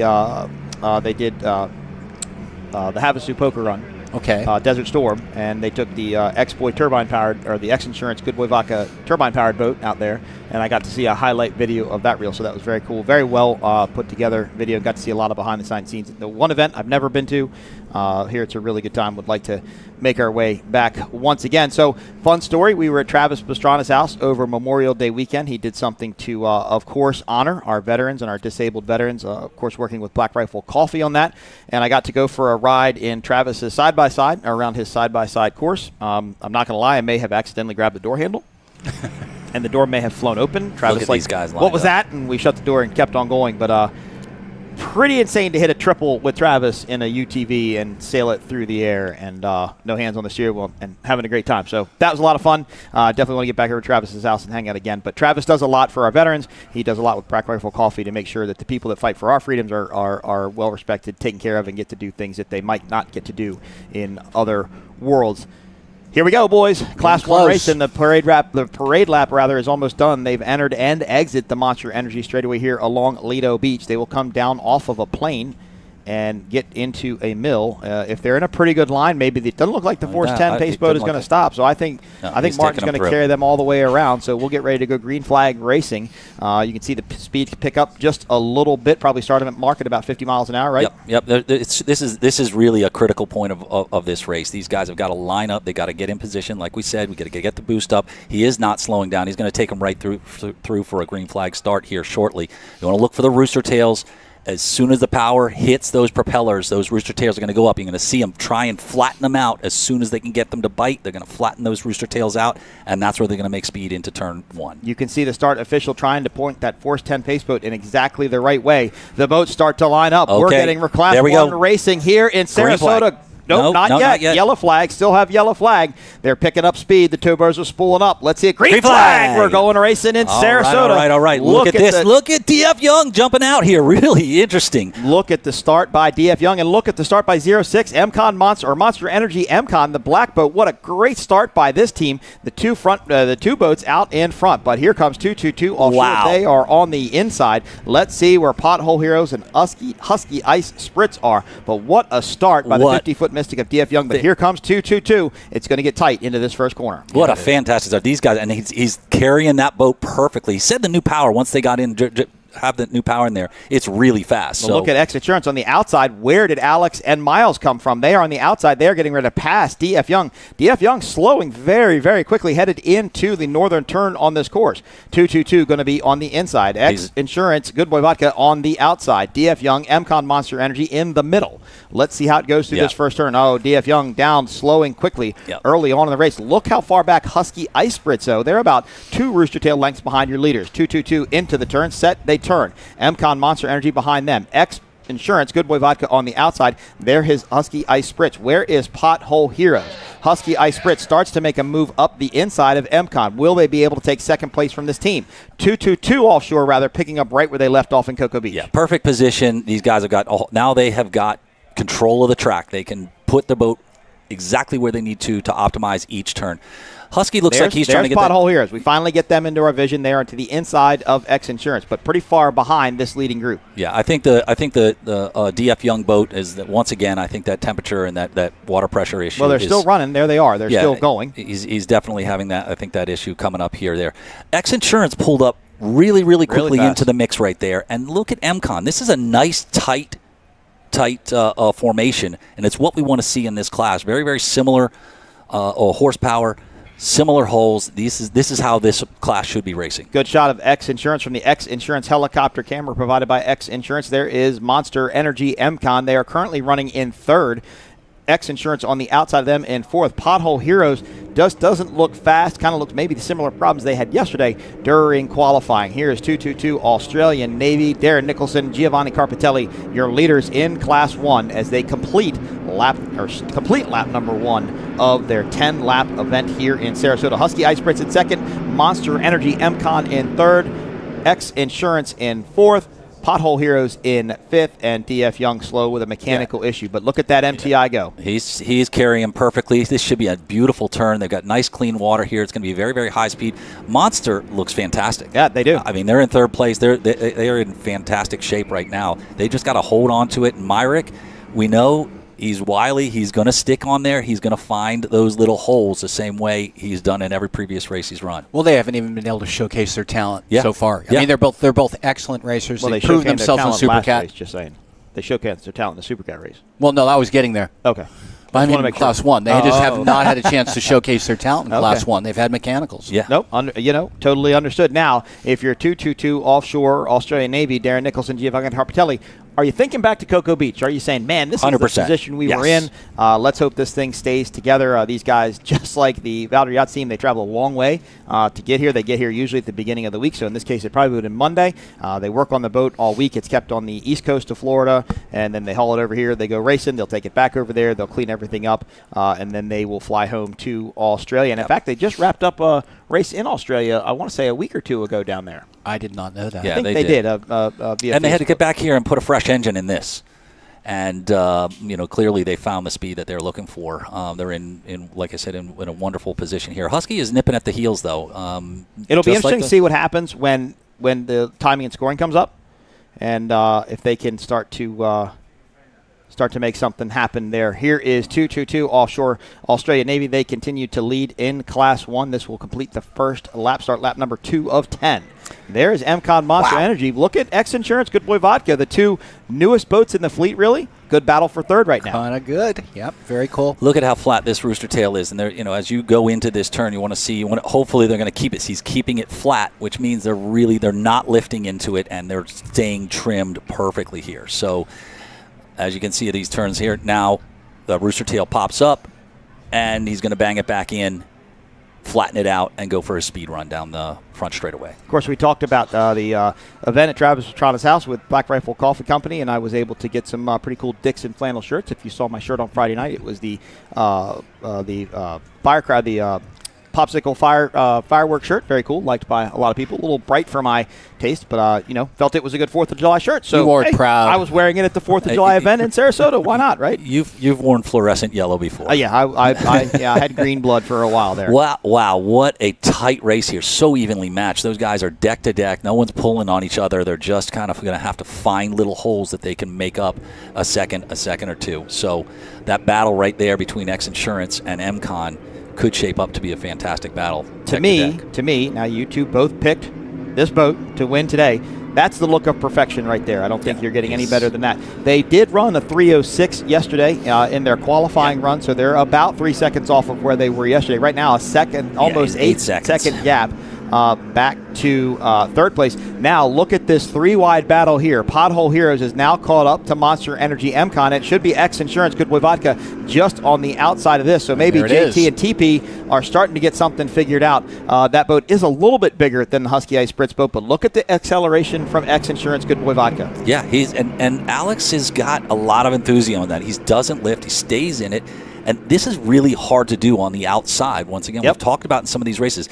To carry the boat. There it is, though. Look at that. He did it. And he did it. That's a tremendous pass to do that on the outside. Now, MCon Monster Energy finds themselves in a bit of a hole now, right? Because these two boats can come together, although it looks like Pothole Heroes just is not turning as well as I would have expected on the inside. They should be able to hopefully tighten it up a little bit, get Travis on the wheel, steer it, and maybe get around Monster Energy MCon, and that would be actually for 4th place. Yeah, I think he was struggling, as I mentioned before. He's struggling. They're looking for a set of gears. It looks like they're accelerating, and then they're kind of pulling off a little bit. I think they're searching for a set of gears. Now I think they've got it a little bit better now. We've lost sight of Monster Energy MCon. Do you see that bit of acceleration that came through? And I don't know if they're having trouble with the trim where they're just not being able to get it unstuck really quickly, but it looks to me like now he's carrying that boat the way it should be. Of course, unfortunately, Matt, we're missing 2 boats from this race. Of course, we're missing DeFalco. They are out with some structural issues getting the boat repaired. Hope to see them back in Michigan City, Indiana, the next stop for the Class 1 group. But we're also missing the new Norwegian team. Which has not debuted its boat yet. Yep. Taking some time to get it together. Steve Curtis told me, they're trying to work on it and get it together, do everything that they can. It takes a while to make these programs come together. Look at DeFalco, for example. It took him about a year to get that boat up and going. So we want Mike DeFalco and team to come back as soon as possible. But what a run for X Insurance, Good Boy Vodka. New boat to the team. Miles and Alex have raced together. In fact, they raced in MTI last year. It was the old Jimmy John's Performance Boat Center boat. And had some issues, had some struggles last year, got this boat from the Abu Dhabi team. So far, it seems to be the decision I think has paid off well for him. Yeah, I think he needs some good luck here. He needs to start getting these boats around the course and back on the podium. And they're definitely positioned to be there. The boat's carrying perfectly. The crew has done a tremendous job at getting that boat to where it needs to be. It could be in contention to be a winner. Once again, a Pothole Hero seems to be falling off. X Insurance pulled a pretty good, it did, I'm going to say about 4 or 5 seconds on them from that last corner and that pass. That's a big amount for one lap. Right? It is. It's a big stretch to be able to pull on another boat that's of similar stature. Well, the Pothole Heroes had to jump back over the wake of X Insurance, and that's never a good place to be. But a beautiful shot of this boat, mark a similar color sometimes to a boat that you and I are very familiar with. But such a cool looking boat, and when you look at it closely with the design on the back of it and the busset that actually comes out of the back of it, the tie bar goes through the middle of it, really a very unique design on the transom. Yeah, and I'll tell you what, the X Insurance boat, I talked to those guys. It was they thought it was running a little bit light in the bows. You saw down that straightaway there, it was flying. They put a little weight up front just to kind of hold it down so they weren't going into a negative trim situation there. And Alex said, I talked to them afterwards, and they said that they think they got the weight right. I'm noticing he's trying to find that little happy place right now. You can see when he gets a little bit too much, he's got to just make that little tiny adjustment. They're on a 12-volt system, so it's not a super fast. A lot of these boats use a 12 and a 24, so you can switch back and forth to super high-speed drives or a more manageable slow-speed adjustments. Actually, X-Insurance Good Boy Vodka, the only boat in the fleet not running tractor pipes. They are running transom or exhaust through the transom just like a regular production boat. MCon, 222, Husky, Pothole, DF Young, they're all running the tractor pipes. Not necessarily a great advantage or disadvantage to either setup. I think does sound a little bit cooler. But, these twin turbo motors, they just don't sound like big blower motors. No, they don't. And thank you for answering that question, because I was just about to ask you to explain it to our audience, what you were talking about. Well, the tractor pipes are the little black tips you see right here coming out of the back of DF Young. And the reason they call them tractor pipes, you remember the old John Deere tractors? Oh, had yeah. the pipe that came right out of the hood, with the flap and the big smoke. And it does make a difference, right? It can change the back pressure of the exhaust. Motors are all very, very sensitive to that stuff. And the quicker you get the exhaust out of the motor, Monster Energy MCon is down. Looks like they are down on one motor. This has probably been one of the most difficult weekends for Tyler Miller, Myrick Coyle, the entire team, Jake, Sydney, Mike, Dave, Lindsay, everybody. Obviously a difficult day for these guys. But, we talked about this in Cocoa Beach. It's an incredibly steep learning curve. They've paid their dues in SuperCat. They obviously have proven that they can win. Yep. They've dialed. That boat is super fast. They've just got to get this boat figured out, and it just takes time. But you just don't walk into Class 1 exactly with new stuff and win. You're gonna. There's nothing against the talent that's in these boats, whether it be DF Young, whether it be Alex Pratt and Miles, or Tyler and Myrick. They're skilled guys. It just takes time, and if you try and push that, you'll end up on your head, right? You got to have the patience. These guys have had a frustrating weekend, right? And you can see the talent, the way they run, right? They're running beautiful. They're making good turns. They're making smart decisions out there. This is nothing but technical, right? No, 110%. They're running into the technical learning curve to be able to perform like you see the 222 and the Husky boat performing at. Well, there's one thing to talk about, Matt, and maybe you can attest to this type of situation. This is a victory hull. Yes. Okay. Huskies, Ice Brits, victory hull. Pothole Heroes, a victory hull. Three very well-established hulls. 3 hulls that have been racing Class 1 for some time over here in the States with this particular motor package. Yep. The Skater's a brand new hull. It's a brand new. It's not necessarily a brand new design, but it is kind of a new design because of the surface drives and the rudder and so on and so forth. There's no baseline data for that. No, there's no, and I think I'm going to send this back to Mark in a second. There is no template. There is no baseline. It is brand new. Yeah. So how long have they been building these victory boats, and how long have these victory boats been winning Class 1 races? The amount of money, right? The victory team had a budget of up to $50 million a year they were putting into design and engineering, optimizing these hulls as they were built, right? That's a year, right? They had teams. I've been to their shop. They had engineering teams, rooms of engineering teams that were just designing parts to be more efficient. Oh, no. Pothole Heroes is down in the middle of the course, 0-2-2. They are at an idle. Everything looks okay. We will see if Johnny or Travis get out of the cockpit and take a look to see what's going on.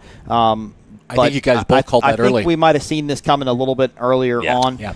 That motor is not running. He looks like he's trying to get it fired now because of the water dumps. Yeah, he's trying to start it right now. You can see he's turning over, or that's a bilge. No, he's blown a hose. So the Husky Ice Brits team, which is a partnership, basically the Pothole Heroes team, the Husky Ice Brits teams maintain this boat. That is their rib. They're going to go over there and assist a boat they help maintain. You see the bilge pumping water out there? Yeah. That's it. They've blown a hose again.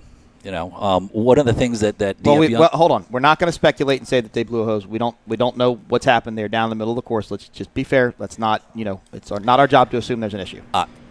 When you're dumping water out of a bilge out on the side of the boat, you've generally had a thing that this issue has been a problem with the boats through some of this thing. It's something you hope doesn't happen, but it's a challenge that we're talking about with these high-speed turns and the pressures, figuring out how to maintain and manage that pressure into it, having dump-offs to relieve that pressure on these high-speed turns. It's just one of those things that's happening, right? So outside of breaking a transom, there's no other reason, another way that water gets into that boat. 222 Offshore continues to lead in Class 1. Husky Ice Spritz in second. We are on lap 3 of 10, getting ready to wrap that lap up as they come off the north side of the course, and they will start to head southeast towards Lido Beach and enter that Monster Energy straightaway. That will take them along the short straightaway along Lido Beach and then back out towards the Gulf of Mexico. Here is Britt Lilly and Steve Curtis. I bet as they come down, Britt's going to look out to his right there. He's sitting on the right-hand side of that boat, and he's going to look out and see Pothole Heroes down on the inside. And I bet he's going to be a little bit disappointed. I think him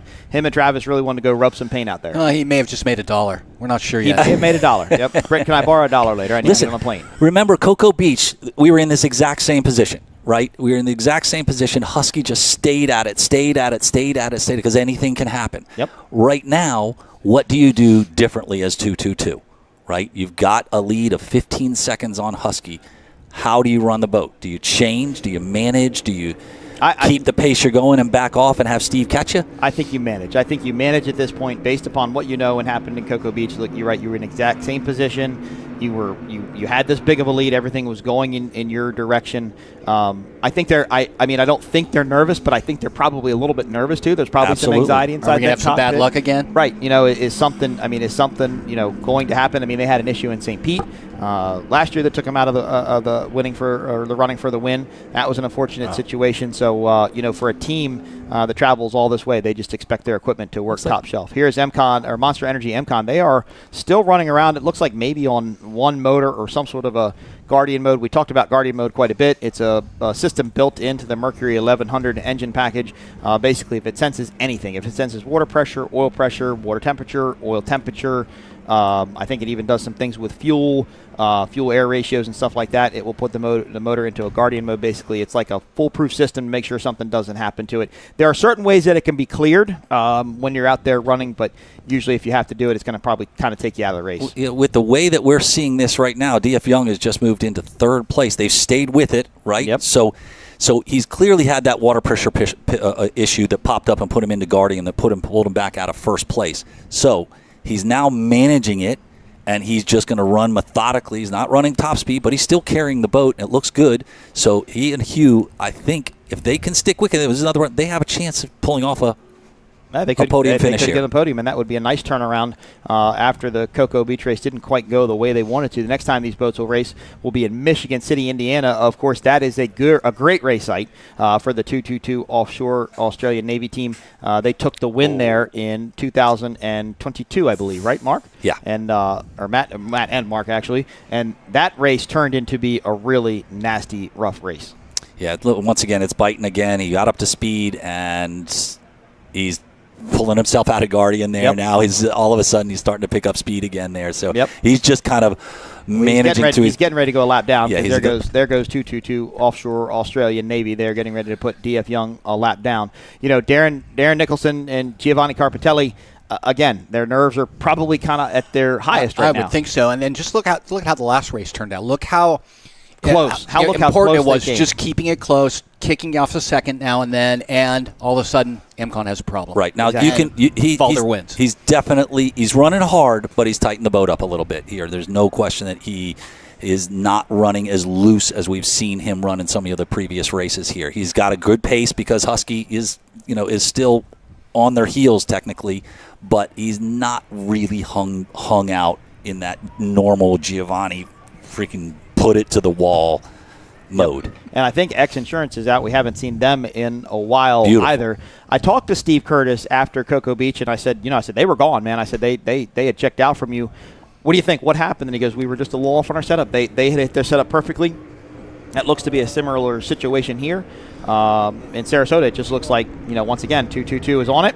Yeah. They're going to wrap up lap number 4. He's going to lap number 5. Look at the air he's packing here, and it's just blowing the compression. It's just blowing the water right out from underneath this tunnel. That is just a super efficient position for it. You can see the whole boat right through the trash. You can see the running surface. The boat is lifted up out of the water. It's just running on the inside chines right there. Yep.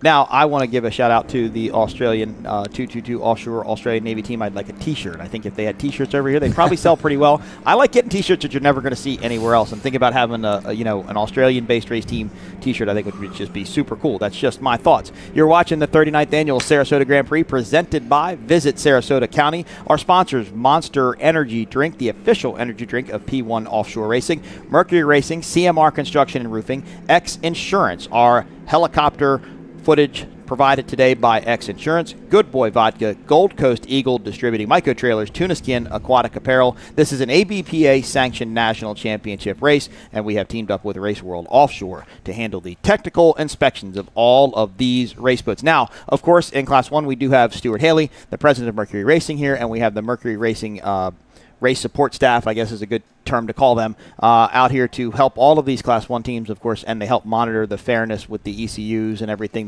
that has to be enforced with these teams. I'm going to give you a small correction because I don't want Stuart to have to ask for a raise. He's actually the general manager of Mercury Racing. I think you may, if you get to be president, you may get a slightly higher pay grade. Okay. Sorry, Stuart. Sorry. Terribly sorry. General manager. Don't be sorry. Good. No, yep. You can always tell. I think highly of him, so I promoted him. I do too. Yeah, that works out well. He's got his blue hat on, his blue Mercury Racing hat when he's walking around the pits. He's a snappy dresser. He's a snappy guy, yeah, no question. But he's got racing. He's got a real passion for it.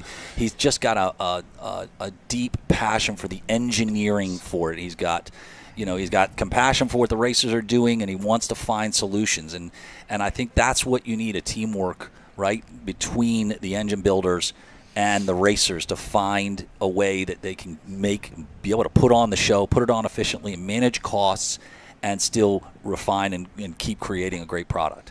222 Offshore Australian Navy continues to lead. Husky Ice Spritz in second. I think DF Young is in third, but right now I think we probably have 4 boats hurt in this race in some way, shape, or form. So right now, it's pretty much the 222 Offshore and Australian Navy and Husky Ice Spritz show. Unfortunately, similar thing we saw to yesterday in qualifying. So these teams are going to have to get with Mercury Racing, go back and get something figured out. But a great day for Darren Nicholson and Giovanni Carpatelli, as they're going to come around and complete lap number 5, start lap number 6 out of 10 on this 6-mile course. This is the third race of the day. We've got one more to go after this. We've got factory stock 450, which are the 450 horsepower Mercury Racing powered outboard catamarans. You've got MTIs and Doug Wrights in that class. And we'll talk about something industry-wise. You did an article on this. Of course, DCB just made their move down to Phoenix, Arizona, relocated from El Cajun, California. And John Teague went to go down and work for them in their rigging department. And I saw on John's post, of course, congratulations, John Teague, and good luck in your new venture. And Jason Johnson and all the guys down there, good luck on your move. We hope it continues to be a great success on a fabulously built boat. But I saw a comment on John Teague's Facebook page, and somebody said, oh, well, now you're going to get them to go build a 450 boat. And John said, we don't have to twist my arm about it. So maybe a DCB 450 There's boat. racing in that blood. Well, I definitely want to keep the John Teagues clear. There is a John Teague who is going to be working at DCB as son of Bob Teague, and there is a John Teague at MTI, who managed all of Derek Wakob's Black Diamond boats. This is he works for MTI. Yes, he does. He works for MTI full-time I knew there were now. This is a tough day for these guys. Brutal. I mean, you can just see in the body posture, they are, not only is it hot, but they're just sitting out there being pissed off. Defeated. They're just defeated. They're defeated. What else can go wrong? What else? We've done everything right. You know, but I consider myself to be an optimistic person. Some people around me might say not so much sometimes. But if you're Alex Pratt and if you're Miles Jennings and if you ran almost half of this race as good as you did, you've got bright things to look forward to. You've got a bright future ahead of you. You've got things to look forward to. Get the kinks worked out of a boat you literally put in the water for the first time this week. You guys, as rough as this was for the MCon, the Monster Energy MCon team, it was their best run to date. Yep. Yeah. So if we all agree that this is incremental, it doesn't happen overnight, then this is the way it's going to be, and people are going to have to progress, and the problems will have to be worked out. No question. You know, boat racers are the eternal optimists, right? I fixed this. It's the next thing. I'm going to do it. But I just know this feeling right now, right? You're thinking, we did run good. Oh, it's almost even worse because they tasted it and they knew they've got the machine to do the job. but you're just sitting there, and it all starts to pile in on you in that moment. There's no one else around. They know they're going to get to the dock, and everyone's going to be asking questions, and it's going to be like, we're there, but we're not making there. me sad. We're not We're there, but we're not there. I want you guys to understand that, what the amount of emotional pay is inside these guys, right? It's just they're putting everything out. They're risking their lives. They've got their families. They've got the tech teams. Everything is worked up to this moment, and that's what you saw out there. And no small amount of money. No, and they're gonna get back to the dock. Then they'll turn it around and they'll put on their thing and their positive side, and we'll see them at the next race, and hopefully they'll be able to put that boat on the podium. And I can confirm that by an off-camera shot that I just saw, Pothole Heroes is looked like headed back to the crane area under their own power. So whatever bit them today looks like it's going to be a permanent issue, and I think that's probably happened to X Insurance and MCon at this point. So it's 2-2-2 Offshore Australia Navy and Husky Ice Spritz right now, 1 and 2 in Class 1. And, this looks eerily similar to Cocoa Beach. We were in the same situation. We've completed lap 7 out of 10. Everything seems to be going great for both teams, but, now you got to start to wonder for everybody, what's next? Yeah. Well, these guys have got to maintain. They got to hold their stuff together. We know Husky is on top of all of their pressures in there. We're not seeing any issues in the boat. I'm not seeing it do anything. Both teams look perfect right now. They look perfect. Mm-hmm. So, in this particular case, it's holding it all together and finishing the race. So who's the pressure on? 2-2-2 Offshore, 110%. 100%. Yeah. I'm not trying to say it in a negative way. I'm, just in general, as I said, for MCon, Monster Energy, and Supercats, their race to lose, right? It's their race to lose at this point. And you can't back out. And Husky has almost nothing to lose at this point. Right. They have maintained a 15, 16-second lead, but that can disappear in an instant. One little bobble, one little guardian mode, and it's gone in an instant. So the pressure is definitely on these guys, and you can see Giovanni's starting to pick it up a little bit. He's brought the bow up. He's starting to float it. You see that little float that he's going through on that run there? Boom, boom, boom. So he's looking for a little bit of speed. I think he maybe wants to put a little bit more time on Husky. I would say if I was their crew chief, I'd be like, all right, you're here, they're there, keep it there, and run that race at this point. It's you've got a very talented, aggressive throttle man that knows his boat better than anybody, and he is. When it's competition, you want to win, and you want to go out there and win by as much as you can, for sure. There is DF Young. They are currently running in third in Class 1 as they've been able to keep the equipment together in that 50-foot Mystic, Hugh Fuller and Richie Wyatt in that beautiful, eye-catching 50-foot Mystic. So we talked about John Teague, moved down to Phoenix, Arizona. I have to give shout-out to Cheryl Lynn and BT. BT usually texts me during a race and says, hope all is going well and doing well. So now that I said that, let's see if I get a text from BT. You may just. And Cheryl Lynn's been doing a great job down there, too. Yep. These guys have got to be super, super excited. They put this new engine package in, and they shot out to first place as well, right on that front straightaway. That was a good start. Which is going to give them a huge amount of positive momentum in the way they're looking at these next events coming up here. They now know that they have a boat, right? There's a big question that we had going into this. Was this big 50 boat. Mystic big boat. going to be competitive? It's the biggest boat in the fleet. Absolutely. Was it going to be competitive against? That was a big question. Gary Stray calls, I'm telling you guys, it's going to be competitive. It's going to be competitive. You need to bring it into Class 1. That was the whole kind of dynamic as we brought it in there. That straightaway proved it can be competitive. Now, fix the water pressure issues, which is Herbie is going to do, no question about it. Levi and Herbie, those guys are going to put their mind to it, and they're going to bring everything together, and they're going to solve that problem. That boat's going to be up front. 2-2-2 Offshore Australia Navy and Husky Ice Spritz 1 and 2. DF Young in third place. They are coming around to finish lap number 8, start lap number 9. 2 left to go here in Class 1. And now, to me, it's a race of management. You want to do everything you can to be smart, run your race. We know Gary Stray is onshore monitoring every system in Husky Ice Bridge right now. I'm sure 222 Offshore Australia Navy is doing the same exact thing, and they are keeping an eye on everything. And maybe these are the two teams that have gotten figured out. Whatever needs to be figured out, it appears that these are the two teams that have done so right now. Yeah, absolutely. They've got the time and experience, number one, with the boats. This style of driving it's the way that these things have run overseas and they're over now. It's really their kind of setup there now.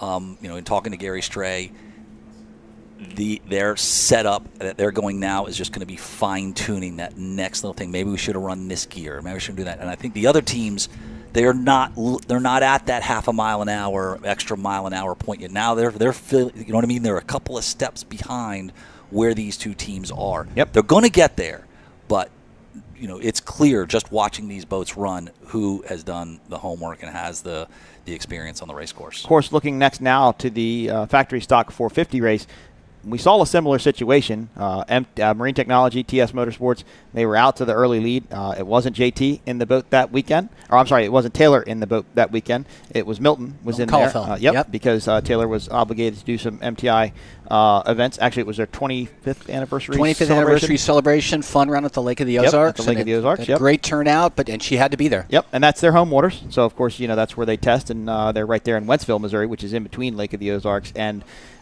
St. Louis. Same thing happened there, though. Milton and JT, they ran. They were out in front. They were doing great, and a very incredibly rare mechanical issue for that team, and Gladiator Canados ended up taking the win.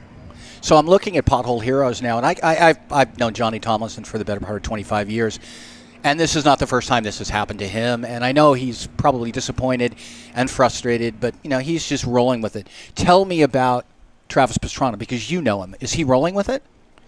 It's hard to say, right? Because Travis had skin in the game to go out there and win with Britt. But as far as I know, and talking to a few people, I think this is one of Travis's only races that he's doing this year. So I think he wanted to go out there and win because he's a competitor. He wants to do the best that he can. I think he wanted to go out there and he wanted to beat Britt. I understand how competitive he is. I think it's a hard pill to swallow for anybody if you're a competitor, whether you're racing one time, racing 100 times. I just think they realize that, hey, it's part of racing, and we wish we could have done better and made things happen better for the team. In general. So, to me, it's like a 50-50 thing right now with Travis in that boat. But I'm sure he's disappointed. There's no doubt in my mind. Well, that boat, if you remember Key West, that boat won and beat the 41-footer in Key West for the championship. On the last day. Right. Now, I think yesterday was one of those little windows into the task that they were going to have ahead to beat the 41. The 44 is a bigger boat. No! They're fine. Wait a minute. Oh, Husky Ice Brits now looks to be slowing on the course, and they are. They are definitely on one motor. Tell by how that boat is heeled over, it looks like maybe the starboard motor is running. So they're going to have to see what shakes out here. We've got, one lap left. DF Young could pull off a second Young place. Could pull off a second place if they manage keep running, Richie. Keep running, faster. Richie. Yeah, just keep it together. I'll take it. I don't care. Maybe a little idle in. Any way you can do it, right? But this is persistence, staying with it, right? Not giving up and pulling in, right? Managing what you have. You know you have an issue. You have to slow a little in the turns. You can't run at full speed or you're going to run into a thing there. And all of a sudden you pull out a podium finish. And just getting a text, I forgot, tomorrow is Britt's 37th birthday. Happy birthday, Britt. Going to be a good time for sure. Of course, Amanda and Stella back in the pits, and Renee and Art and everybody at home watching the race. The little boat did good today. The big boat leaves a little something to be desired, as now Steve Curtis and Britt Lilly have pulled back to the inside of the course in Husky Ice Spritz. So, 222 Offshore Australia Navy. They are your leaders. They are the last boat on the lead lap. Mike, did you know, you mentioned Michigan City, the Great Lakes Grand Prix is the next Class 1 race. Did you know also that X Insurance, once again, stepping up to back that? They're the presenting sponsor for that event. Yep, and I started seeing some stuff about a X Insurance golf tournament taking place that weekend. And that's always a big thing. The Michigan City, Rick Wright, his entire staff up there, they've always done a tremendous amount of things. I personally think that block party, trumps Key West block party a little bit. It's a different environment, obviously, but the people in Michigan City are just so nice. They're so incredibly welcoming of racing into their town. They really get into it. It's been racing there for a long time, and it's great to see it. Of course, this is an APBA National Series race. Our next race for the APBA National Series will be St. Pete, Florida, coming up Labor Day weekend. That is in September. We will be down in St. Pete, Florida. I've got one more fun fact for you. Here we go. You know, Jackhammer just moved into second place with the issues yesterday of the lane infractions. Yep. It's also Reese and Sarah Langheim's wedding anniversary. Fifth. I want to say, yep. It's all on Facebook this morning. So, typed in a happy anniversary to them. You know, these are the things you have to talk about sometimes when we're down to 2 boats. Yep, this is true. And we made a misstatement about Jackhammer yesterday, and we did. Sarah corrected us. That's He's definitely managing his power right now. Well, now I'm running 50%. Now, it's you can see the bow is now falling down off there. He's definitely not rolling it as quite as hard. He's still huffed out here, but he's not pushing anywhere near as hard. His crew has told them, hey, you got a lap on everybody. Just manage this thing. Yeah, one more lap to go. This is an interesting fact, as now it looks like they're putting Husky Ice Spritz down a lap, which is amazing to me. This is an interesting fact to point out now. Right now, if 222 Offshore Australian Navy broke, and every boat broke in the class, they would still win because they ran the furthest distance traveled. That's how it's judged. That's how it's based. So if everybody goes out, well, they're still going to win it because they went the furthest distance. So it looks like we're going to be taking the checkered flag here in Sarasota for the 39th annual Sarasota Grand Prix. And there goes 222 Offshore Australian Navy. Darren Nicholson, Giovanni Carpatelli taking the win. I think it's probably going to be Husky Ice Spritz in second and DF Young in third, although I'm looking at our production screen over there, and their shot up DF Young still running pretty good. I'm wondering if they can get around Husky here I don't to pull see any this thing whitewater off. yet, though, so it's kind of hard to tell where they are, though we don't see a checkered flag, and 222 Offshore Australian Navy doesn't seem to be slowing down, but they are a little bit. So we'll see what the official word is from Racecom here shortly. Here is DF Young. They are currently running in third in Class 1. But Darren Nicholson, Giovanni Carpatelli, they got done what unfortunately they couldn't get done in Cocoa Beach about a month ago. What a reversal of fortune that was. Listen, they deserve it. I mean, they ran the best out there. They actually came from behind, right? They didn't get a good start. They didn't have a great start, which is rare. Rare for those guys because they usually have a tremendous start. I've tried to chase them down, and it's very tough to catch them after one of their nailed starts. And they just came from behind, chose the right lines, came in tight on some of those turns, got their track position, and never let go. You know, it's interesting that we talk about the start, and as this race winds down, we'll remind all of our listeners that are here in Sarasota, the award ceremony for Class 1 will take place at the VIP tent down on Lido Beach. They're actually going to bring the winners in by boat to the beach, get them off, and then they will do their podium ceremony 15 minutes post-race at the VIP tent here on Lido Beach. If you're listening to us live down there with Noel or Emily or any of the VIP staff for P1, go over there and check out the Class 1 drivers come in for their awards. There is Monster Energy MCon, boat number 06, still up and running. There could be all kinds of shakeups for this thing. There could be all kinds of changes in position. We're going to have to wait to get official word. Mark, let's talk about something on the starts because we've seen something now in Supercat and in Class 1. The outside lanes here in Sarasota proving to be great for starts. Everybody on the inside seems to be lagging a little bit, and everybody on the outside. And usually it's the opposite, but, X Insurance, Good Boy Vodka did it. We saw Roll and Transport do it in Supercat. Really, the outside lanes looked very good. Well, I'll tell you what you're able to do on the outside lane. Yes, you can control the course on the inside. Now, if you can carry speed on that outside lane, right, what you do is called a late apex, right? You swing a little bit wider, right, and you start coming in to a much higher speed turn, giving you higher exit speed. It's something that you have to. It's a strategy. It's a strategy. It's a strategy. The only dangerous thing about that is that you are in a high speed turn for much longer. And as we know, with an offshore powerboat, the longer you stay in a high-speed turn, right, the more the odds are that you catch a little bit of a wake. She rolls to the outside, which can catch an edge and put it over. But on this kind of water, if you've got the air underneath the boat, you should be able to carry that at a much, much higher speed. And I think that's why we're seeing those boats on the outside, like Valor Yachts and in the earlier race, like X Insurance and DF Young, were able to do here. They were able to carry very, very fast through that outside turn. By the way, guys, the race that Mike mentioned in Australia, Eric Colby just informed me Darren Nicholson won it. I thought that he did. I didn't want to quote that, but I thought that he did because I follow him on the Facebook there. Official results from Supercat while we're letting Darren and Giovanni get over and get their checkered flag. NZ11 Valder Yachts took the win. US 1 MCon Monster Energy was able to come in second, even though they had that issue. They came across the line. That shows you how far ahead they were. And Graydell came across in third place. Dirty Money was in fourth. Boat number 22 Liquor Split was in fifth. 80, I'm sorry, not 22 Liquor Split, that's Clovar. I'm sorry, Clovar was in 5th. 88 Roland Transport in 6th, and Liquor Split, boat number 4 in 7th, and WHM had to pull off with a mechanical start on the first Guys, lap. I want to make a notation here, and it's a very, very clear statement. I want you to look at the 2 top fastest classes in offshore powerboats, and where are those boats coming from? Skater? Australia, and New Zealand. Oh, you mean from countries? From countries. Mm-hmm. These guys are coming over and dominating in a very, very competitive U.S. market. Yep. And there's more teams. I mean, there's always talk of more international teams. I'm just saying, if you look at it, you've got an Australian team and you have a New Zealand team that are come over here and showed the American teams how good they are, how hard they will push over there. There's no one is ever going to say, if you ever watch an Australian race or New Zealand race, those guys – the seas that they run in and how hard they push, they do not back off.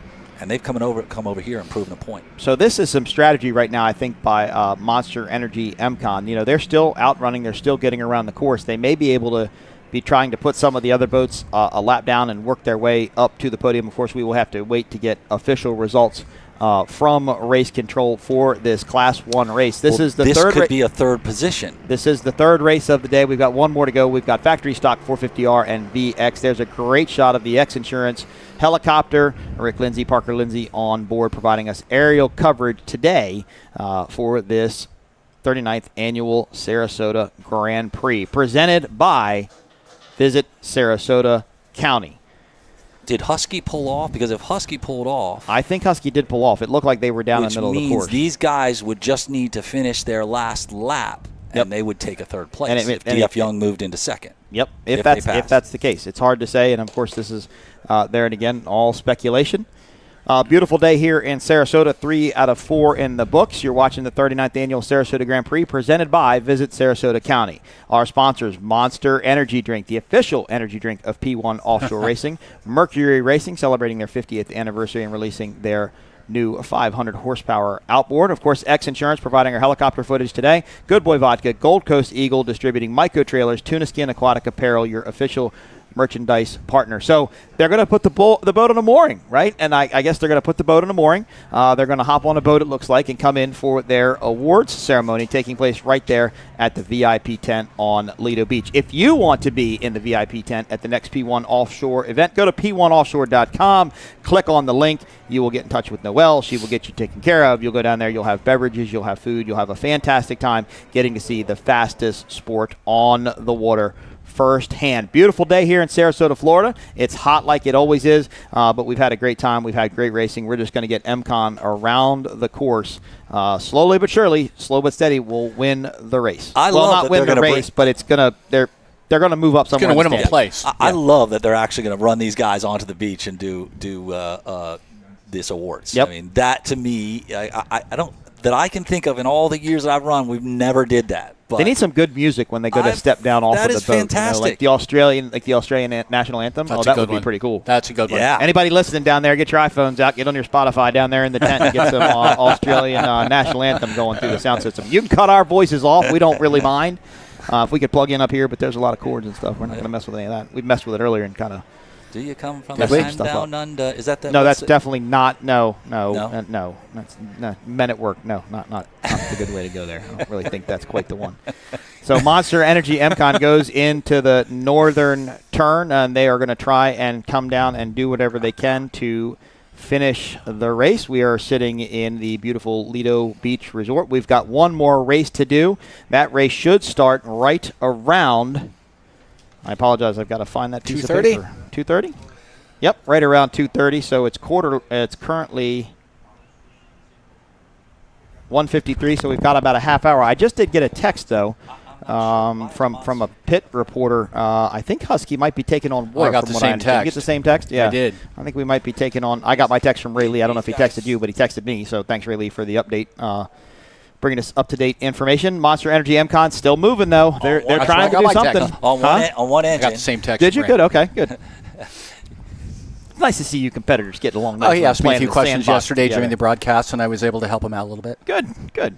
And we all do it because we love the sport. That's there's no other reasons other than that. Does that look like one drive is high and one is low? It's one rooster tail for sure. I mean, I guess they could be going that fast on one motor, engine. But Yeah, it's one. A bit of a struggle, but they're just trying to do everything that they can. Yeah, definitely one engine. They have to pull off after this, though. Well, totally. They're not going to go around one more time. I mean, I can't imagine that would really benefit anybody, but very hard to say. But they know something. They've been told something by somebody, probably Jake. Finish this last or Lindsay lap. or somebody. Just last lap, guys. Yeah, go do this last lap, and well, Lindsay told me Friday night they wanted to finish a race. And here they go. They're going to hopefully finish the race. One motor, brand new boat. A team still trying to get this program figured out, but Myrick Coyle, Tyler Miller, your driver and throttle man for the Monster Energy MCon team, are trying to end their day on a higher note in Class 1 than they surely did in Supercat.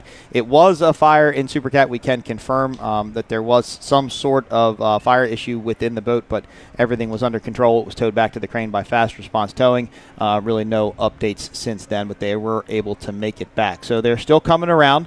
They're headed down to the dog leg. This is about how fast my center console goes. So if I raced my center console, this is what it would be doing. About this fast. Maybe not even this fast. It's a cool-looking boat, all black. Of course, a black wrap showing the Monster Energy livery.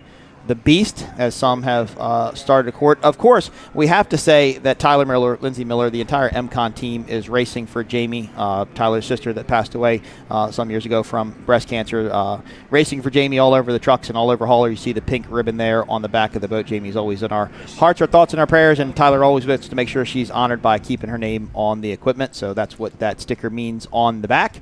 And they put it on everything that they own. It's a great representation, and they want to make sure she's remembered. Yeah, they dedicate every race. They dedicate every season. They dedicate every bit of work they do to Jamie, and it's a beautiful tribute. Yep. She won't be forgotten. 100%. So looks like they're going to be able to finish. They should be through the dog leg, going to enter the Monster straightaway. A little slower than I think expected there, but they're going to be able to get it done and turn to the inside of the course. I wonder if they're all going to share a mooring ball. Are they going to have a big Class 1 raft up out there now? Maybe get out the put a little shrimp on the bottom. How many fenders do you have to put on the boats for that? Quite a few, I'd imagine. Yeah, I would think so. That's a lot of fiberglass to rub together out there. Yeah, not one rub rail in the mix. No, not even close. But it's a pretty calm day. I don't think there's fenders on board. So air conditioning, right? Well, they hang their life jackets over the side, just like those other boaters do with the orange horseshoe life jackets. There is Husky Chocolate. We did get some sort of an update that they were taking a water. Fast Response Towing has responded. That is their support boat there, pulling up alongside there. Getting out some ropes, so maybe putting them on some sort of a hip tow. Got the engine up. That's Steve Curtis at the back of the boat. Britt Lilly just hopped up out of the cockpit. So interesting to see what happened to that team. And Steve Curtis is waving it over somewhat hastily. Get it over here. Saying, "Get over here and try and get this boat under tow and get this boat out of the water." So this could be an issue. Yeah, they want to keep it moving. They keep the water down back into the back of the bilge. They got the bilge pumps on, just trying to get anything out of it they possibly can. He's like, "Get that hose in this boat now." No, he's going to tie it off to get over there. There's the Husky crew. They got the whole gang out there on. And they got Pothole Heroes on the boat right here, and the Pothole Heroes crew. Of course, Mark, you and I have history with that rib too. That used to be the former Miss Geico safety boat. I raced that boat from Fort Lauderdale to Bimini and back. The rib? That was the Sunny Isles. That was the Sunny Isles. Sunny Isles, too. Yeah, I remember that. I did it in an hour and 30 minutes. Up and back to Bimini in that boat. And that is a Cougar hull, actually. Yeah. So built by Steve Curtis. That's Gary Stray, the crew chief there. He's getting up on the deck of the boat to get them under tow. They're going to put it under what's called a hip tow, where they'll attach the bow to the side and the stern to the side of Husky and get that boat take it back to the crane. They will be in touch with race control. If it is taken on water for any reason, they'll be able to get to the crane very quickly and get that boat out of the water. Unfortunately, the Husky Ice Spritz team not having the day that they wanted. Have to give a shout out to Evan down at the VIP tent. Understand he's a very hard-working guy down there. There is the fast response guys. They have pulled alongside maybe to render some sort of assistance to those guys. But Gary Stray is on the back of that boat tying it off. We got all these crew out here. And we got Gary back Scott here. Colton sitting up there. I mean, he's not Scott Colton sitting on the bow and soon. laughing. I wonder if they're listening on the live stream. You boys need to get up and do something. So we do wish the Husky Ice Spritz team the best. Hopefully they'll get that boat back to the crane. All right, 2-2-2. Offshore Australian Navy took the win in Class 1. Pretty much after that, we don't really know what's happened, but we will get an update from the P1 and Class 1 officials as soon as possible, and we will bring you whatever updates we can as the Husky Ice Spritz team get on that boat. You're watching the 39th Annual Sarasota Grand Prix presented by Visit Sarasota County. Our sponsors, Monster Energy Drink, the official energy drink of P1 Offshore Racing, Mercury Racing, CMR Construction and Roofing, X Insurance, providing the helicopter footage today, Good Boy Vodka, Gold Coast Eagle Distributing, Myco Trailers, and Tuna Skin Aquatic Apparel. Mike Iwaski, Matt Trulio, Mark Granite, 3 out of 4 in the books. We'll be back right after this. I've been modified, 45, feeling like a Mordecai. I ain't regular, feel like Jordan wearing 45. Sounding like a real anthem. Shawty saw my wallet, now she think a nigga handsome. Whoa, telling me she wanted me to hammer. Trying to get saved, baby, I am not the answer. No, I can never trick. Less the bitch is my bitch with a kiss on my lips like, I am not a pimp with a limp, I'm a man with a gift, and I'm doing my shit like, what you all about? What your dollar amount?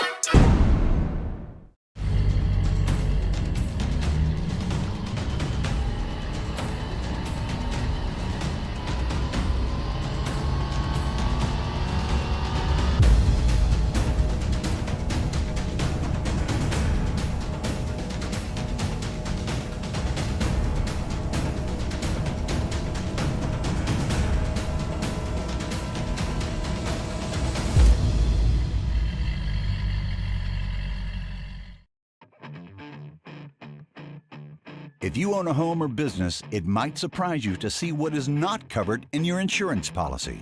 There are gaps and exclusions in primary and umbrella policies that make you a target if an incident or claim occurs and you don't have the right coverage in place. And that's why you need a true umbrella policy from X Insurance.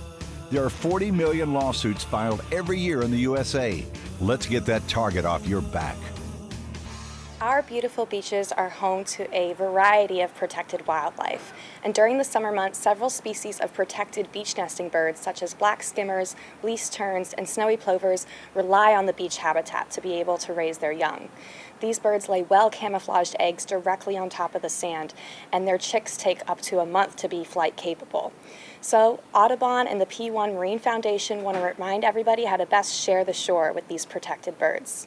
Remember to give these birds space. Even if outside of the nesting area, these birds are protected and should be left undisturbed. Please leave Fido at home. In accordance with local ordinances, dogs are not allowed on Lido Beach, and they can be a major disturbance to these birds. Be mindful of your food and your trash, as if you leave these on the beach, it can attract predators to the nesting areas. And lastly, please don't bring fireworks to the beach, as this can be an incredibly big disturbance for these birds. We encourage everyone to instead see an official firework display. Thank you so much to the P1 Marine Foundation for your commitment to environmental stewardship, and we wish everyone a safe and fun beach race weekend. I am Class 1 World Championship. And he is struck from behind. Oh! Side by side, deck to deck. It's on the pressure.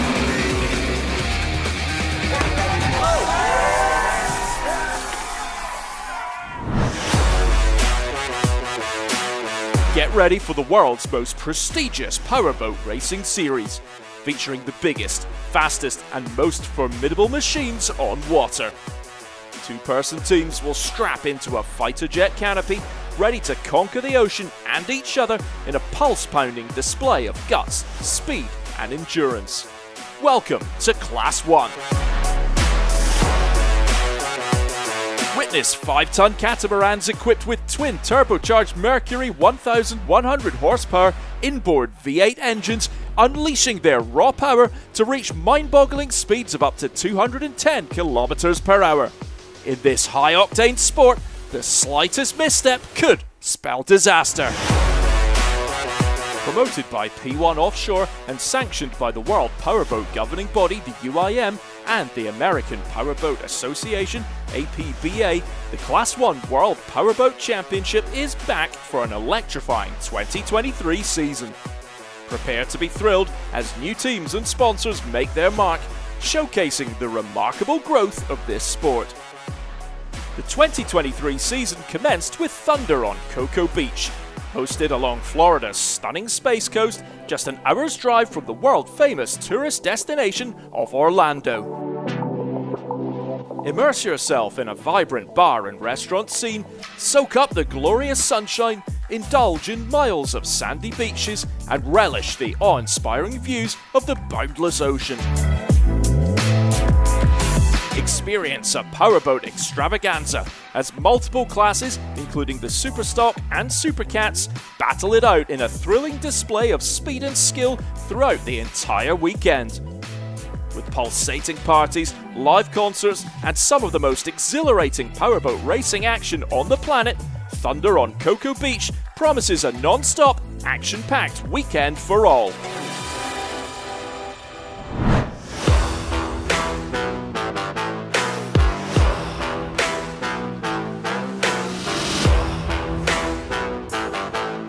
Class 1 pushes even the most experienced of powerboat racers. One driver and one throttleman who have to work in harmony to get the best out of the boats in the toughest, most grueling conditions of any sport. With cramped cockpits which can get uncomfortably hot and speeds over 100 miles an hour, travelling over big swells and treacherous waves on open offshore waters, Class 1 is a true test for the pilots. There were 6 teams competing at Cocoa Beach, with both fresh and familiar faces on hand.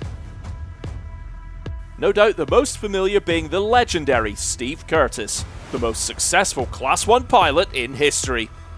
With his boat now known as Husky Ice Spritz Sphere Racing, Curtis and his team are looking to defend their 2022 Class 1 title. The team took 3 wins last season, including here at Cocoa Beach. Honoured by the late Queen with an MBE, Steve Curtis is a truly exceptional racer, with 9 Class 1 World Championship titles to his name and holds the record for being the youngest Class 1 throttleman to ever win a title at the tender age of 21 in 1985, as well as becoming World Champion again in 2022. This season's looking pretty good for us. Obviously, we won the championship last year, so we've got a big target on our back. We were expecting this race to be rough. Historically, it's been every year I've ever raced it, it's been rough.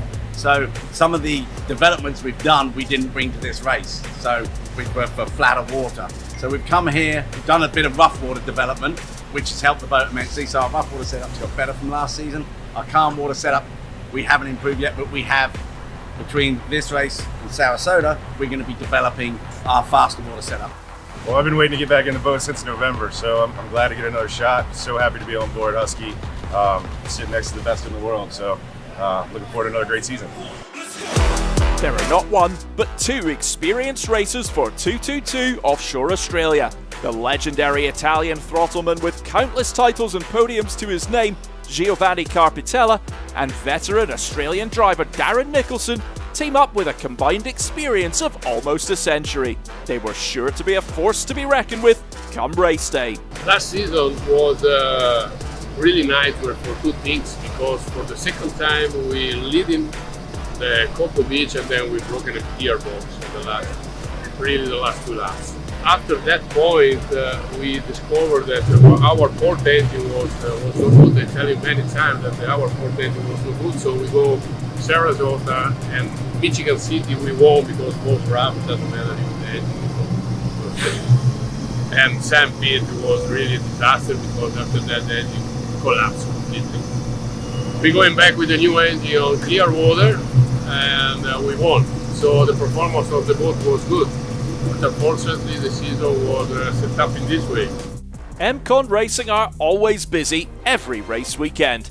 With a team in Supercat and now racing in Class 1 thanks to Monster Energy coming on board as a sponsor, could Monster Energy MCon be one of the teams to be turning heads at Cocoa Beach? Honestly, our goal, and obviously we race the Super Cat boat as well. So in Class 1, you know, it's going to take some time. These guys have so much knowledge and experience. Not only is this the first time I'd ever tested the boat, ran the boat, but this is the first time I'd been behind a Mercury 1100 turbo-powered engine. Everything I'd ran before had been naturally aspirated carbureted motors, so never been in it. So, you know, coming forward this season, our goal is to finish every race, and if we stumble into finishing on the podium, that's just a cherry on the top. You know, just finish every race, and that's what we're after this season. Pothole Heroes features throttleman Johnny Tomlinson teaming up with Carlos de Quesada as driver. The 50-foot Victory-built hull won the 2021 Key West Unlimited Class World Championship with Steve Curtis on throttles and de Quesada at the helm. The boat was branded Huskyware on this outing, and it was intended to race this boat under the Husky flag in 2022. Sadly, due to health issues, Carlos de Quesada was not able to race in 2022 until the Key West World Championship in November, where he paired up with Tomlinson and went on to win. It's going great so far. We've been doing a lot of practice testing, prior to the season starting. We believe we've got a very good boat. And this being the first race, we're excited to go out there and prove it. Our expectation this season is to win the championship. We feel like we've got a great program. We have Gary Stray as our engineer, and the crew's phenomenal. Got the best throttle man around, and I think we could win this championship. DF Young made their Class 1 debut in 2022. This year they're back with the experience from last year in the bag and ready to put that experience to good use as they get ready for the new season. Throttleman Rich Wyatt alongside driver Hugh Fuller are keen to get the boat out on the circuit. The goal anytime we come out is to win, and I think we can do that. Once we get some more stuff worked out with the boat, setup stuff, I think the boat will be very competitive, and we're confident in the flat and rough water with it, so I think it's a good all-around boat, and I think we're going to do well. My driver, it's good. We've raced before in Unlimited, so we know each other. We work well together in the cockpit. Kind of know what he's going to do, knows what I'm going to do. So just getting back at it. So it's not a brand new thing. Just kind of getting reacquainted. We want to win it all. This was the test day today, so hopefully we're a lot better tomorrow. We'll be more competitive tomorrow. Making their Class 1 debut is Team DeFalco, with New Yorker owner-driver Mike Falco alongside veteran throttleman Chris Hadley in their 48-foot outer limits boat. I think the goal is always to be at the top. Realistically, I think if we're in the middle of the pack, we'll be happy. We've still got a lot of work to do to the boat. So we're a long way off. I think where we need to be. We're getting closer, but realistically, if we're in the middle of the pack somewhere, I think we'd be pretty happy with that. We're always trying for number one. That's the goal. But just to finish in a sport like this is an accomplishment. With the circuit for Thunder on Cocoa Beach running right along the shore, fans have the opportunity to experience the thrill, the power and drama of Class 1 racing up close and personal. Race course today here, it's a little bit longer than we normally run. It's like a 6.9 mile lap. We have a big 4-buoy turn on the north and south end, the dog leg on the outside leg when we're heading south. It's a clockwise course. Cocoa Beach is always rough. It looks a little calmer than we're used to here. We've had some pretty rough water races here. So we're going to go out and find out because we haven't been out yet. So we'll get some testing done this morning before pole position, and then we'll know exactly what we have.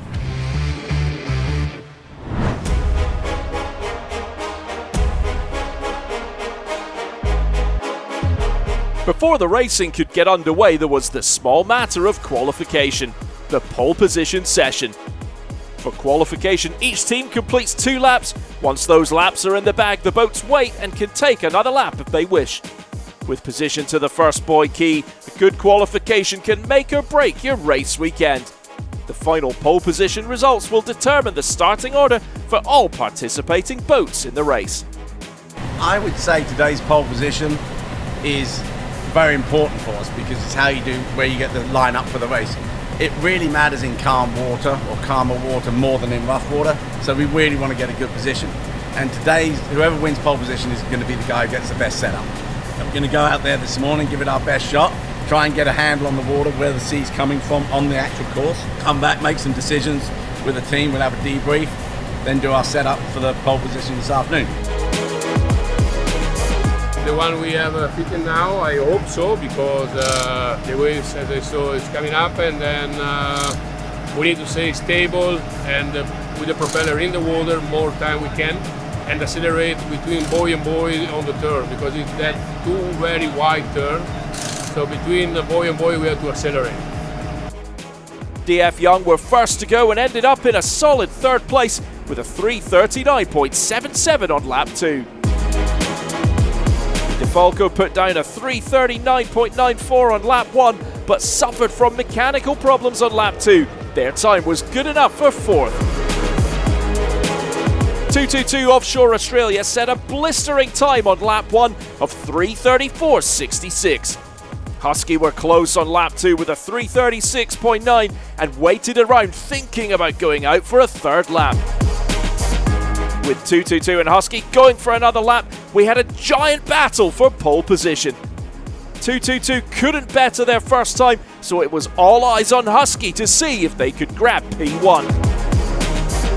Despite a smooth run, they couldn't beat 222's time, so it'd be 222 Offshore Australia who take pole in Cocoa Beach, Husky Ice Spritz in P2 and DF Young in P3. Straight line is not difficult to manage for me, but he drive hard, really hard in the turn. We take not a lot of risk, but some in the turn, because when you're going in 130, still 130 on the first turn is hard. Because if you sometimes arrive at big waves and it's difficult to manage. He managed very well, and I think we have the pole position for the turns. This morning we tested at 10 a.m. Got the boat all set up for the water conditions. Unfortunately, it flattened out a little more than even expected. We were able to still qualify second. So all smiles from the Husky team. We'll get ready, make a few changes for tomorrow, and put this boat up front.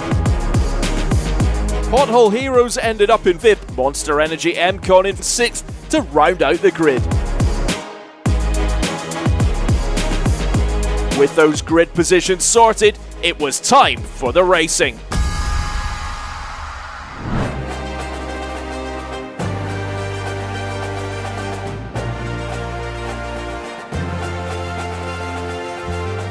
The first Class 1 race of the 2023 season was about to get underway.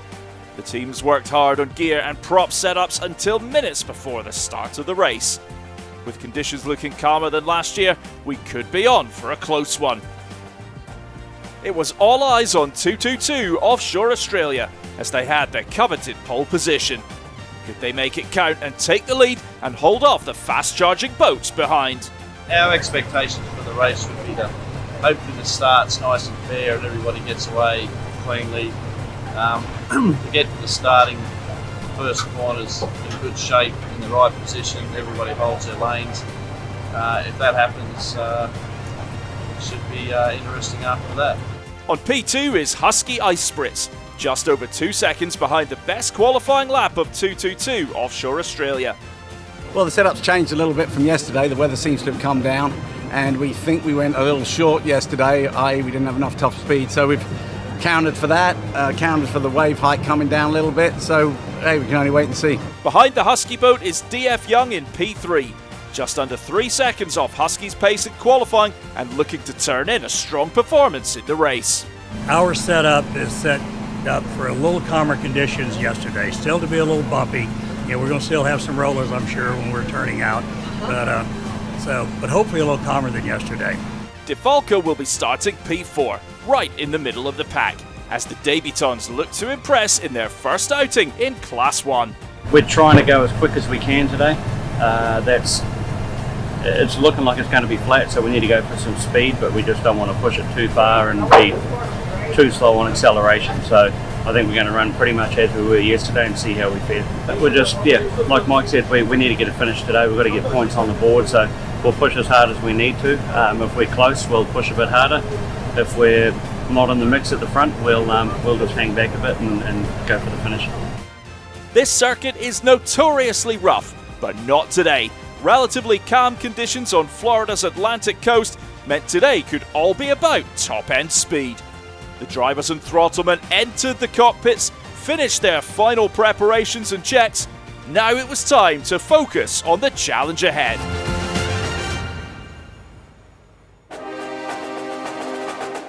Spectators lined the beach in anticipation of the drama ahead. With the boats out on the water for the parade lap, a chance to familiarise themselves with the course and water conditions, as well as warming up their engines. With the parade lap complete, the boats lined up for the rolling start. Monster Energy MCon watching for the green flag to drop. And here we go, the 2023 season is underway. We ride on board with 222 Offshore Australia from the start, with all boats side by side, heading towards the first buoy.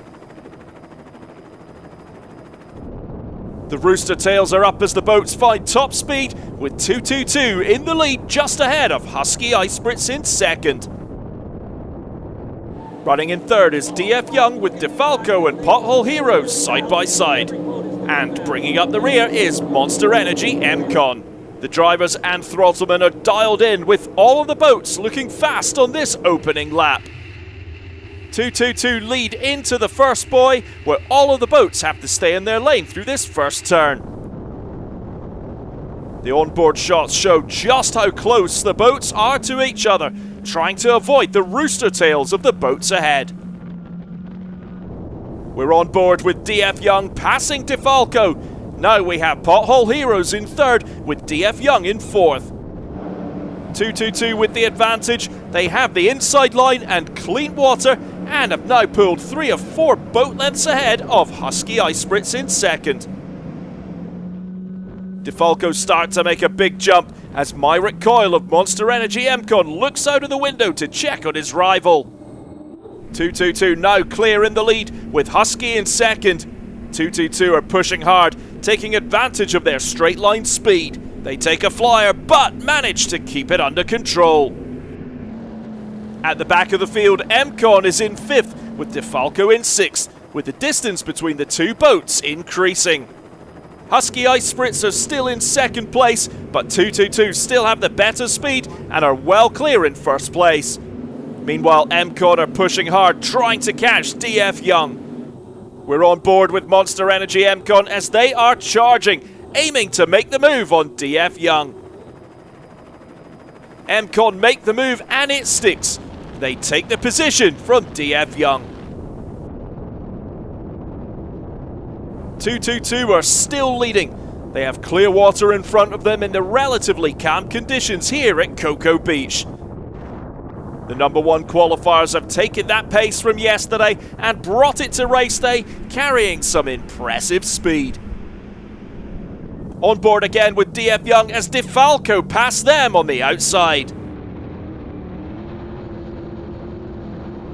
222 continues to lead, the boat running smoothly thanks to the skills of Nicholson and Carpitella. They're in a race of their own right now. Husky Ice Spritz continue to chase but remain in 2nd place. Pothole Heroes are in 3rd as they complete the first lap. Monster Energy MCon are currently in 4th place in the first outing for this boat. DeFalco looking slow right now, potentially a mechanical issue for the team who are in 5th place. Husky Ice Spritz looking good, great acceleration out of the turns. Pothole Heroes in 3rd are close, but then we see that acceleration of Husky and they pull away from Pothole Heroes. And problems with DF Young. They're off the pace and look like they have a mechanical issue and are out of the race. A big shame for Hugh Fuller and Rich Wyatt. And not long after, more problems, this time for Monster Energy MCon. They're slowing down and retiring from the race. Not the start to the season Myrick Coyle and Tyler Miller would have wanted with the new boat. With Monster Energy MCon and DF Young out of the race, DeFalco are up to 4th.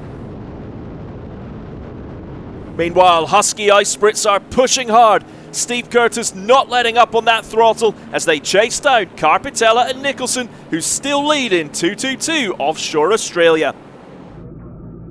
Husky making up a little bit of water on the race leaders. Both boats looking smooth and fast in the opening round of the season. Who is going to go on and take the win? 222 continues to lead, being chased down by Husky Ice Spritz in second, Pothole Heroes in third, and DeFalco in fourth. With just 4 boats left in the race, the battle is on for the final podium places as we enter the business end of the race. Any mistakes on mechanicals now could cost a team big time. 222 can feel the heat from Husky. It's full concentration from Carpitella and Nicholson. They've still got the speed. They know the boat has been performing well all weekend at Cocoa Beach. But these experienced racers will be aware of the quality of Curtis and Lilly, who are at the limit trying to catch them. Class 1 is often a war of attrition, and with Monster Energy, MCon and DF Young out, DeFalco are running in 4th place in their UIM Class 1 World Championship debut. 222 are still in 1st place with Husky hunting them down. Pothole Heroes in their championship debut are holding on to a podium position as we look at the flat-out Husky boat from the helicopter. Pothole Heroes continue to run in 3rd as Carlos de Quesada and Johnny Tomlinson try and catch up with Husky. Husky are pushing and the gap to 222 in the lead is getting smaller. Steve Curtis is not letting up on the throttle. Britt Lilly looking for that flat water to find every bit of extra speed. I'm a cat guy. Yep. We all know that, but I got to tell you, there is nothing like watching Instigator, Twisted Metal. Oh, yeah. That's my favorite. It's one of my favorite classes. Big twin-engine V-bottoms. They were so fast. Loud. And they are so loud, and they are they're brutal. And anybody who is in this sport,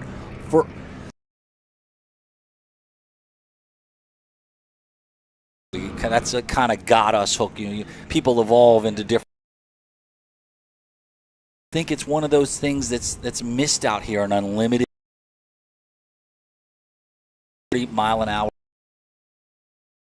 competitive. People can release out there. I've always said that if you could get 4, 5, or 6 of those fountain speeds, it would be a show that. Deck-to-deck battles on the NBC sports shows. Just unbelievable racing is one of my favorite classes. Probably one of the best sounding classes possible out there, and it was totally an enjoyable thing to do. And we hope that class continues to grow. But right now, we are going to watch the new class, still kind of getting its wings a little bit, but.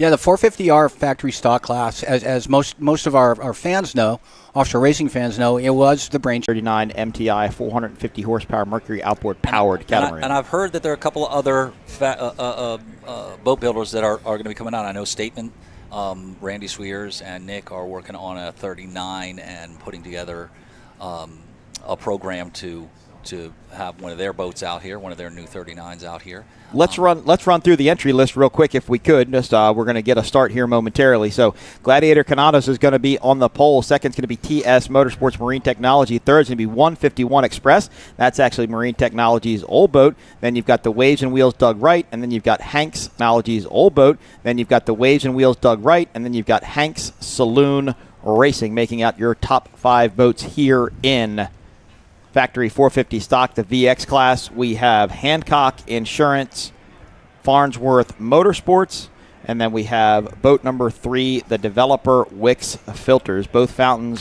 pretty big age gap, pretty big generation gap there between the two. But the Farnsworth Hancock boat, of course, used to be owned by the late Bill Mazzoni. Was hanging out with Lisa last night at the CMR party and was talking to her. I know it's a great sight for that family to see the boat back out here if they're really enjoying getting to see it, and good to be getting to run. It was always a very unique boat with the Arneson surface drives, but going to be good competition, and we hope this class continues to grow. Right, so you got 2 Doug Wrights and you got 2 MTIs out here. 3 Doug Wrights. 3 Doug Wrights. Yep, because Hank Saloon's a Doug Wright too. Yep. Although I didn't see them come out. Hank Saloon is a Doug Wright. We're just missing one from the frame. Yep.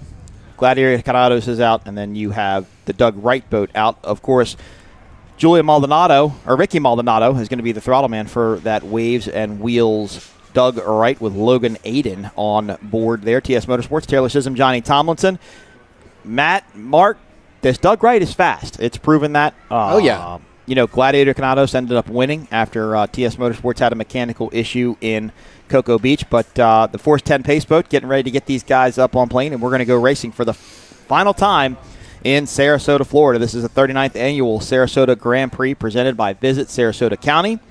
the Force 10 pace boat one more time on a plane, one more green flag drop, and we will be going racing. I'll tell you in what. Factory 450 stock. And then the VX boats will start behind this group. Yeah, one of the things that you have to watch when racing with V-bottoms is that the shape of the wakes that these boats make. So a cat leaves a very, very little wake. It's not a very, very sharp wake. A V-bottom in the turns will leave a very, very sharp wake.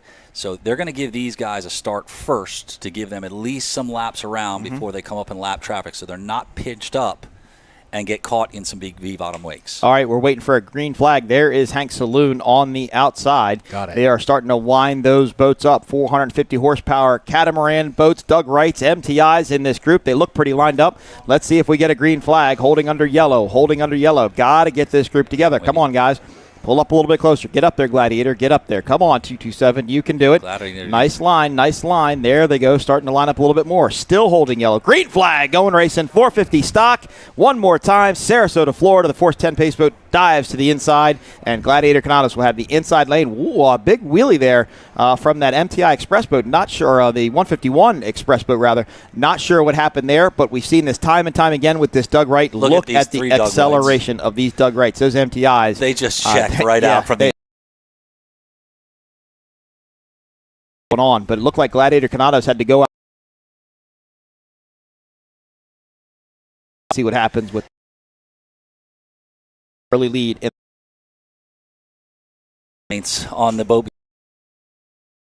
That's just off the start. Have the legs on the top end to be able to make up the difference. They still got to hold their lanes through this turn.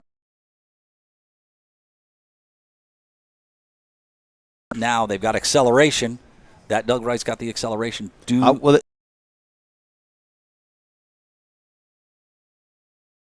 picking back up. They've passed the Hank Saloon and Doug Wright boats, and there goes TS Motorsports MTI. Both of them just matches the rest of our events for the weekend in racing, if you would, because there's just been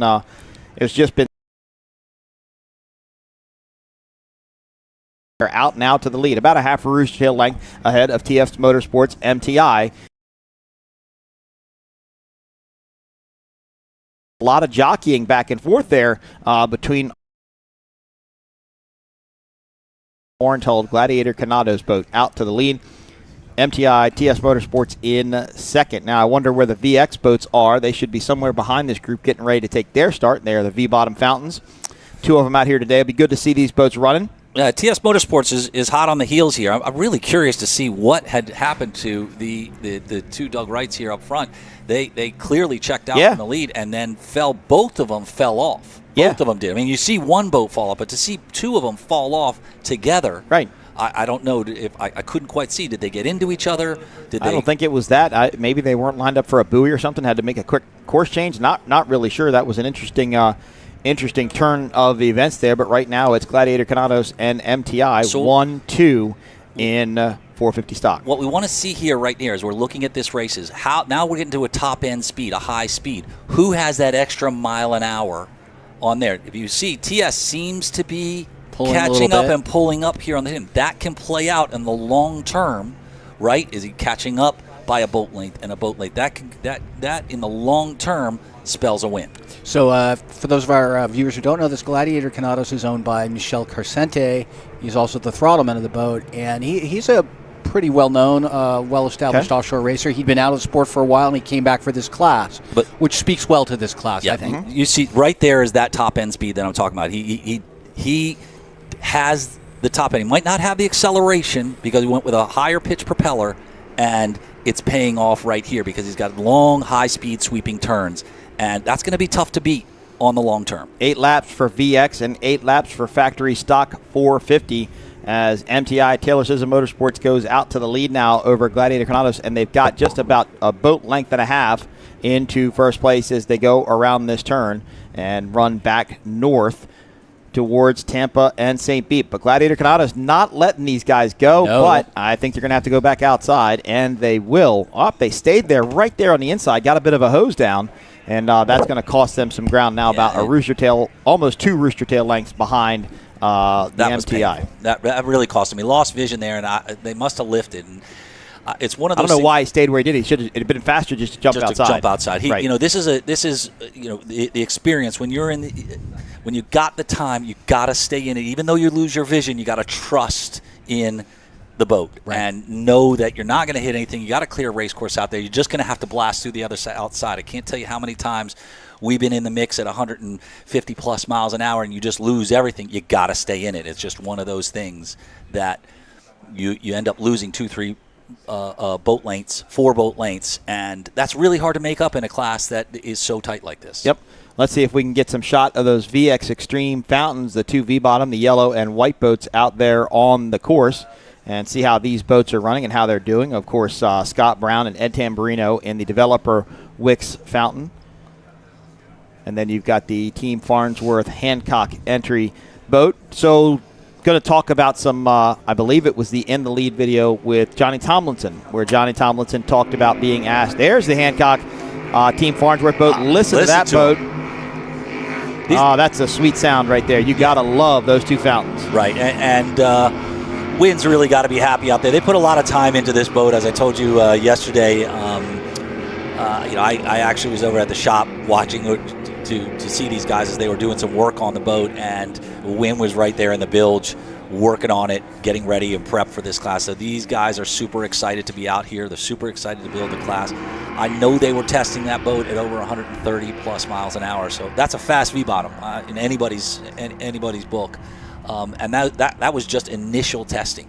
So I think this class has the ability to begin to push back to those 140 plus mile an hour races that we used to watch. The record-setting fountain days, but this has always been such a good-looking boat, just a very incredibly sleek profile, and it was very cool when Wynn and Christine decided to build this boat. They wanted to pay tribute to the boat's original owner, Bill Mazzoni, who passed away, and so they kept a lot of the same paint scheme, a couple colors a little bit different. They put the blue up on the front, but the swirls in the paint, the yellow and the purple, that's a tribute to Bill and the family and everybody. He was a huge influence. Offshore Powerboat Racing. He ran Super Cat with his MTI.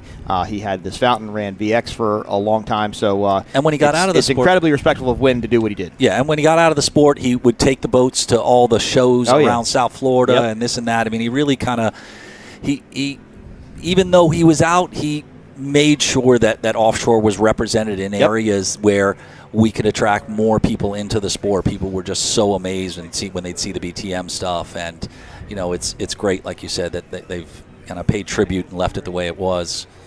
Definitely an awesome sight. 8 laps, 1 down, 7 to go in factory 450 stock. Matt, back to you though. We talked about the In the Lead video with Johnny Tomlinson, and I do believe, if we covered this, I'm sorry, we kind of talked about it a lot, but I do believe, Johnny touched on what it was like to be asked to run with Randy's daughter. I mean, you're trusting your child's life in your hands, basically. He did. They have a lot of history, though, you have to remember. They have a lot of history, but he was honored, he was flattered to be asked, to be thought of that highly by Randy Sism, that he would go say, hey, I want you to take my daughter, make her into a racer. Yep. Randy knows how dangerous this sport can be. Yep. He's not deluding himself at all. Right. But former team victory manager. I mean, he's got a lot of experience. To overcome that, or help overcome it, or help mitigate it, he got the best guy in the world. Exactly, undoubtedly. Now, what a lot of people don't realize about the MTI program is we look at the Hanks Saloon entry, boat number 39. Got Smoking Tuna there on the front, one of my most favorite bars to hit up down in Key West. That's a great place in Key West. Kind of miss that every time I put on my Smoking Tuna Saloon shirt. But, back to the MTI program. So what a lot of people I don't think realize, and GC Racing, one of the teams, the only 450 team not here this weekend, is MTI has actually built a lease program to the point where you can go racing. It's kind of like what Chris Rendell did with the Rendell 1 design years ago. You can basically lease the boat from MTI. They will get it to the races. They will maintain it. They will store it. They will clean it. They will fix it. They will do everything. You literally show up and get into the boat and go racing, and they pair you with a throttleman. So in Will Cabez's case, he got hooked up with Gary Ballou. Yeah, it's a concierge program, and it's concierge amazing. Program. That's a good. And I definitely think for certain clients, it's going to be attractive. Yeah, for sure. They can fly in, run, go home, have Sunday night dinner. And they had an impressive setup in Cocoa Beach. You know, they had they did. Now they have 2 haulers, right? And they got the tents between them, and they got, obviously their primary boat under their main tent, and then they had another hauler with Will's boat under the other tent, and full factory support. In fact, Will bought an MTI V-bottom right around the Miami Boat Show and took both boats on the Miami Boat Show poker run with Stu Jones. So obviously Will, a committed MTI customer. Hank Saloon kind of running by themselves in 450 factory stock as we go back up to the front. But here are the V-bottoms. Here is Hancock, Farnsworth Motorsports, and Wix, the developer, Wix Filters. I love how tight these guys are running. I mean, you can see they're freaking running these boats. I mean, they are pushing them. Wix is hung out. They're running on the transom. A lot of time on that boat. I mean, they're pushing. Yep. And that's a very distinct sound. Of course, these boats running two very different exhaust types. The Hancock Farnsworth entry is running side exhaust. That's why you see that water dumping out on the side of the boat. And then the developer Wix, they are running, as we mentioned, tractor pipes. So they both have very distinct exhaust sounds. Peter Meyer used to run the side exhaust. Yep. Billy Glick used to run the side exhaust. It was kind of the way that Fountain had done it to get the exhaust out of the boat. I don't know much about the developer Wix boat. I'm not quite sure what Fountain that was from back in the day. I know Scott Brown and Ed Tamarino have had it for a while as they try and get that boat figured out. We call those the crowd pleasers. Well, we had some comments on the live stream like, oh, God, we can't hear the boats. You guys are talking too much. Well, we may be talking too much, but the fact of the matter is every class that we've covered is not as loud as these 2 boats. Right. Yeah, they definitely got it out there. And every race boat started in the pits is not as loud as these 2 boats. No, God, that'll make you jump. Right. And these guys, the Hancock V-boat was struggling with exhaust. These guys have really struggled just with trying to get their hands on a new exhaust system. They were dealing with an old exhaust that had some cracks in it. When it would heat up, it would begin to leak. And they are doing everything that they could possibly do because they just can't buy one. You can't get this header system for this boat, and the manufacturers are backed up, so they've been piecemealing something together here. I hope it makes it through this, but I can tell you they put a significant amount of work into just trying to get the exhaust system sorted. And looks like Wix is catching back up here on the straightaways. And they got Frank McComas to do their engine package for them. Right. Of course, Frank, one of the better-known builders, builds a couple motors for the Mod V class, did some Super Cat motors for a while as well. So Frank, very good engine builder, very well-known. Glad to see him on board with Win and team. MTI TS Motorsports continues to lead in Factory 450. I believe it was Gladiator Canados in second, and the Waves and Wheel Doug Wright in third, 151 Express in fourth, and Hanks is in fifth. Farnsworth Motorsports, Hancock Insurance continues to lead in VX. And there's another, former offshore racer who came back to the sport for this class, Lee Murray. Mm-hmm. In the Hank Saloon boat. Now, Hank Saloon, I learned his name for a dog. Hank is a dog, I believe. And this is the most stock class that you can get into. It is. With offshore powerboat racing. Yeah. I mean, there's nothing elaborate. I mean, super stock is pretty much the same way, but this is designed. These boats have to come from a factory mold. That's they cannot be a one-off build. It has to come from a factory mold, and they have to run a factory seal. I don't know if they're sealed, but a stock Merc 450 horsepower outboard engine. It'd be interesting to see if they go to the 500. Notice the way that Gladiator is carrying the bow up, right? Notice the way how high he's carrying the bow. When you look at the other Doug Wright, you'll notice that the bow is running down. They're just not carrying the bow and packing the air. That would be Hank's. They're just not carrying it. The deck is level. It's packing air straight into something super, super efficient and fast. If you look at Hank's, as he was coming down the straightaway, you just noticed that he was bowed down in there. I'm not sure if he's got a balance issue where he's having to run it tighter, but he's going to struggle to keep up with a boat that's running in that shape right there. Of course, Doug Wright known for their super stock. A lot of entries in the super stock class, a dominating team in that group for quite some time. Now they've hooked up with Justin Wagner out at Waves and Wheels in Lake of the Ozarks, Missouri. He's kind of like become their official dealer / rigger, and they're making some additions. Well, they have another dealer, and it's on the side of the boat. They're making some special additions, I would say. SLT is Stanley, and it stands for Sea, Land, and Time. Oh, okay. And it's owned by Scott Conrad, former offshore racer. Okay. It's in Fort Lauderdale. He is a Doug Wright Powerboats dealer. Also, he's one of the backers of Gladiator Canados, and Canados is actually a yacht line I think it's built in Rome. I know it's built in Italy. Oh, but okay, I think cool. it might be actually built in Rome. I don't know why I thought it was a tequila company. It just sounded like a tequila. Everybody has a tequila now. Right. I mean, they do. The Rock, Terramana, like everybody has Everybody's tequila. got one. Right, for sure. Wins Motorsports team, Farnsworth Motorsports continues to lead in V Extreme with the developer Wix in second. Such a cool That's a looking beautiful boat. boat. Yep, Yeah. going to be good to see them out and doing well. Even keep Team Taboo on the side of it there, which was the original name for the boat, and that's what their pleasure boat used to be called. But Wix is a cool boat too. I've always loved that old style swept-backed fountain type profile. Of course, Kevin and Britt, who own a VX Extreme boat, or VX boat rather, it's the same design as Wix, the developer.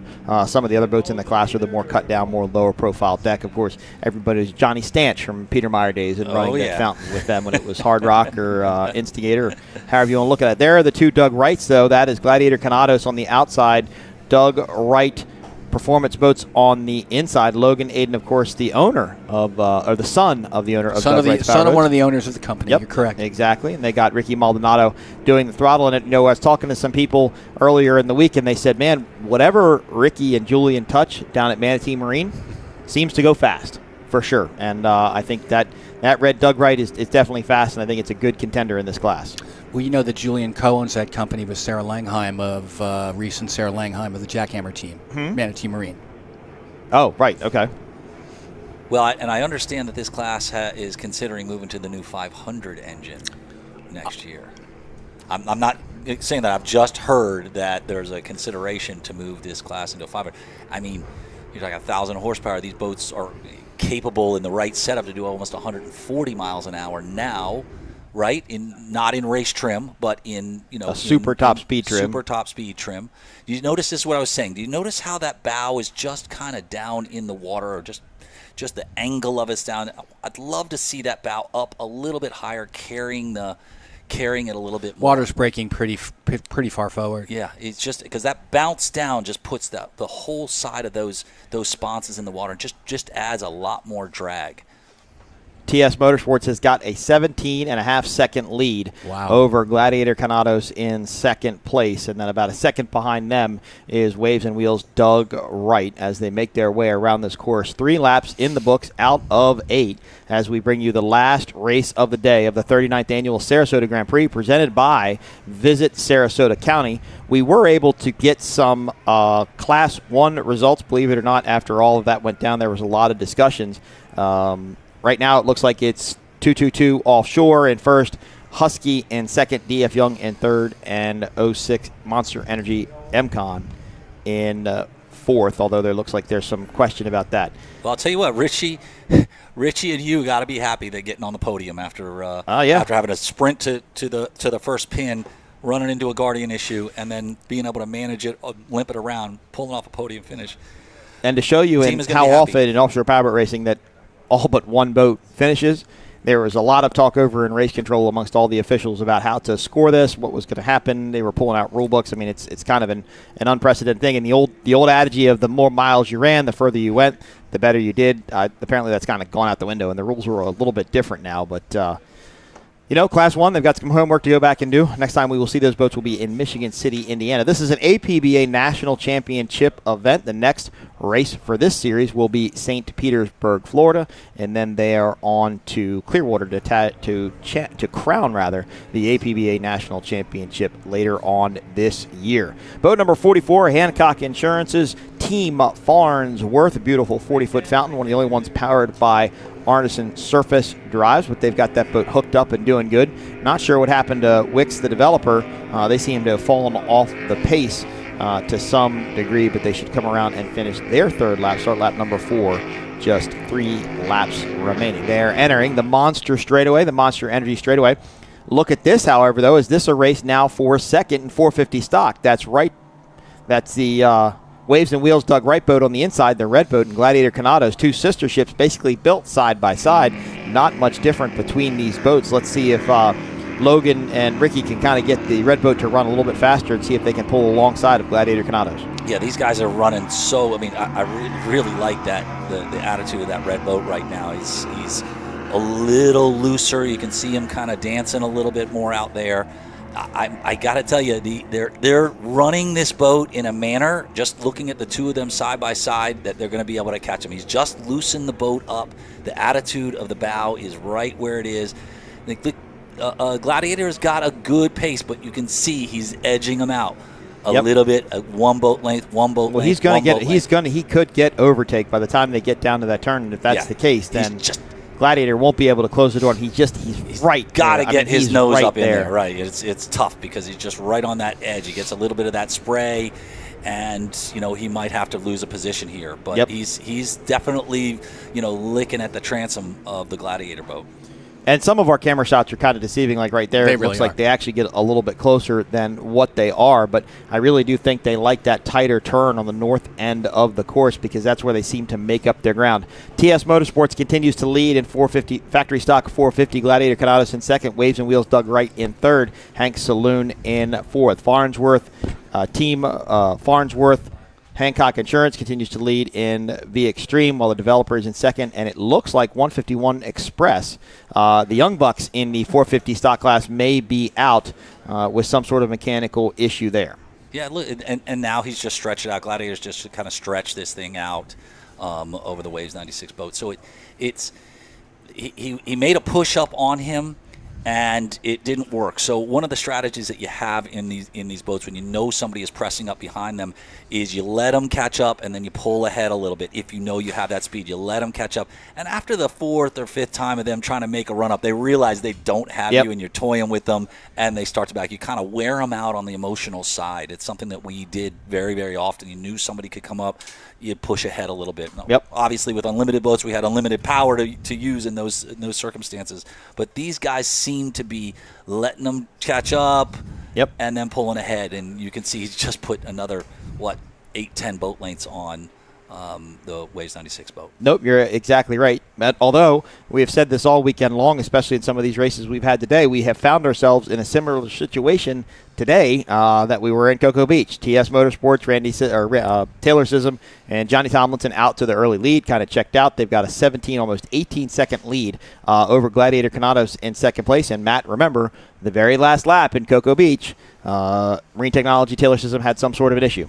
Yeah, Gladiator Canados is also debuting a tunnel tab in this race. No, okay. Yeah, so they're running a tunnel tab, which is going to help jack that boat up and give it a little bit more pressure to lift it up out of the water. Well, remember, in Cocoa Beach, Milton Kollefeld took over for Taylor. So she's back in the cockpit thinking, I was out of the cockpit. I want to win this race. I want to go back out there and win it. Put my foot down. And, of course, this now can score points towards ABPA National Championships because there was a minimum requirements of boats that they had to meet, and they've been able to do that. Gladiator Canados currently runs in second place in factory stock 450. TS Motorsports continues to lead. Waves and Wheels Dug Right in second place. V Extreme, we can hear just through our headsets, and outside our balcony here, we can hear those V Extreme boats go by.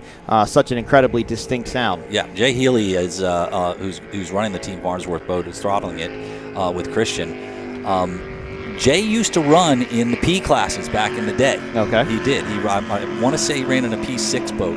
And he, as I mentioned before, runs an exotic shop with Rob O'Connell. And they service super, super high-end stuff. They actually take care of one of my cars. And he has been talking about getting back into it, And the door opened up with Wynn, and he has put everything in his every bit of spare time he can into this boat to get it up there. And I think it's really, really great to see this team and see Jay and Christian out there running the boat.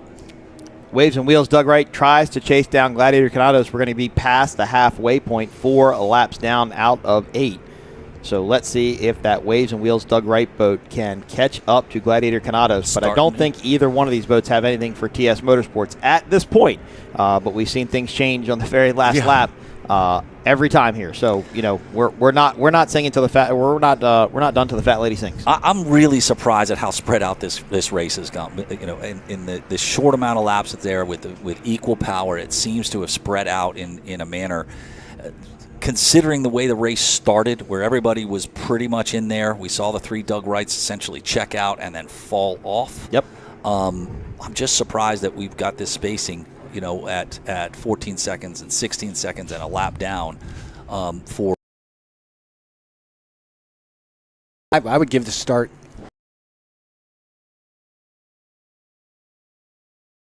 Watch. Yeah. Well, and I've said that just fits everything we've been through this weekend. Off and a little weird, if you will. A little weird. Waves and Wheels. Doug Wright tries to chase down Gladiator Canados, just about a rooster tail length behind that team. And you can see by that vantage point, TS Motorsports really nowhere in sight. They're about 14 seconds up on the second place boat of 227 Gladiator Canados. Doug Wright, of course, built both of these boats right down in Melbourne, Florida, correct? That's correct. All right, Melbourne, Florida. Of course, Doug Wright's under new ownership now, or a partnership that ended up purchasing that business. Yeah, I believe that Doug Wright and his father holds 40%, and the new owners hold 60%. Okay. And it's J.R. Aiden, J.J. Caro, and Romy Rabau. Okay. And they are, as I said, working with Waves and Wheels and SLT, who we just found out is a dealer for Doug Wright Powerboats. I know that Justin Wagner and the crew over at Waves and Wheels are so excited to get their first one out there, their first pleasure boat build. And yeah, because they're doing additions, right? They're like doing the Waves and Wheels edition. Exactly. Right? Okay. And they do exquisite work. Yep, they do very good work. Of course, they are teamed up with Maryland Offshore, Andy Imhoff over there in Rockville, Maryland. So they work hand in hand together on various projects. That's where I grew up. Yeah, yep, that's where I grew up. A lot of things going on in Maryland. Home of OAR, my friends. OAR. You can't beat. You definitely can't beat OAR. Huh? You know, Matt and I. That's a crazy game of poker right there. That was a crazy game of poker, wasn't it? Though. Matt and I have been to a couple of OAR concerts. One out in Napa was pretty spectacular. This race here that we're watching. Seems to go back and forth and back and forth.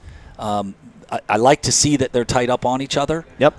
But, I also would like to see the Red Doug Wright boat really start to make a move and change in their position here and hold on to the gains that they're making right now, where they've now pulled up within striking distance and be able to hold on to it. Well, there you go. You may be getting your wish pretty soon here. Well, they caught him on that last straightaway that headed up into the north turn. I think they may just have a little bit taller of a setup, maybe get a little bit more top speed out of it, and maybe just can't turn quite as well. But they went out way wide, trying to find their own water out there. So let's see if that works out. Great shot by our camera crew there, just getting to look right down the tunnel, getting to look at the daylight coming through the bottom of the boat and just show you how the boats lift. Still about 14 seconds behind the TS Motorsports boat, the number 7 blue MTI. Johnny Tomlinson, and Taylor Sism in that boat. Of course, we saw Johnny Tomlinson race multiple times. He pulled a Myrick Coil triple duty this weekend. He ran CMR Roofing yesterday with Sean Connor, took the win in Super Stock. Then he jumped in with Travis Pastrana in Pothole Heroes. Had an unfortunate day in that class, and now he is out here running one more time in Factory 450 Stock. Myrick ran Super Stock yesterday with Rusty Williams in the Performance Boat Center Fast Diesel Fuel Systems entry, which unfortunately had a mechanical issue as well. Weren't able to finish.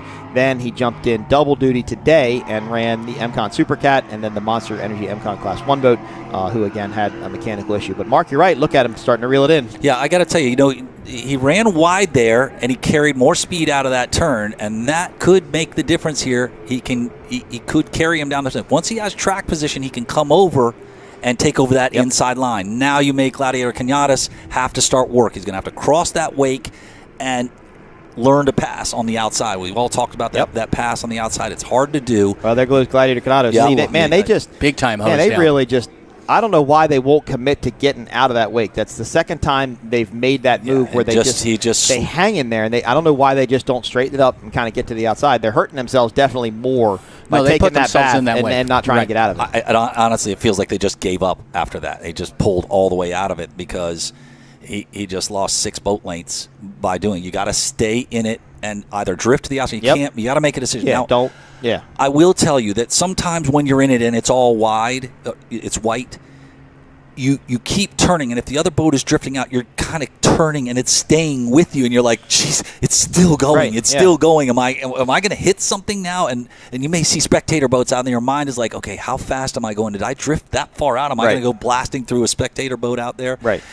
It's just one of those things that's happening inside the boat, and the timing, it just feels like forever when you get that whitewash. Yep, 110%. And again, that's the second time they did it, now almost in the same exact turn they had done it previously. We were on lap 6 of 8 for 450 stock and, of course, VX. Hancock Insurance Team Farnsworth continues to lead in VX with developer Wix in second. 151 Express, boat number 66, out early. There is the fountain of Hancock Express, or Hancock Insurance, rather. Team Farnsworth. Sorry, been a long weekend there. Not sure what happened to the VX developer though. They were kind of like in this shot with this. They were right there for the first few laps. They seem to have fallen off here. This right now is going to be a bit of a. Well, for the teams that have been in first place all weekend, nothing's been a cakewalk. Yeah. Motorsports Jay just Smart, stretching it out. Jay Smart, right? As soon as you come by the beach, you get into it a little bit, you make a little bit of noise, you get out to the spectator. I'd drift out when when everybody had fallen off, we had position, I'd start drifting out to the crowd and put a show on out to the crowd. Put a big old rooster tail up and have some fun, enjoy yourself a little bit. At that point, you're putting on a show for everybody. Oh, there's a Wix boat. Looks like it's going to come alive. Yep, just a little bit there. Of course, they are now, looks like Taylor Chisholm Motorsports is getting ready to maybe put Hank's Saloon a lap down. Where's Gladiator Canados, though? That was right performance. There they are. Yeah. Wow. Waves and Wheels Doug Wright really got around Gladiator Canados and really pulled away from them, although they did have that incident with the rooster tail on the last lap. They seem to like this wide line out here, drifting and carrying speed out. They've figured out how to do it and make that thing work. You can see he's dancing. Look how planted that MTI looks, and have you take a look at him. He's just dancing there on the transom. Yep. So he's, I think, looking for. He's got this down to 12 seconds now on the split between TS. Yep. So I don't know if he's got the laps to do it in, but he definitely making up some time on them. Well, both of them are going to have to deal with lap traffic, first being Hank Saloon and then Wix, the developer. Canopy Boats may not know they're coming up right behind them and give these two teams plenty of room, but this could help Wave and Wheels Doug Wright. I mean, if they can send Johnny and Taylor get caught up in this mess just a little bit as we get the white flag last lap for the 39th annual Sarasota Powerboat Grand Prix presented by Visit Sarasota County. Of course, our sponsors, Monster Energy Drink, the official energy drink of P1 Offshore Racing. Mercury Racing celebrating its 50th year with the new release of the 500R. CMR Construction and Roofing taking their first win in Superstock yesterday. X Insurance providing our helicopter footage this weekend, also providing support to just a tremendous amount of boats out there, and couldn't be more appreciative of Rick Lindsay and his son taking the footage today from the helicopter. Parker Lindsay did a great job providing us with aerial footage. Good Boy Vodka, Gold Coast Eagle Distributing, Micro Trailers, Tuna Skin Aquatic Apparel. Go to P1 Offshore. Keep up with your favorite teams. Keep up with the schedule. See what's going on. This has been an APBA National Championship event. Our next event will be in St. Petersburg, Florida, and then we wrap it up in Clearwater, and we will crown our APBA National Championship. Shout out to Race World, Richie Dancision, Roderick Cox, Larry Blyle for the technical support this weekend. It's an agreement between P1 and Race World where Race World will bring in their technical trailer, help enforce some of the technical rules and all that stuff, and Richie and those guys do a great job at that. So thanks to P1 for that information. Shout out to all the local municipalities, the police, the fire department. Couldn't happen without them. Sarasota County couldn't happen without you guys. There's just so many people that make this race happen. Michelle, Ozum, Noel down the VIP tent. Case Productions did a fantastic job bringing you this race all weekend long, today and yesterday. So thanks to Case Productions for allowing myself, Matt, and Mark to be a part of it. And of course, our military, Navy, Army, Marines, and Air Force could not do this without you guys fighting for our freedom every single day. Thank you so much for what I think is a very thankless job sometimes these days. And last but definitely not least, the United States Coast Guard. Could not do this without the Coast Guard. This is a Coast Guard permanent event. The P1 officials work very, very closely with the local Coast Guard station to make sure that we have the assets we need on the water to support this event. But the Coast Guard does so much more than that. They keep our waterways safe. They keep us safe. So thank you to the United States Coast Guard. Hancock Insurance, one more time, comes around. They are on their last lap as well. Yeah, it looks like Waves and Wheels has got this down to about a 7-second split. They don't have enough time unless something happens. Something happens. Don't say that. But I'm not. They've got it. I mean, they've gotten. I think we said this in Cocoa Beach. We were just said it every race. I think we were in a bigger room in Cocoa Beach, race. so that may change a little bit. I think we said it 3 times today. Yeah, quite possibly. We've said it every race. It just seems like it there. It just seemed to me that TS slowed a little bit. I think he's managing his power here. Just bite your tongue. He's just managing his power right now. Johnny's clearly not going to push everything up. Look at this, though. Look at this.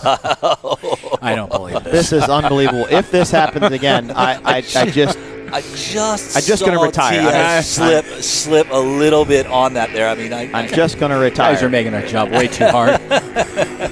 I'm just not sure if you saw it. He just seemed to kind of slow and then accelerate a little bit there, a little bit of momentum. Maybe I got here. off a little bit much.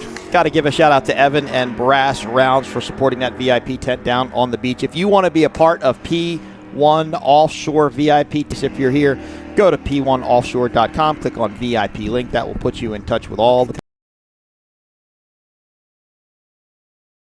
this is it, and it's definitely coming down to the wire in Factory 450 stock. Waves and Wheels Doug Wright is trying to chase down Johnny Tomlinson, Taylor Sism, and Mark. I'm kind of agreeing with you. TS Motorsports just doesn't look as fast. I am just telling you, I know how a boat should look, and this Waves and Wheels boat right now is in a hunt mode. He is in attack mode right now. He's got it loosened up. He is running on the edge.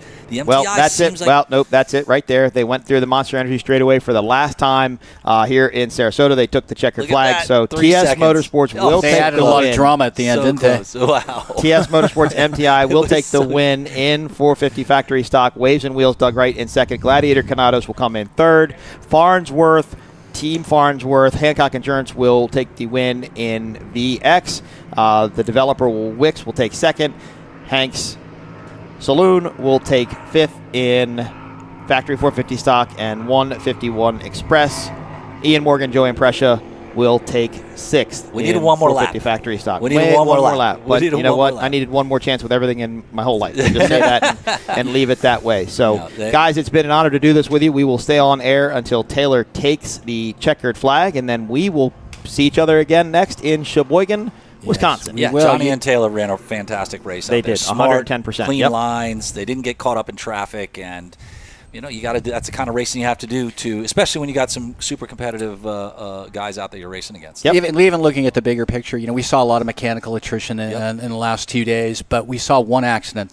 One accident. Yep, one accident. And that was great. They were okay. We saw some fairly safe racing. It sure seemed like. And Sean and his team were on that accident within 30 seconds. I mean, they're incredible. We didn't, and I didn't do, Mark, I'm going to stop you. I didn't do a shout out to Sean Steinert and his safety team. Fantastic. They are simply those the guys. best in the industry, from the dunker test the teams have to do to their response times to getting over top of a boat that went over to make sure that these racers who are putting their lives in their hands, you couldn't ask for anybody better than Sean and his team. Absolutely. One thing to note here in this series, in this last class here, but the VX in this, we didn't lose any of these boats to attrition.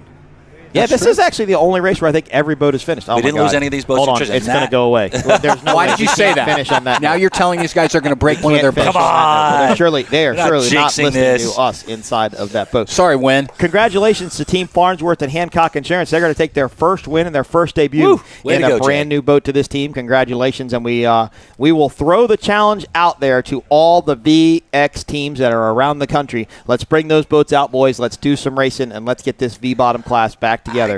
You bring it down, and let's go racing. No, I got to tell you, I know there's some fast V-bottoms. Oh, yeah. We both know where they are. Oh, yeah. I don't know if they were scared to come race these guys. I mean, I don't know.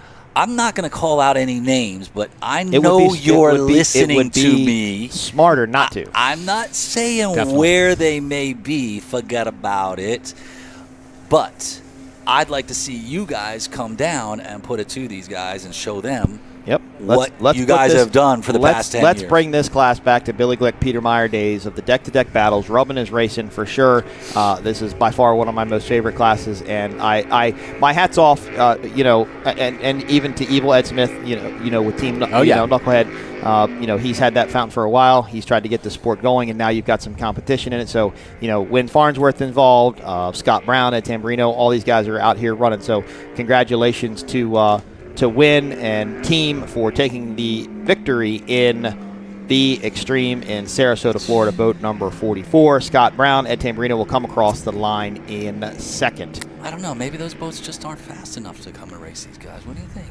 You know, I'm glad you're saying it. And I'm not taking. I know that. Billy Glick pretty well. I don't think I'd say that to his face. I know the way those guys operate. I wouldn't say it to a person from St. Clair, Michigan either. But that's okay. Nor would I. Me, right? Yeah, no, I'm not. I'm good. I'm okay. I'm all right. I'm okay. You guys do you, There's honey some boo-boo. boats in Jersey too that I don't know. Maybe they're just pleasure boats now. Absolutely, William. Absolutely not. At 110%. Not even close, that's William. Not happening. Sorry. That was our producer giving us a little flash there, and we're not taking that. But well played. Again, thanks to the Case production crew. They've done a great job. They've been a pleasure to work with. As always, we've been coming to you live from Lido Beach Resort here on Lido Beach in Sarasota, Florida. A great town, tons to do down here. Bring your family down. Thank you to Sarasota, the city of Sarasota, Sarasota County, everybody involved for bringing this race here for 39 years. And Matt, you said yesterday this is P1 700th. Actually happened yesterday, but it is their 700th event, and that that includes their personal watercraft racing and they do the old days of cross, P1 Evolution and the sport.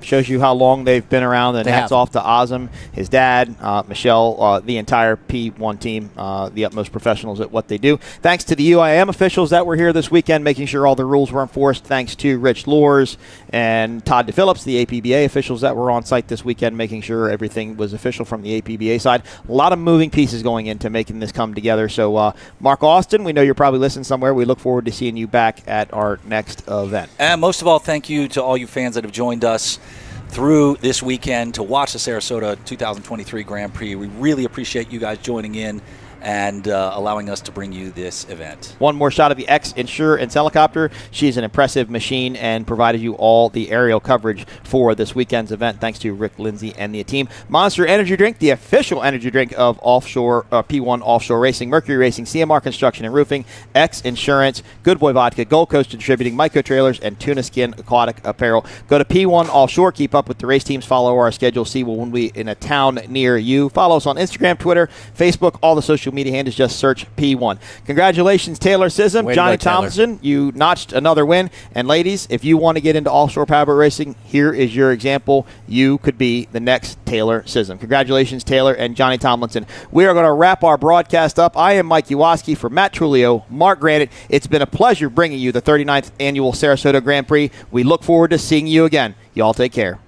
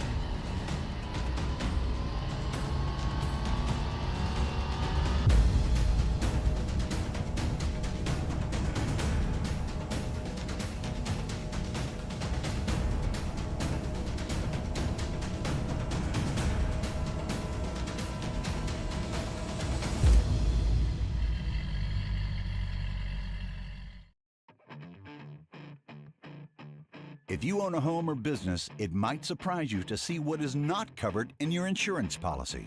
There are gaps and exclusions in primary and umbrella policies that make you a target if an incident or claim occurs and you don't have the right coverage in place.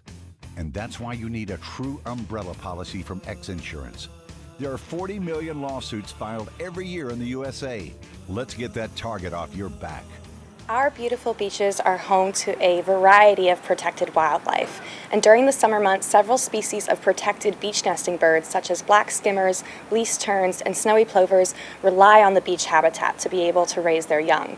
These birds lay well-camouflaged eggs directly on top of the sand, and their chicks take up to a month to be flight capable. So, Audubon and the P1 Marine Foundation want to remind everybody how to best share the shore with these protected birds. Remember to give these birds space. Even if outside of the nesting area, these birds are protected and should be left undisturbed. Please leave Fido at home. In accordance with local ordinances, dogs are not allowed on Lido Beach, and they can be a major disturbance to these birds. Be mindful of your food and your trash, as if you leave these on the beach, it can attract predators to the nesting areas. And lastly, please don't bring fireworks to the beach, as this can be an incredibly big disturbance for these birds. We encourage everyone to instead see an official firework display. Thank you so much to the P1 Marine Foundation for your commitment to environmental stewardship, and we wish everyone a safe and fun beach race weekend.